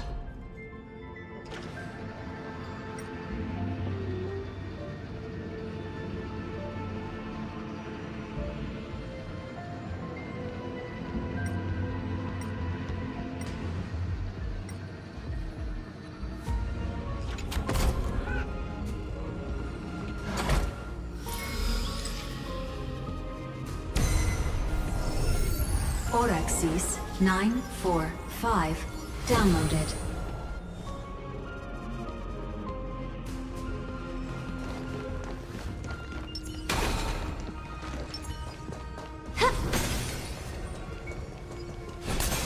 Midamos's road of strife once again reached its glorious and lonely end. As always.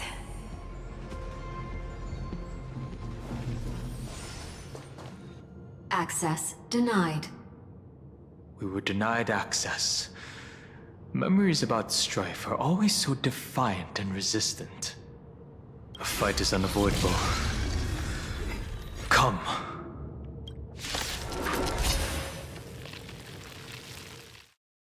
Warning. Illegal operations detected. Warning. Illegal operations detected. Step onto the board. Your downfall is absolute. Give me strength! For tomorrow! Serenity is before me. The future will come.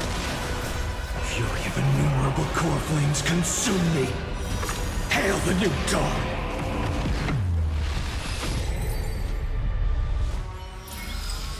I came, I saw, I conquered.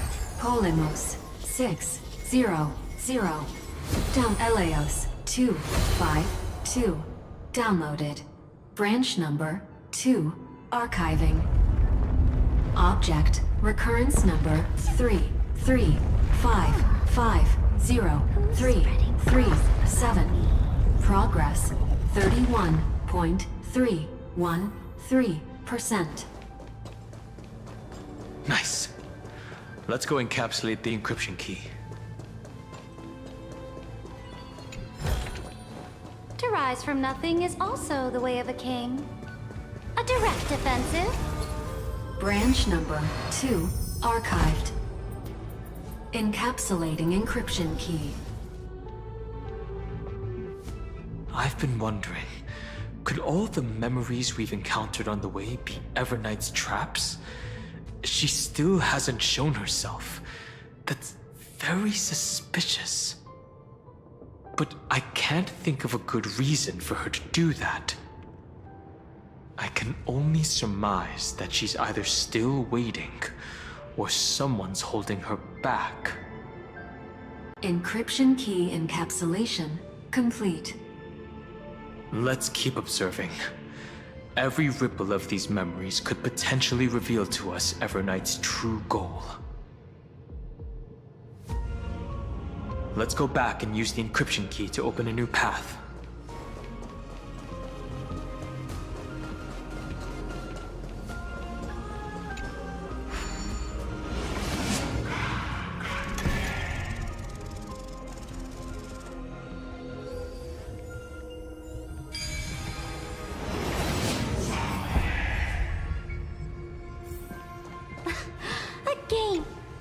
Go upload the encryption key, just like last time. What could be behind this door? Glittering crystals? Or a beautiful world I've never seen before? If I tell you all the stories of tomorrow, will I be able to finally welcome the Deliverer and Emphorius' dawn in the next life? The third encryption key belongs to the ocean. Let's get going.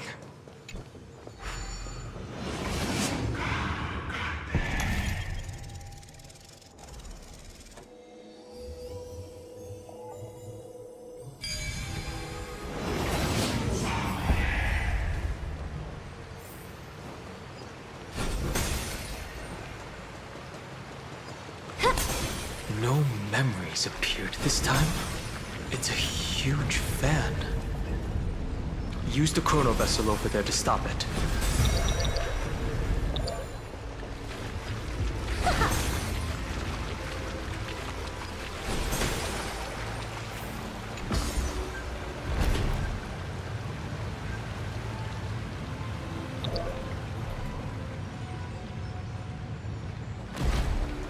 In the end, the fish returned to the ocean, her home where there was nothing left. For the sake of the future, she guarded the vortex at the end of the deep sea until the very last moment.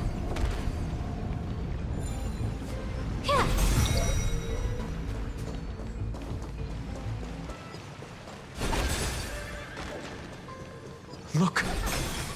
She's over there. Cyrene. There really is no end to her perseverance. Once again, the saga comes to an end. Everything is deathly silent, just like this very moment. It's another cycle of new beginnings, and another familiar reunion. Now that I look back, there was a period when I got really sentimental. I was so anxious, trying to find as many different memories as possible, hoping to bring some change to this unchanging destiny, and find the way out of this maze. But I won't do that anymore now. Formatting progress 73.99. Process error. Analyzing. Formatting progress 75.0. Process error. No need to feel sorry for me, good friend. If there are no new blank spaces, how can a saga continue? I'm actually really lucky, you know? During the long years I've spent waiting for the Deliverer, I've always had you here as an audience. Look at these memories I brought to you. They once existed, once sparkled under the sun, and now I can see through your eyes that they are still shining bright. Isn't that already enough? Now, I can rest in peace in the past. As for when tomorrow will come, I'll have to ask the next Cyrene to continue our watch. Formatting complete. Her transformation is painful to watch. Cyrene was always there during the 30 million recurrences. She recorded the Flame Chase journey in her own way on the reverse side of this world, depositing all the memories in this place. I'm increasingly certain that her audience and companion isn't some figurative entity. The deepest ruin in Amphorius. At the great tomb where the pasts of all worlds are buried. Who exactly is its master? Accessing recurrence number 335503337. Anaxagoras once again completed the proof with his life. His answer was so complete. All he was missing was a world-bearing. This divine authority is so heavy that I do not know how I can even tell its story. Romance in warm gold. The rune is on the fan. We need to use the chrono vessel to stop it first.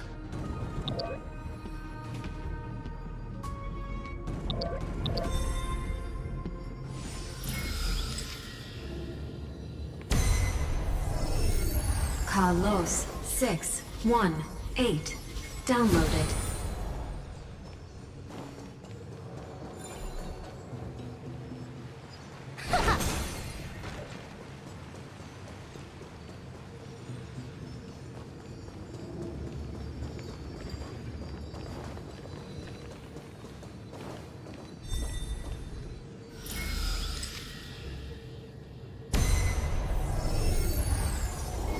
Nikos 496. Downloaded.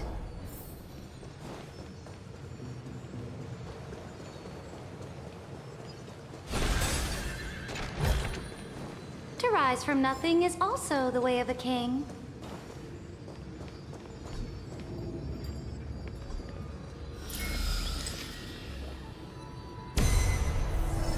Schema 720. Downloaded. Aporia 432. Downloaded. Branch number 3. Archiving. Object recurrence number 335503337. Progress 13.131%. That's the last encryption key. Branch number 3. Archived. Encapsulating encryption key. Encryption key encapsulation complete. It's time to go back and activate the system in the middle of the Great Tomb.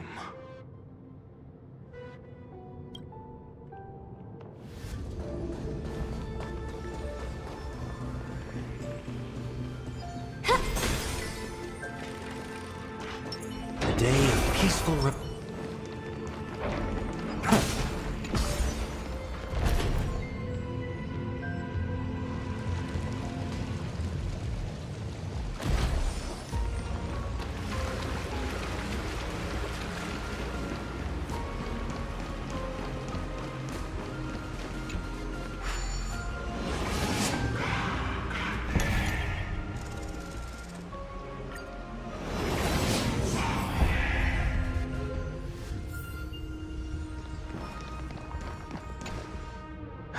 The third encryption key. I pray that you can dispel all the mysteries and lead us into the deepest bowels of this world.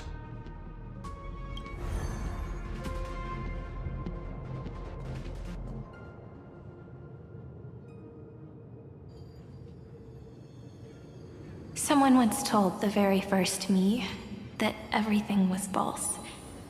That the only life in Amphorius was a great catastrophe, nurtured using the world as a factor. But how could a dream feel so real?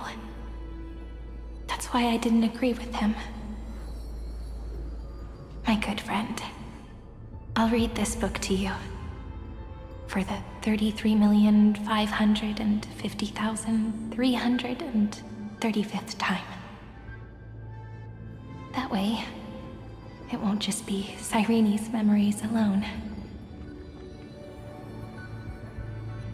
Formatting progress 23 0.815%. Process error. Analyzing.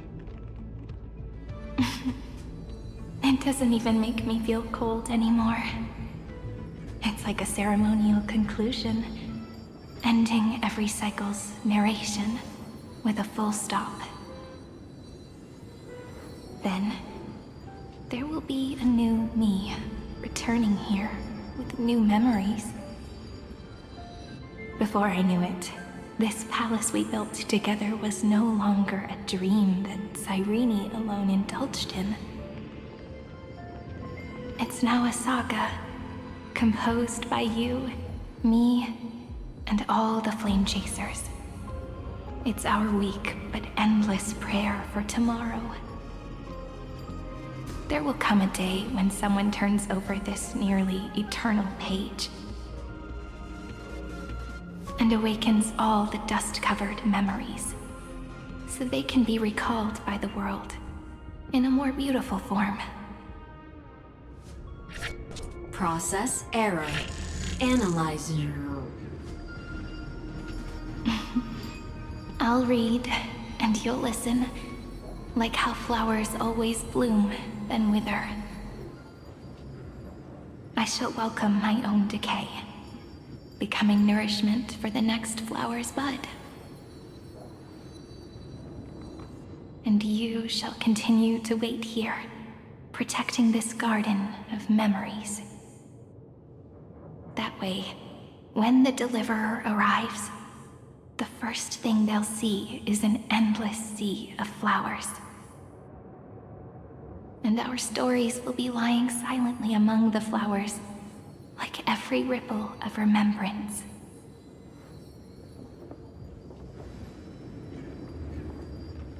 And they shall become the epic known as I've Written.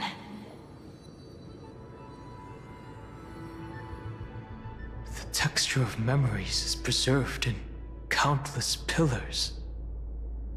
She gave everything to record all the forgotten recurrences across 30 million cycles.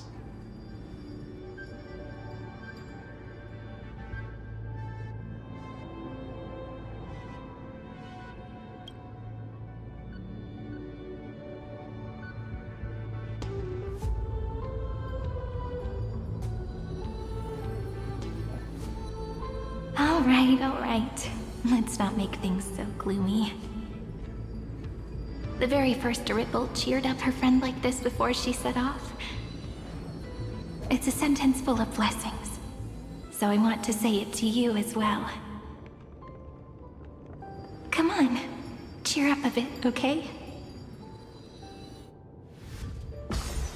I bid farewell to this beautiful world, so that we can reunite in your memories in the way I want. You will see the footprints I left behind in the ripples of past reverie. I have never had any other fate beyond this memory. So please remember me with love, like that eternal footnote in all the faded sagas. Now, open this book. I'll be waiting for you in the past. Operation authorized. Protocol name, Illusion. Welcome to the Demiurge Matrix.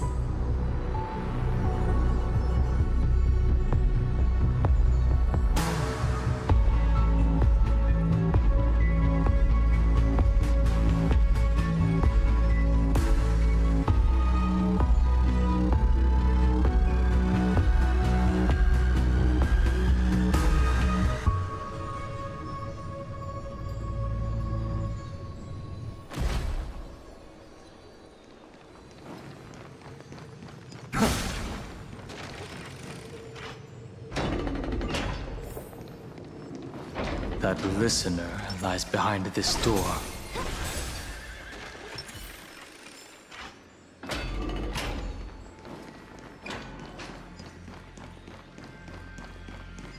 She gave everything to record all the forgotten record. Look, that symbol at the end of the room. It belongs to the 13th Titan, the unknown solitary god. The first new spore, Demiurge.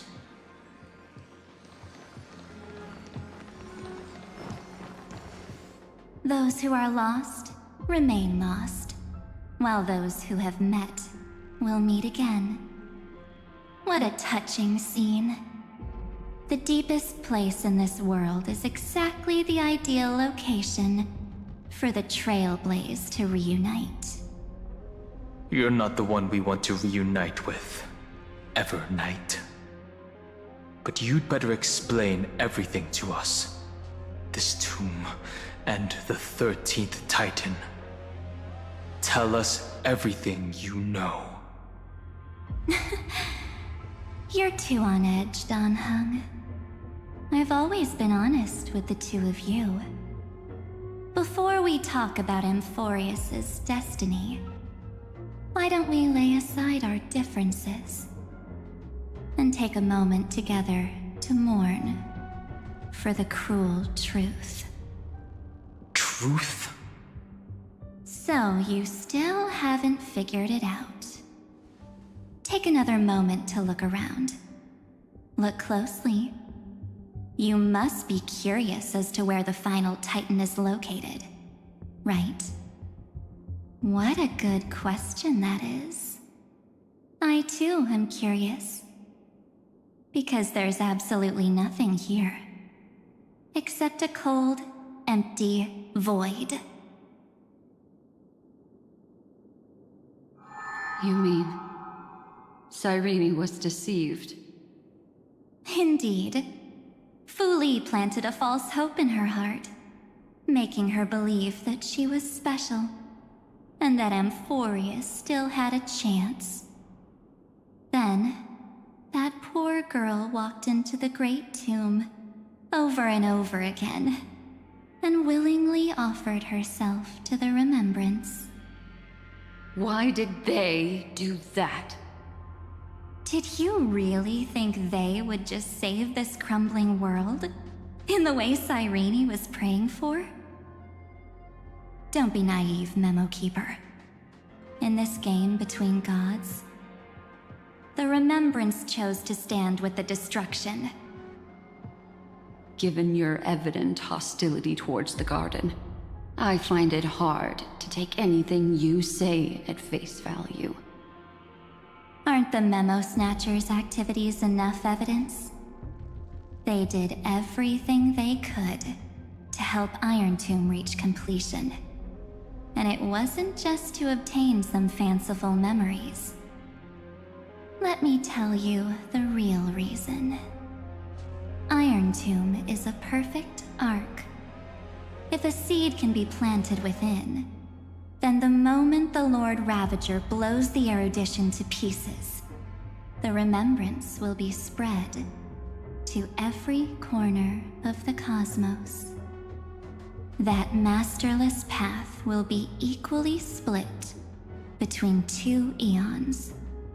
Fu Li will devour the erudition. Do you understand now? The war among eons started long ago. Fu Li did not glance this way to save Amphorius. They will drain this world dry and turn it into a most poignant and tragic poem. But fortunately, that girl's sacrifices won't be wasted. I will give her another possibility. I promised her that I would recreate the cause and effect of this world and form a flawless Amphorius. But the only way for a world that can't be turned back to be considered flawless is to burn it with a raging fire until nothing remains. You plan to destroy all the memories Cyrene has ever recorded? That's right. I'll set fire to all the stories, All the emotions, all the futility. I'll turn the garden's conspiracy to dust. Setting fire to this much material will be enough to completely annihilate the scepter's operating logic. Iron Tomb will lose the soil upon which it grows, and Amphorius will be truly set free. The freedom you speak of is no different from destruction. Everything this world ever was will disappear from the extrapolations, never to be regained. That would also include your memories, by the way. That's right. That's why I needed your help, little bird. The more we walked together, the more I was convinced that you have a beautiful Dharmakaya. It fits me very much. So that's why you took me here. Your true form is a bottomless obsession. Smart girl. You haven't disappointed me. This avatar is but a shadow cast by the candlelight. Discarding it invokes no feelings within me. What I must preserve is only my wish. My wish to kill the path of remembrance. March 7th will not find peace as long as they and their fanatical henchmen exist. The road ahead is still long, and she needs a guardian to stand by her side. You are my best choice. Allow me to refuse. That duty seems far too heavy. Resistance is pointless, my darling birdie. I will personally plant myself into your heart. And once I've calmed down those two, I will head into reality and find the true you. So, that wasn't enough to fool you. A genius's mirror trick and a protective mechanism of the erudition. Is that right? Those layers of security do make things a little difficult. But unfortunately, those two nameless are already right outside the door. Your plan is about to encounter a few mishaps. Until we meet again, Miss Evernight. Will you still not stand with me, my companions? We'll save the beautiful cosmos, and we won't leave even a single scar behind.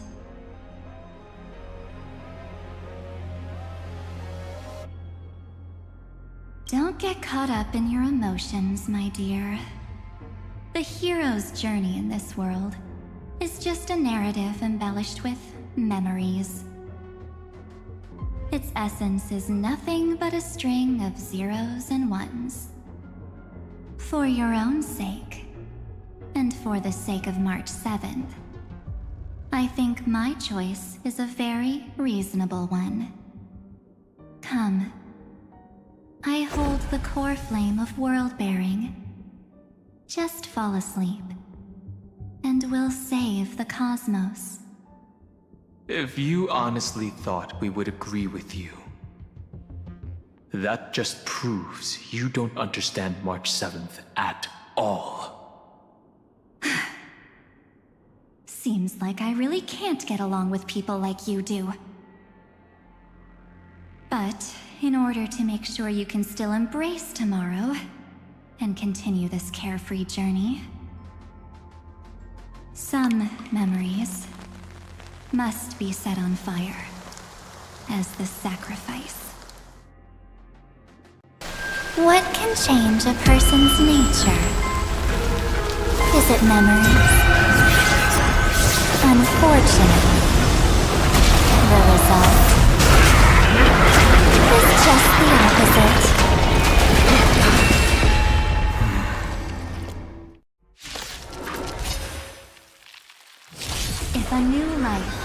reborn, its seed has to be dead. Only through abandonment and oblivion can souls walk from emptiness towards rebirth. Without risk, how does one expect to win?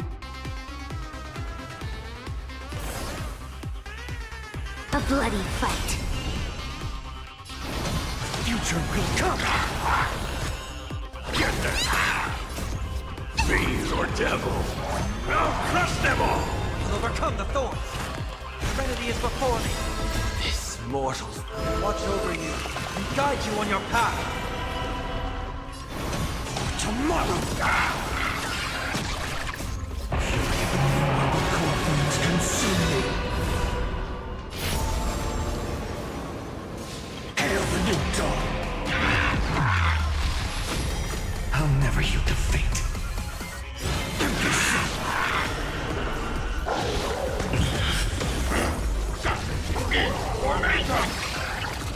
The flames are not strong.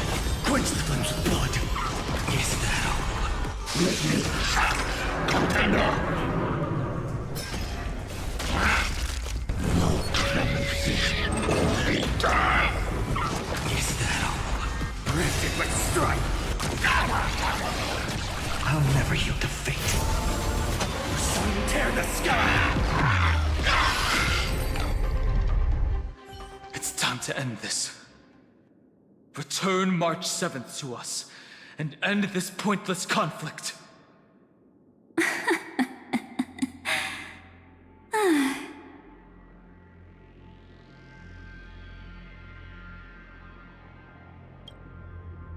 Don't get the wrong idea. I just need some time to deal with some unnecessary trouble. The encryption key written by those geniuses is already invalid. How about we play a game, dear? Don't worry, it won't take long. It's a simple multi-choice question. A or B? I understand it's too difficult for you to treat the Chrysos heirs as extrapolated data. Then why don't we assume for now that they're living, breathing humans? Now, the cosmos will face an unprecedented catastrophe. And your choice will determine the fate of countless planets. On the one side are companions who've weathered every storm with you. They fought with everything they've got and obtained a 1% chance of victory. However, should you choose that 1%, there'll be massive sacrifices, no matter the outcome. On the other side, there's a simple button. The Oblivion will burn away all traces of their existence, as well as your entire memory of this trip.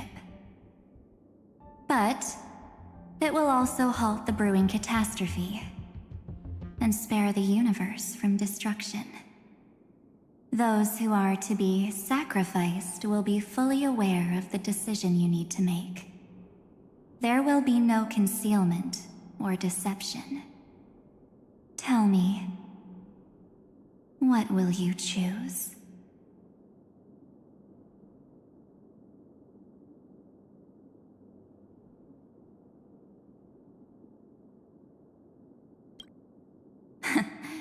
You're right. This choice is meaningless and unimportant. The only interesting thing is the number of people making that choice. I've just posed the same question to Don Hung. The answer doesn't matter. Let me see. Is this Trailblaze spirit truly as unified as you all claim it to be? Now, why don't you prove it to me? Wait! Cyrene? Another damsel in distress rescue plays out again. Still think you can do something? little pink memo sprite? What weapons do you have to stand against me? Besides your somewhat witty words? Don't underestimate me. Besides my charm and eloquence, I can stir up ripples of past reverie. What? We don't have time for endless chatter at crucial moments like this.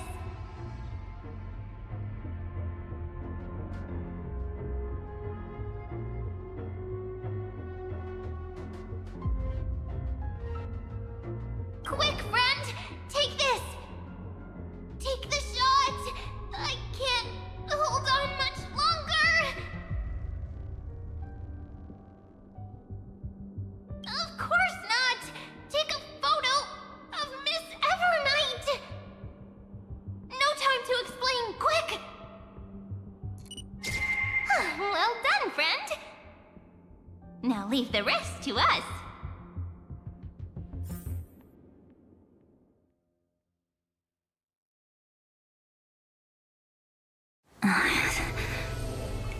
This is a light cone made from someone's memories. Oh, and there's a harmony entwined with it.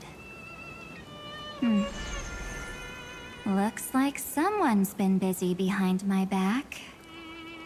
We meet again, naive me. I know you mean that as a compliment. But as for the word naive, I think I'll give you that one back. Welcome to Ides Elysiae, a small village shrouded by the veil of Evernight. Now, this memory will also belong to you. Let's give you a taste of your own medicine. With my home as the inspiration, I've created this maze. Hope you like it, Miss Evernight. Quite perceptive, little memo sprite. But with just you and that Harmony's little birdie, thinking you could trap me? That's a bit of a stretch. So, tell me, what role did you play in all of this? I really didn't think that this other me would be this strong.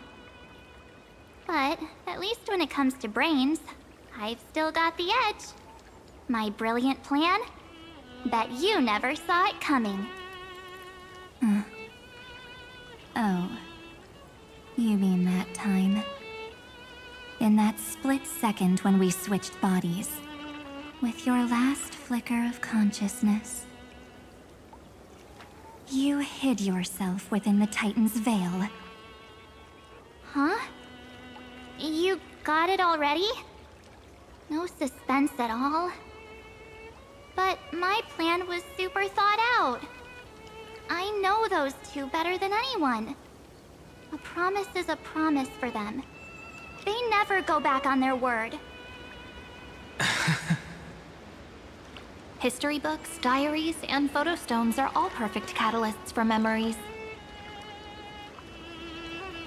That's right.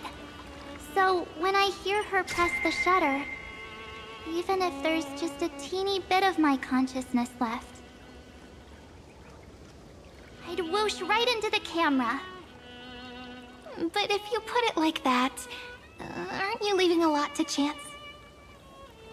No way. She will definitely be snapping away all over Amphorius, because she promised me to take photos. I'm guaranteed to run into her eventually. True. You really know her well. Miss Evernight, let's be real. My amateur skills aren't enough to keep someone like you contained. But if March 7th were here, that would be a different story. Because there's no way for you to ignore her, right? Fine. Lay it on me then. After going on such a long detour, what exactly do you want to do now? First, I want to thank you for protecting her and Dan Heng. But what you did later went way too far.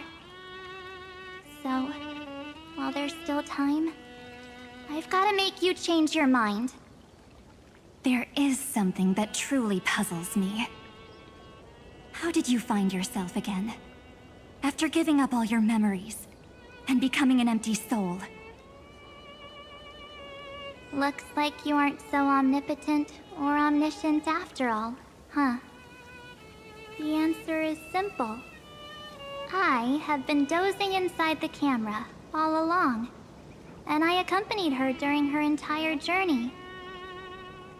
So when she told Cyrene in this cycle about her interstellar travels, those memories of journeying with the Express entered my mind as well. I may still be far from the complete March 7th, but these memories were more than enough to fight you. So, you know what led up to this, and what followed, right? Go ahead. Tell me. Let's hear why you're so confident you can sway me. Why? Isn't the reason super obvious? Even through a camera lens, I know that the love, hate, and struggles that happened in Amphorius were the same as what real living people experience. Same old topic. I already got her to make a choice. The weights on each side of the scale are far too unequal. When destruction looms, trying to preserve everything only means sacrificing everything. Well, take a step back. Before we ask this question, have you ever really thought about it? What right do we really have to make choices for others? If the cosmos were nothing more than a bigger Akama, ruled by a so-called imperator, maybe then she'd have the right to weigh both sides and decide for us all. But the truth is, we're just a bunch of nameless. Even with everyone calling her Deliverer, I believe that she hasn't forgotten. That the meaning of Trailblaze is to explore, understand, establish, and connect. It's not about standing above the cosmos as some kind of savior. It's about walking alongside every world within it. So don't try to guilt trip me with stuff like necessary sacrifices. The Express crew is immune to these baseless accusations. Besides, and this is just an example, if Madame Herta wanted to, she could have whipped out her imaginary weapon any time and blasted this scepter to bits. Because, according to your logic, the lives of a few nameless are nothing compared to a Lord Ravager's potential threat. But that's not what she did. You wouldn't have liked it either, would you? I figured you out a long time ago. You've got a fatal flaw. A weakness. In the shape of me. You've got such incredible powers. But you still kept your promise to me. That only means the sole motivation behind everything you do was just so I can keep traveling. You're not as naive as you seem, are you? In that case, I can prove it to you. I won't answer for someone else, but for myself. Here, hold this. An empty spirit. If you want to seriously think about it, this thing actually counts as my body right now. Its memories are all drawn from the camera's photos. In other words, from my journey of trailblazing.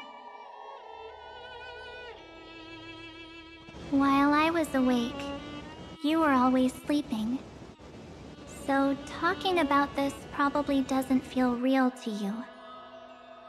So, why don't I walk you through these memories all over again?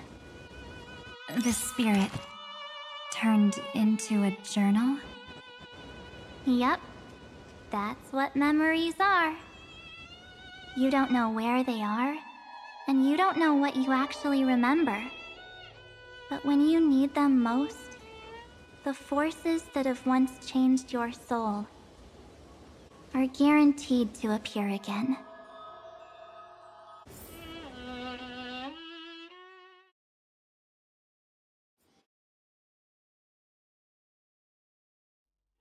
So, how was your first Trailblaze journey?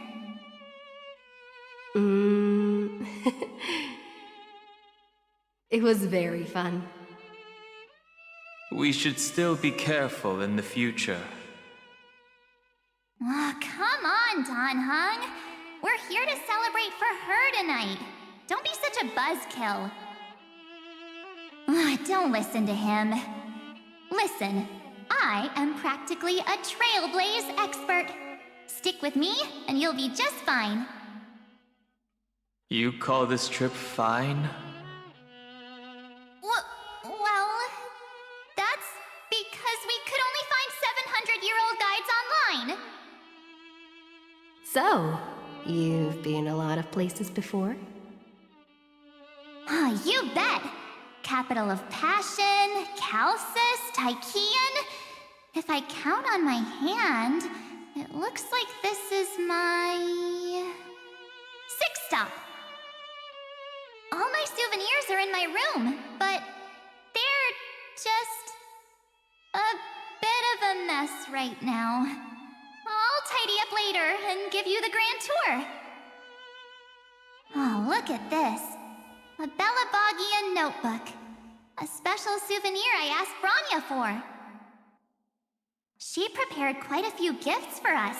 Raw Geomarrow, Supreme Guardian medals. But I only asked for this little notebook.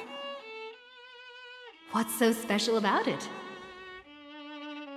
The previous Trailblaze missions were all on super high-tech worlds. Forget about paper books. Even holographic projections were ancient relics there. Eurillo is completely different. Watching people record their lives with pen and paper, I finally understood why some still cherish writing journals by hand. It's just like calligraphy.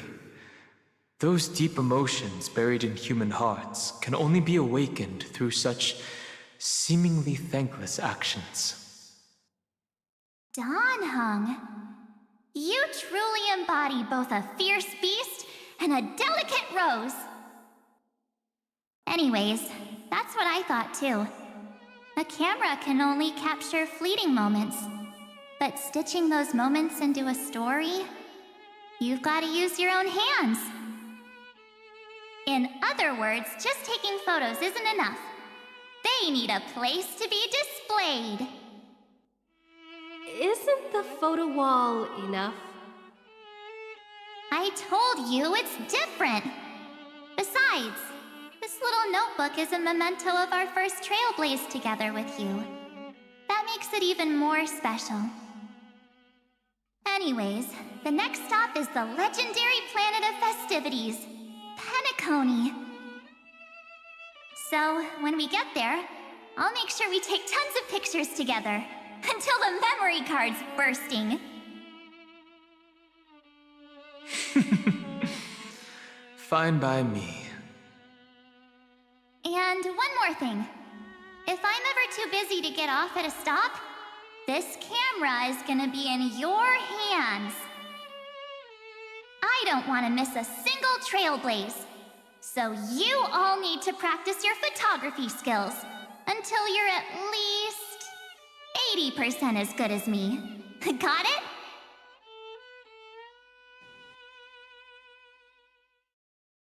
Back then, I was only half joking. I never thought I'd actually miss out. And after just 2 stops, too. Those 97 days alone had me on edge. I honestly thought that was gonna be it for me.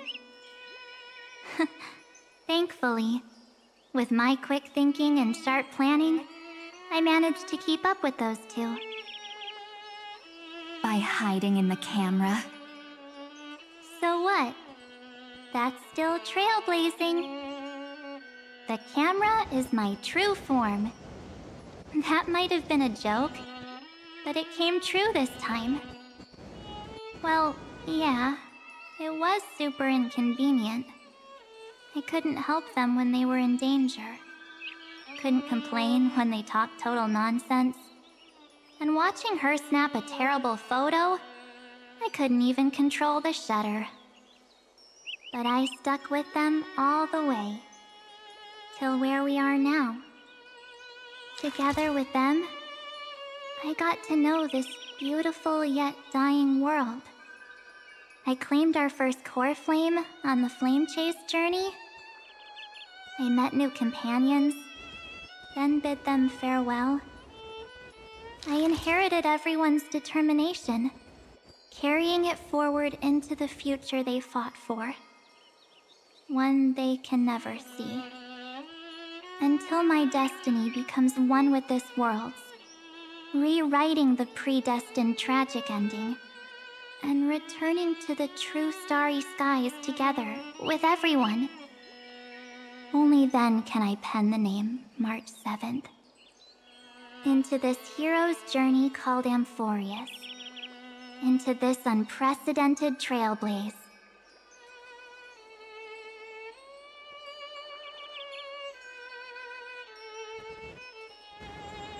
Looks like our trailblaze in Amphorius is coming to an end. While we still have time, shall we pick out some materials for March's journal? Aha! No way we're skipping this one. Huh? When did you take this? Wasn't the storage card full? I still had my phone. Scared now, Dawn hung the seal head. The first seed competitor with the ghost seal in the super duper fun seal slammers. I'm against including this photo, but suit yourself. I just think that a travel journal should mainly focus on documenting local customs and culture. Akama, Castrum Krumnos, the Grove. These shots are all pretty great. I have to say, your skills are almost on par with March's now. That's how awesome I am. Oh, right! How about this one? The Veil of Evernight. Orynyx, the Titan lurking behind the mist. Pretty epic, right? Is that actual mist, or just motion blur from your shaky hands? Hey, that was a super tense moment. I only had the chance to take a quick one. We're lucky to have anything at all.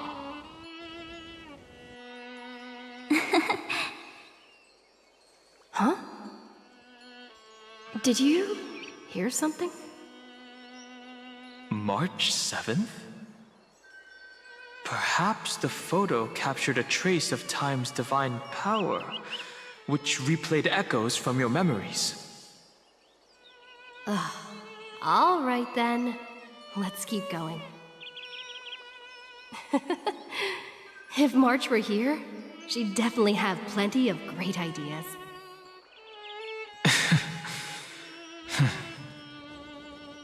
They went back and forth like that, discussing for hours. It was like they were arguing about which game to play. How to sneak midnight snacks from the dining car without Pom-Pom noticing. Or who was gonna wash Miss Himiko's coffee cup. Just like every other night on the Express. They've always been by my side. No one knows about my forgotten past. But no one holds it against me. That's because... We can't go back to the past and make better choices. But at least we can do better in the future. Isn't that right?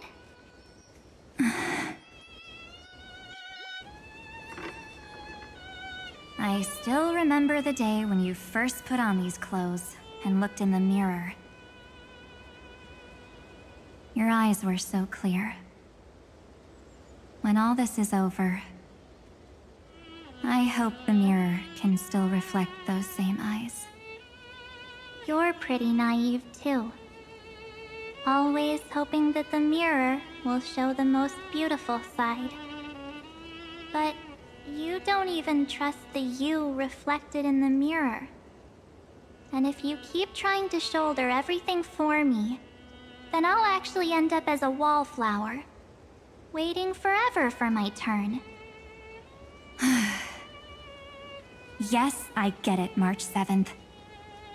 I only have your memories, and you have always been the me that I wanted the world to see. Just hearing those words from you makes me feel super satisfied. Well, I've appealed to your emotions. As for reasoning with logic, could you help us out here, Cyrene? I'm here. Finally my turn to shine, isn't it? Miss Evernight, you've been so fixated on your targets that you probably haven't even realized that a massive variable has emerged in Amphorius in this cycle. Amphorius is about to be destroyed. There's no time left for pointless debates. There is only one law I want to overturn to aid the final battle of deliverance. So I will only offer the life of one demigod.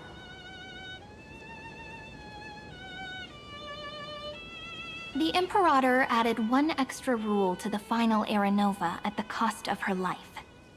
That's how she can ensure Amphorius doesn't become a sacrifice in the cosmic conflict. Even if this world has to exist in the form of Iron Tomb, it will stand on its own among the stars, just as she had wanted. Oh, interesting. What does she want to do? Simple. If any anomaly occurs during the Era Nova process, all foreign elements will be eliminated immediately. Whether it's the Remembrance or the Trailblaze, and the 12 core flames will complete the final Era Nova through the purest form of destruction. A daring wager indeed. That ruthless Imperator. Could she have already sensed that the Remembrance was plotting in the shadows? No. You managed to fool everyone. There's no way she could have known your plan. Modifying this law was just a precaution, to prevent the Astral Express and the geniuses from betraying Amphorius after her downfall. But if you insist on doing this right now, then the Cosmos will undoubtedly face the worst possible outcome. My friend, Dan Heng, and March 7th will all merge with the Scepter and become a victim of the destruction.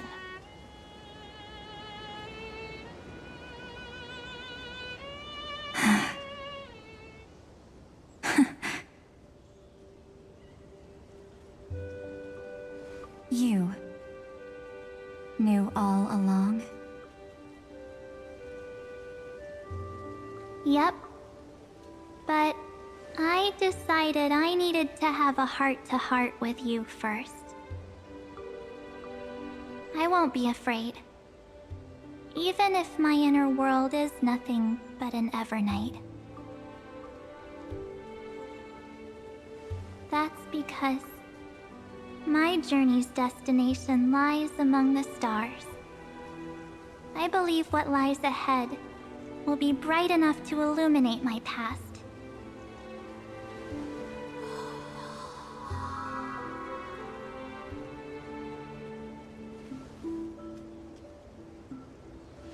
Thank you for your coddling. But please trust me and leave it to me. Both my past and that obsessive oblivion will help me become even stronger than her and Dan Heng.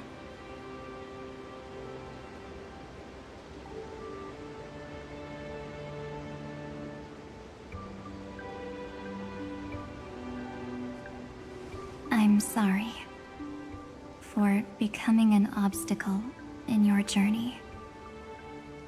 Don't apologize, Evernight. We're just two sides reflected by the same mirror, aren't we? So, when we bid farewell to our division and become one,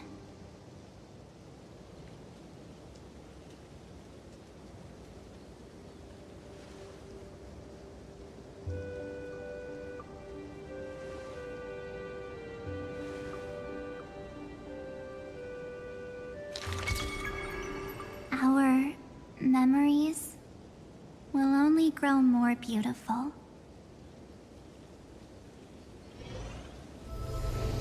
Many thanks, Mr. Sunday. Are they in this memory zone?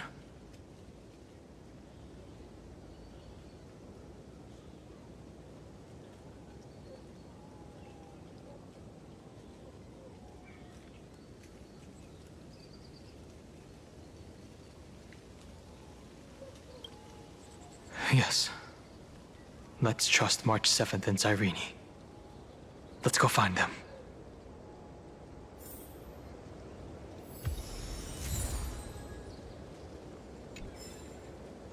It's unusually quiet here. March 7th isn't here.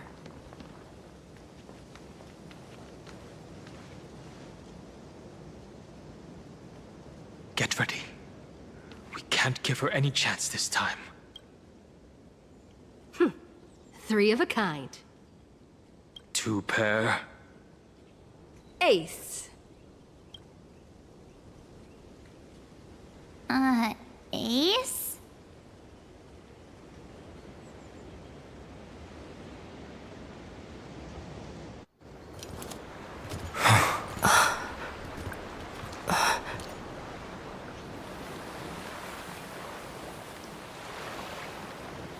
March?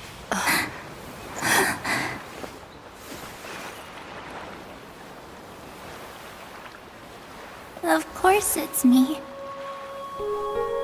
It's been a while.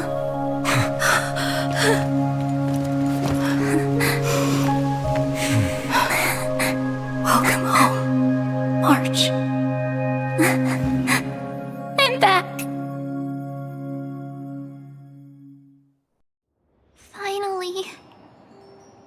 Finally, I can talk to you all at last.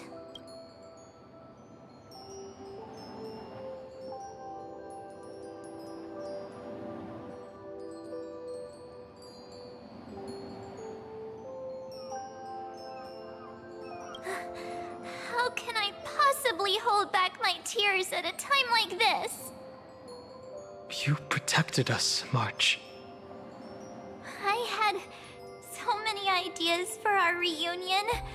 I was gonna sneak up from behind you when you weren't looking, tap you both on the shoulder, and then flick you each on the head. And shout, "What took you so long to find me? Don't you know how to move faster?"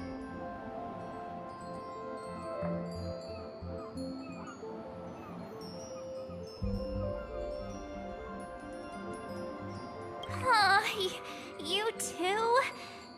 If this keeps up, I won't be able to stop crying. Aw. I'm just so happy. We both know that you've been by our side this whole time. This Trailblaze journey wouldn't be complete without you. We'll not only trailblaze into the future together and save the world, we'll also return to the Express together and head towards our next destination.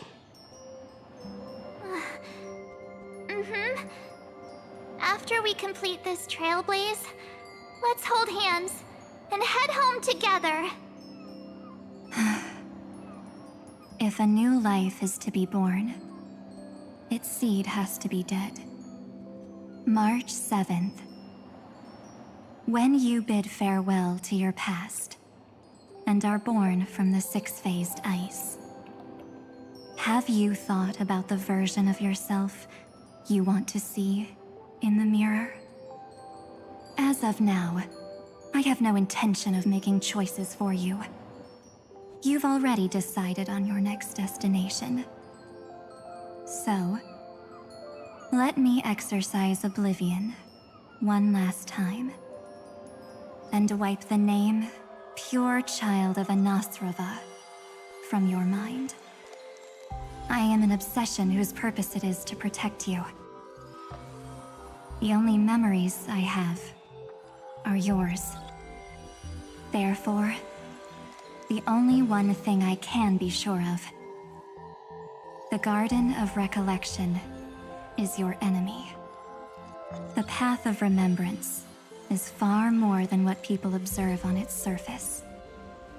And I will not allow you to become this broken conspiracy's next sacrifice. If you ever need me again, feel free to awaken my power.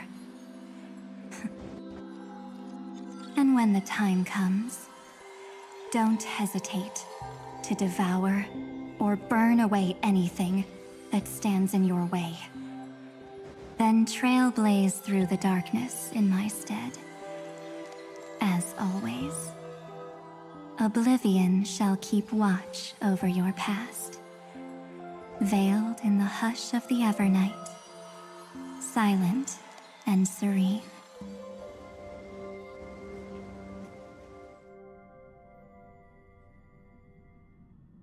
Oh?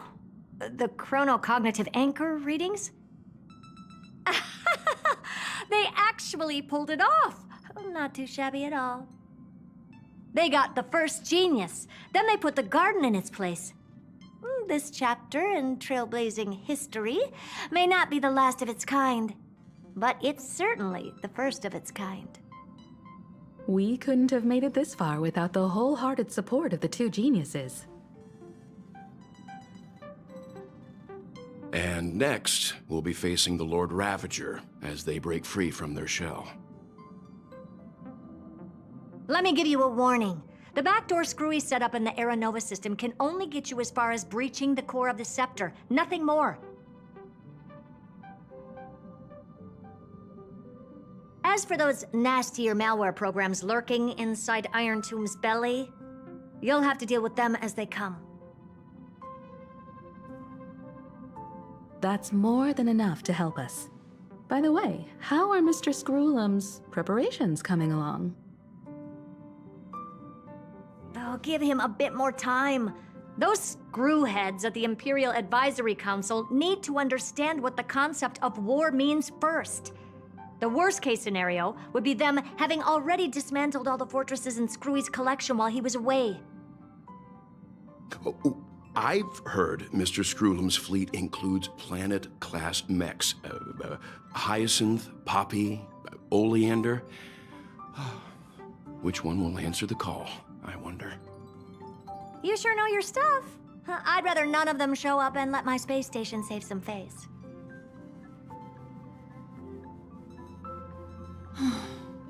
The memory of this decisive battle is bound to be absolutely magnificent, isn't it? Sorry to keep you waiting, everyone. I also have some news to share. The Xianzhou Alliance has replied that they are willing to offer what modest support they can in the campaign against Iron Tomb. The Alliance? Not just the Luofu? This is really good news. With this, our odds of victory just went up another notch. Whether this news is good or bad remains to be seen. What do you mean? Something has happened that even General Jing Yuan couldn't understand. He urgently wants me to inform the two geniuses that Emphorius' causality has vanished from the matrix of Prescience Ultima. This means the instant in Noose's calculations is drawing closer to this world. As the Theoros, I have observed. The night has faded away, and what I have created, I will destroy. This starry sky will return to freedom and chaos, just as it was in the beginning. Confident, aren't you? But from where I stand, it seems you've run out of options. When the Deliverer and her companions fully uncover the secret of the 13th Titan, that is the moment your schemes will come to ruin. Lord Anexagoras, I have granted access to all records concerning the Demiurge, as per your request. How unfortunate that you'll never admit your own mistakes. Analysis complete. Before I erase you completely, allow me to reveal the truth to you, if only as a courtesy to the final thinker. The Demiurge never existed. If it never existed, then where did the Nameless Titan's tomb come from? Isn't that exactly why it's called a tomb? Because it only houses the remains of what once was. Let me give you an example from a story you're familiar with. A sage from the grove once conducted an experiment. He took a chimera embryo, removed its head before maturity, and continuously stimulated its body to make the chimera believe it still had a brain, then nurtured it in an ichor vessel. Remarkably, this chimera regrew its skull, but it was completely hollow inside. It had reserved a space for a brain it never possessed. The experiment was over. The sage had assumed the shell would perish once the stimulation ceased. Unfortunately, he was wrong. Driven by instincts, the chimera's body seized the sage's head.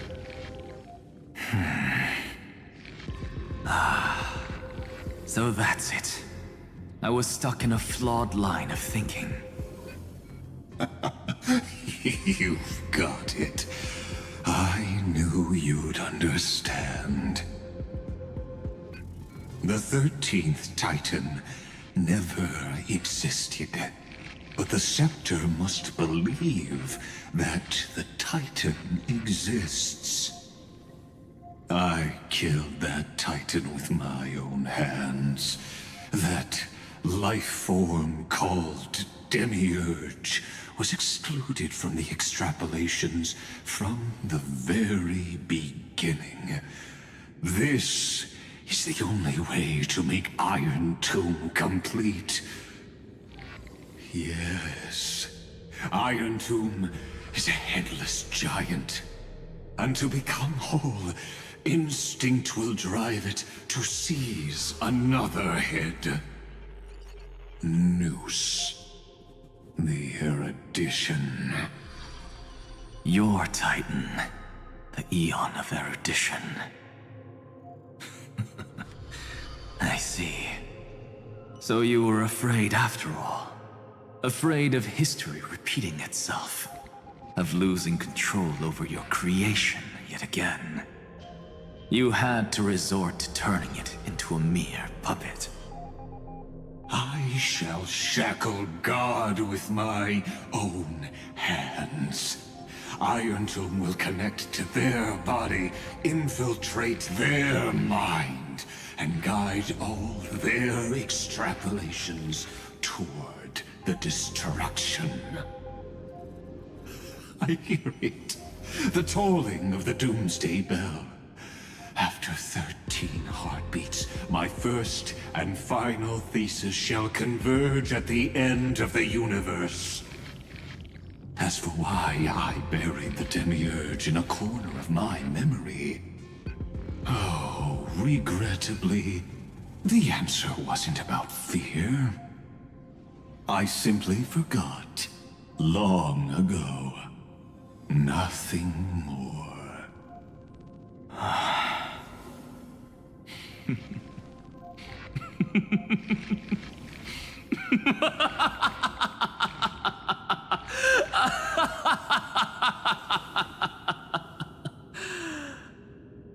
Your laughter is but a helpless sigh.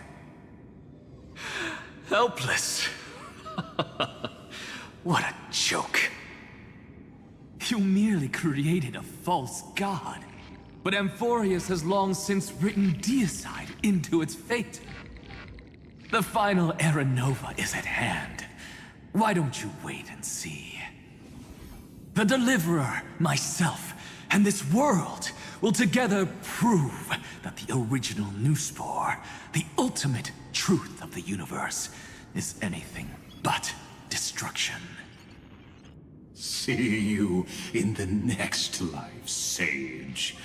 If there's even a 1 in 10,000 chance your conjecture is correct, then, in the name of genius, I shall most certainly witness its failure.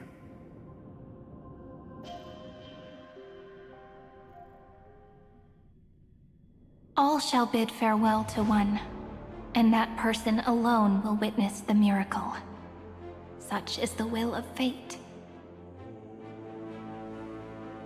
But this time, it will be the final flame chase journey. The epic with endless cycles is about to end. The extrapolations of the erudition, the core flames of the destruction, and the textures of the remembrance. The three paths converge once again at the world's end. And the Trailblaze will write a new beginning for this world. Not only that, we'll also carry the history of all 30 million recurrences into the new world with us. It wouldn't be an exaggeration to call it a miracle.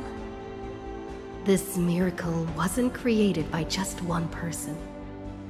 Finan would have long been consumed by the core flames if he hadn't chiseled his companion's dying wishes into his soul. And if the hero's resolve to chase the flames had wavered, Cyrene's journey would never have begun. The heroes never yielded and never fell during Amphorius' 30 million cycles. It was fate that fell instead.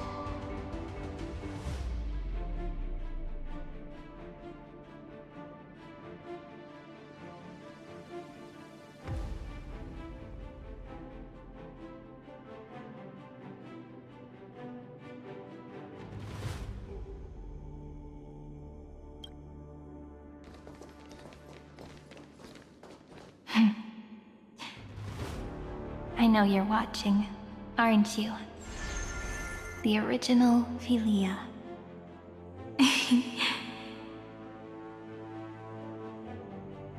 Weird. I still couldn't recover the memories of these 30 million lives in the end.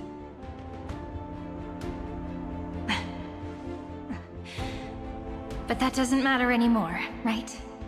I will make the same choice as you, because that's just who I am, and I will always have my charm.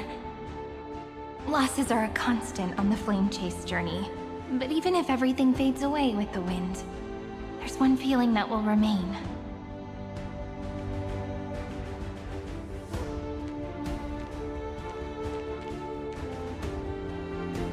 Love will always exist, right?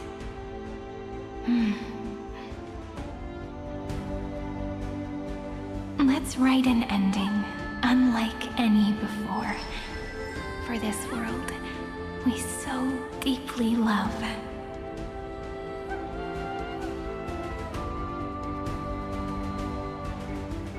Behold, O gods! Amphorius has achieved her victory, and the Era Nova approaches. The Radiant Soul has arrived, having walked through the bustling nights, bearing the golden fire and blood, stepping with pride into daylight.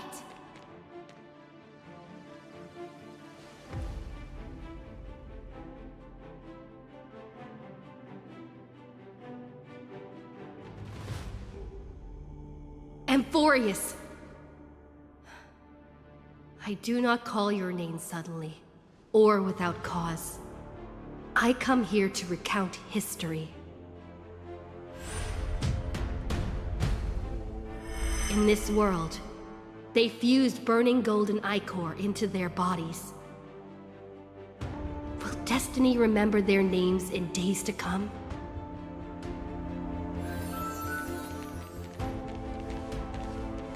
Isn't that gonna be way too many names to remember?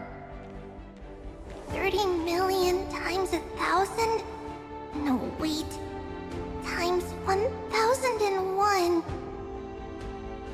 Oh, let's not get hung up on that now. If there are more of us, then there will be more passages in Amphorius too.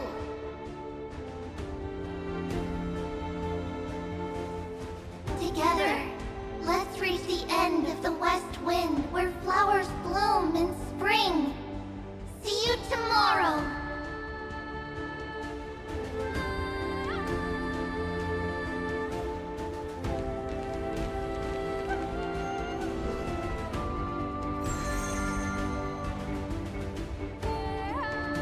Now, the people of this world will no longer be bound by a single rule, but will make their own laws. Though the Imperator's figure may seem rather small against the stars beyond, she will suffice as the cornerstone of the world and become the foundation of the greatest empire. Looks like this will be a feast that never comes to a close.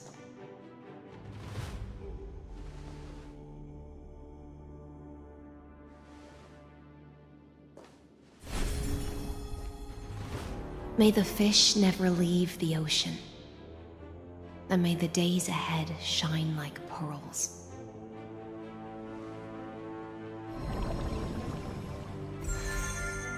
May the gentle sky watch over all beings. There'll be no more distinctions of status or rank. Only you, me, and everyone's shared hopes. Reason or defects, they will all be sown by my own hands.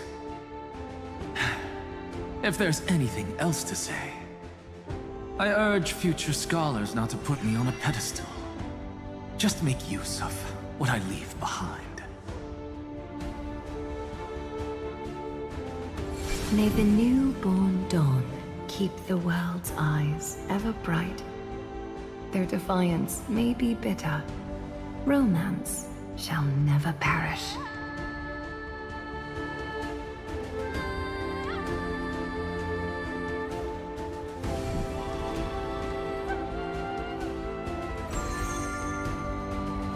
In the name of the son of Gorgo, warriors shall fight for strife, not with glory as their end, but to march forward in its light.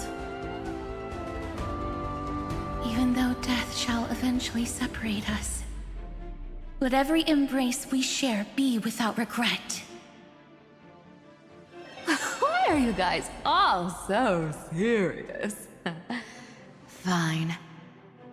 Then I'll wish for there always to be water in deserts, and gold in fertile soil, and for everything in this mortal realm to be attainable through trickery.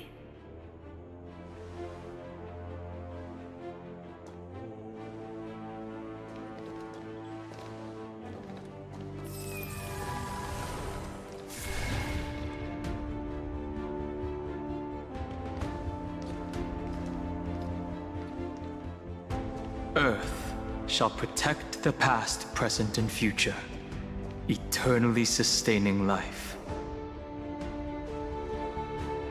Is it my turn? Then let time watch over the past and guide us to the future.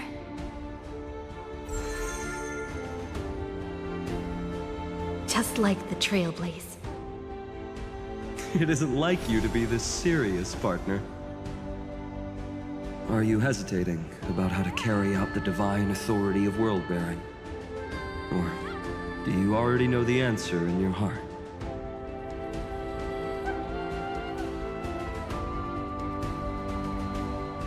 That's right. Just keep moving forward. In your own way. Bring a true dawn to Emphorius.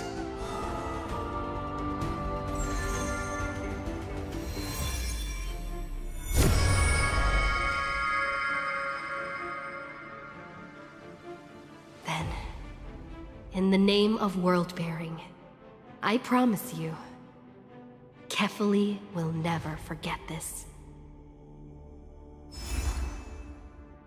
And now, let us all embark on this final grand journey. Stand with me and become heroes.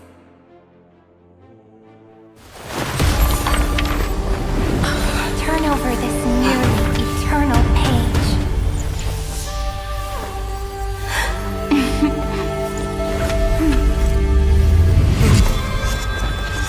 Let the Trailblaze write an ending unlike any that ever was.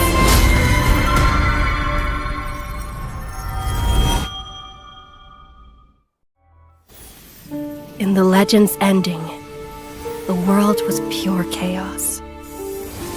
Then the gods cast down the core flames, and the Titans were born within.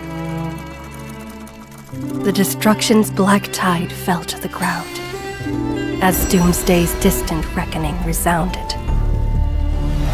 Yet still, there were giants who chased the flames, leading the way in the grand undertaking of Trailblaze. Flow, golden blood, flow. Converge into a boiling river that flows across the divine inscriptions of this world. Aglaia, the chrysalis of gold, you must caress the holy city's web and hearken to the sounds of the stars. There shall be the three-faced goddess traversing through myriad passages, bearing tidings to you from the universe. Anaxagoras of reason has enough knowledge to refute the world and to stir up a torrent capable of enlightening all. Go seek the holy maiden who severs dawn from dusk, and let the sky become the slumbering cot from which she wakes. Make him return. Mightylos, the lance of fury, pierce the enemy's king with Kremnos' heroic souls. Set her at rest, Cyphra, the coin of whimsy. Command the frozen fate to once again flow. And that hand of shadow Castoris, the master of the River of Souls. She has been granted the right to embrace and warm new life. Now blossoms at her fingertips.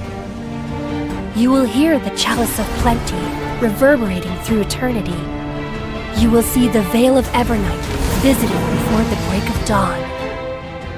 Until the journey's end, when all beings reach the end of the earth.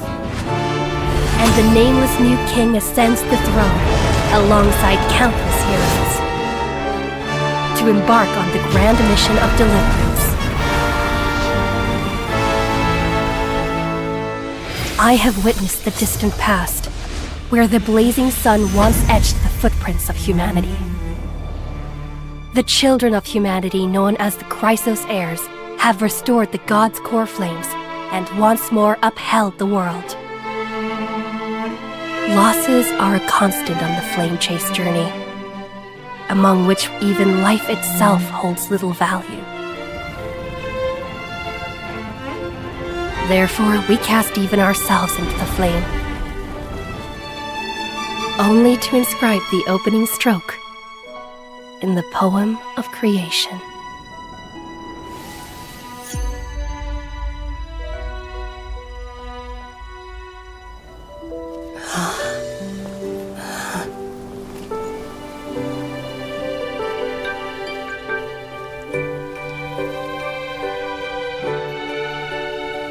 Of course, this will be a romantic story like none that has come before.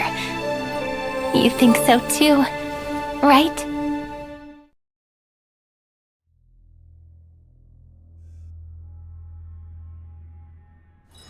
Peaceful days are like breezes carrying the scent of wheat fields.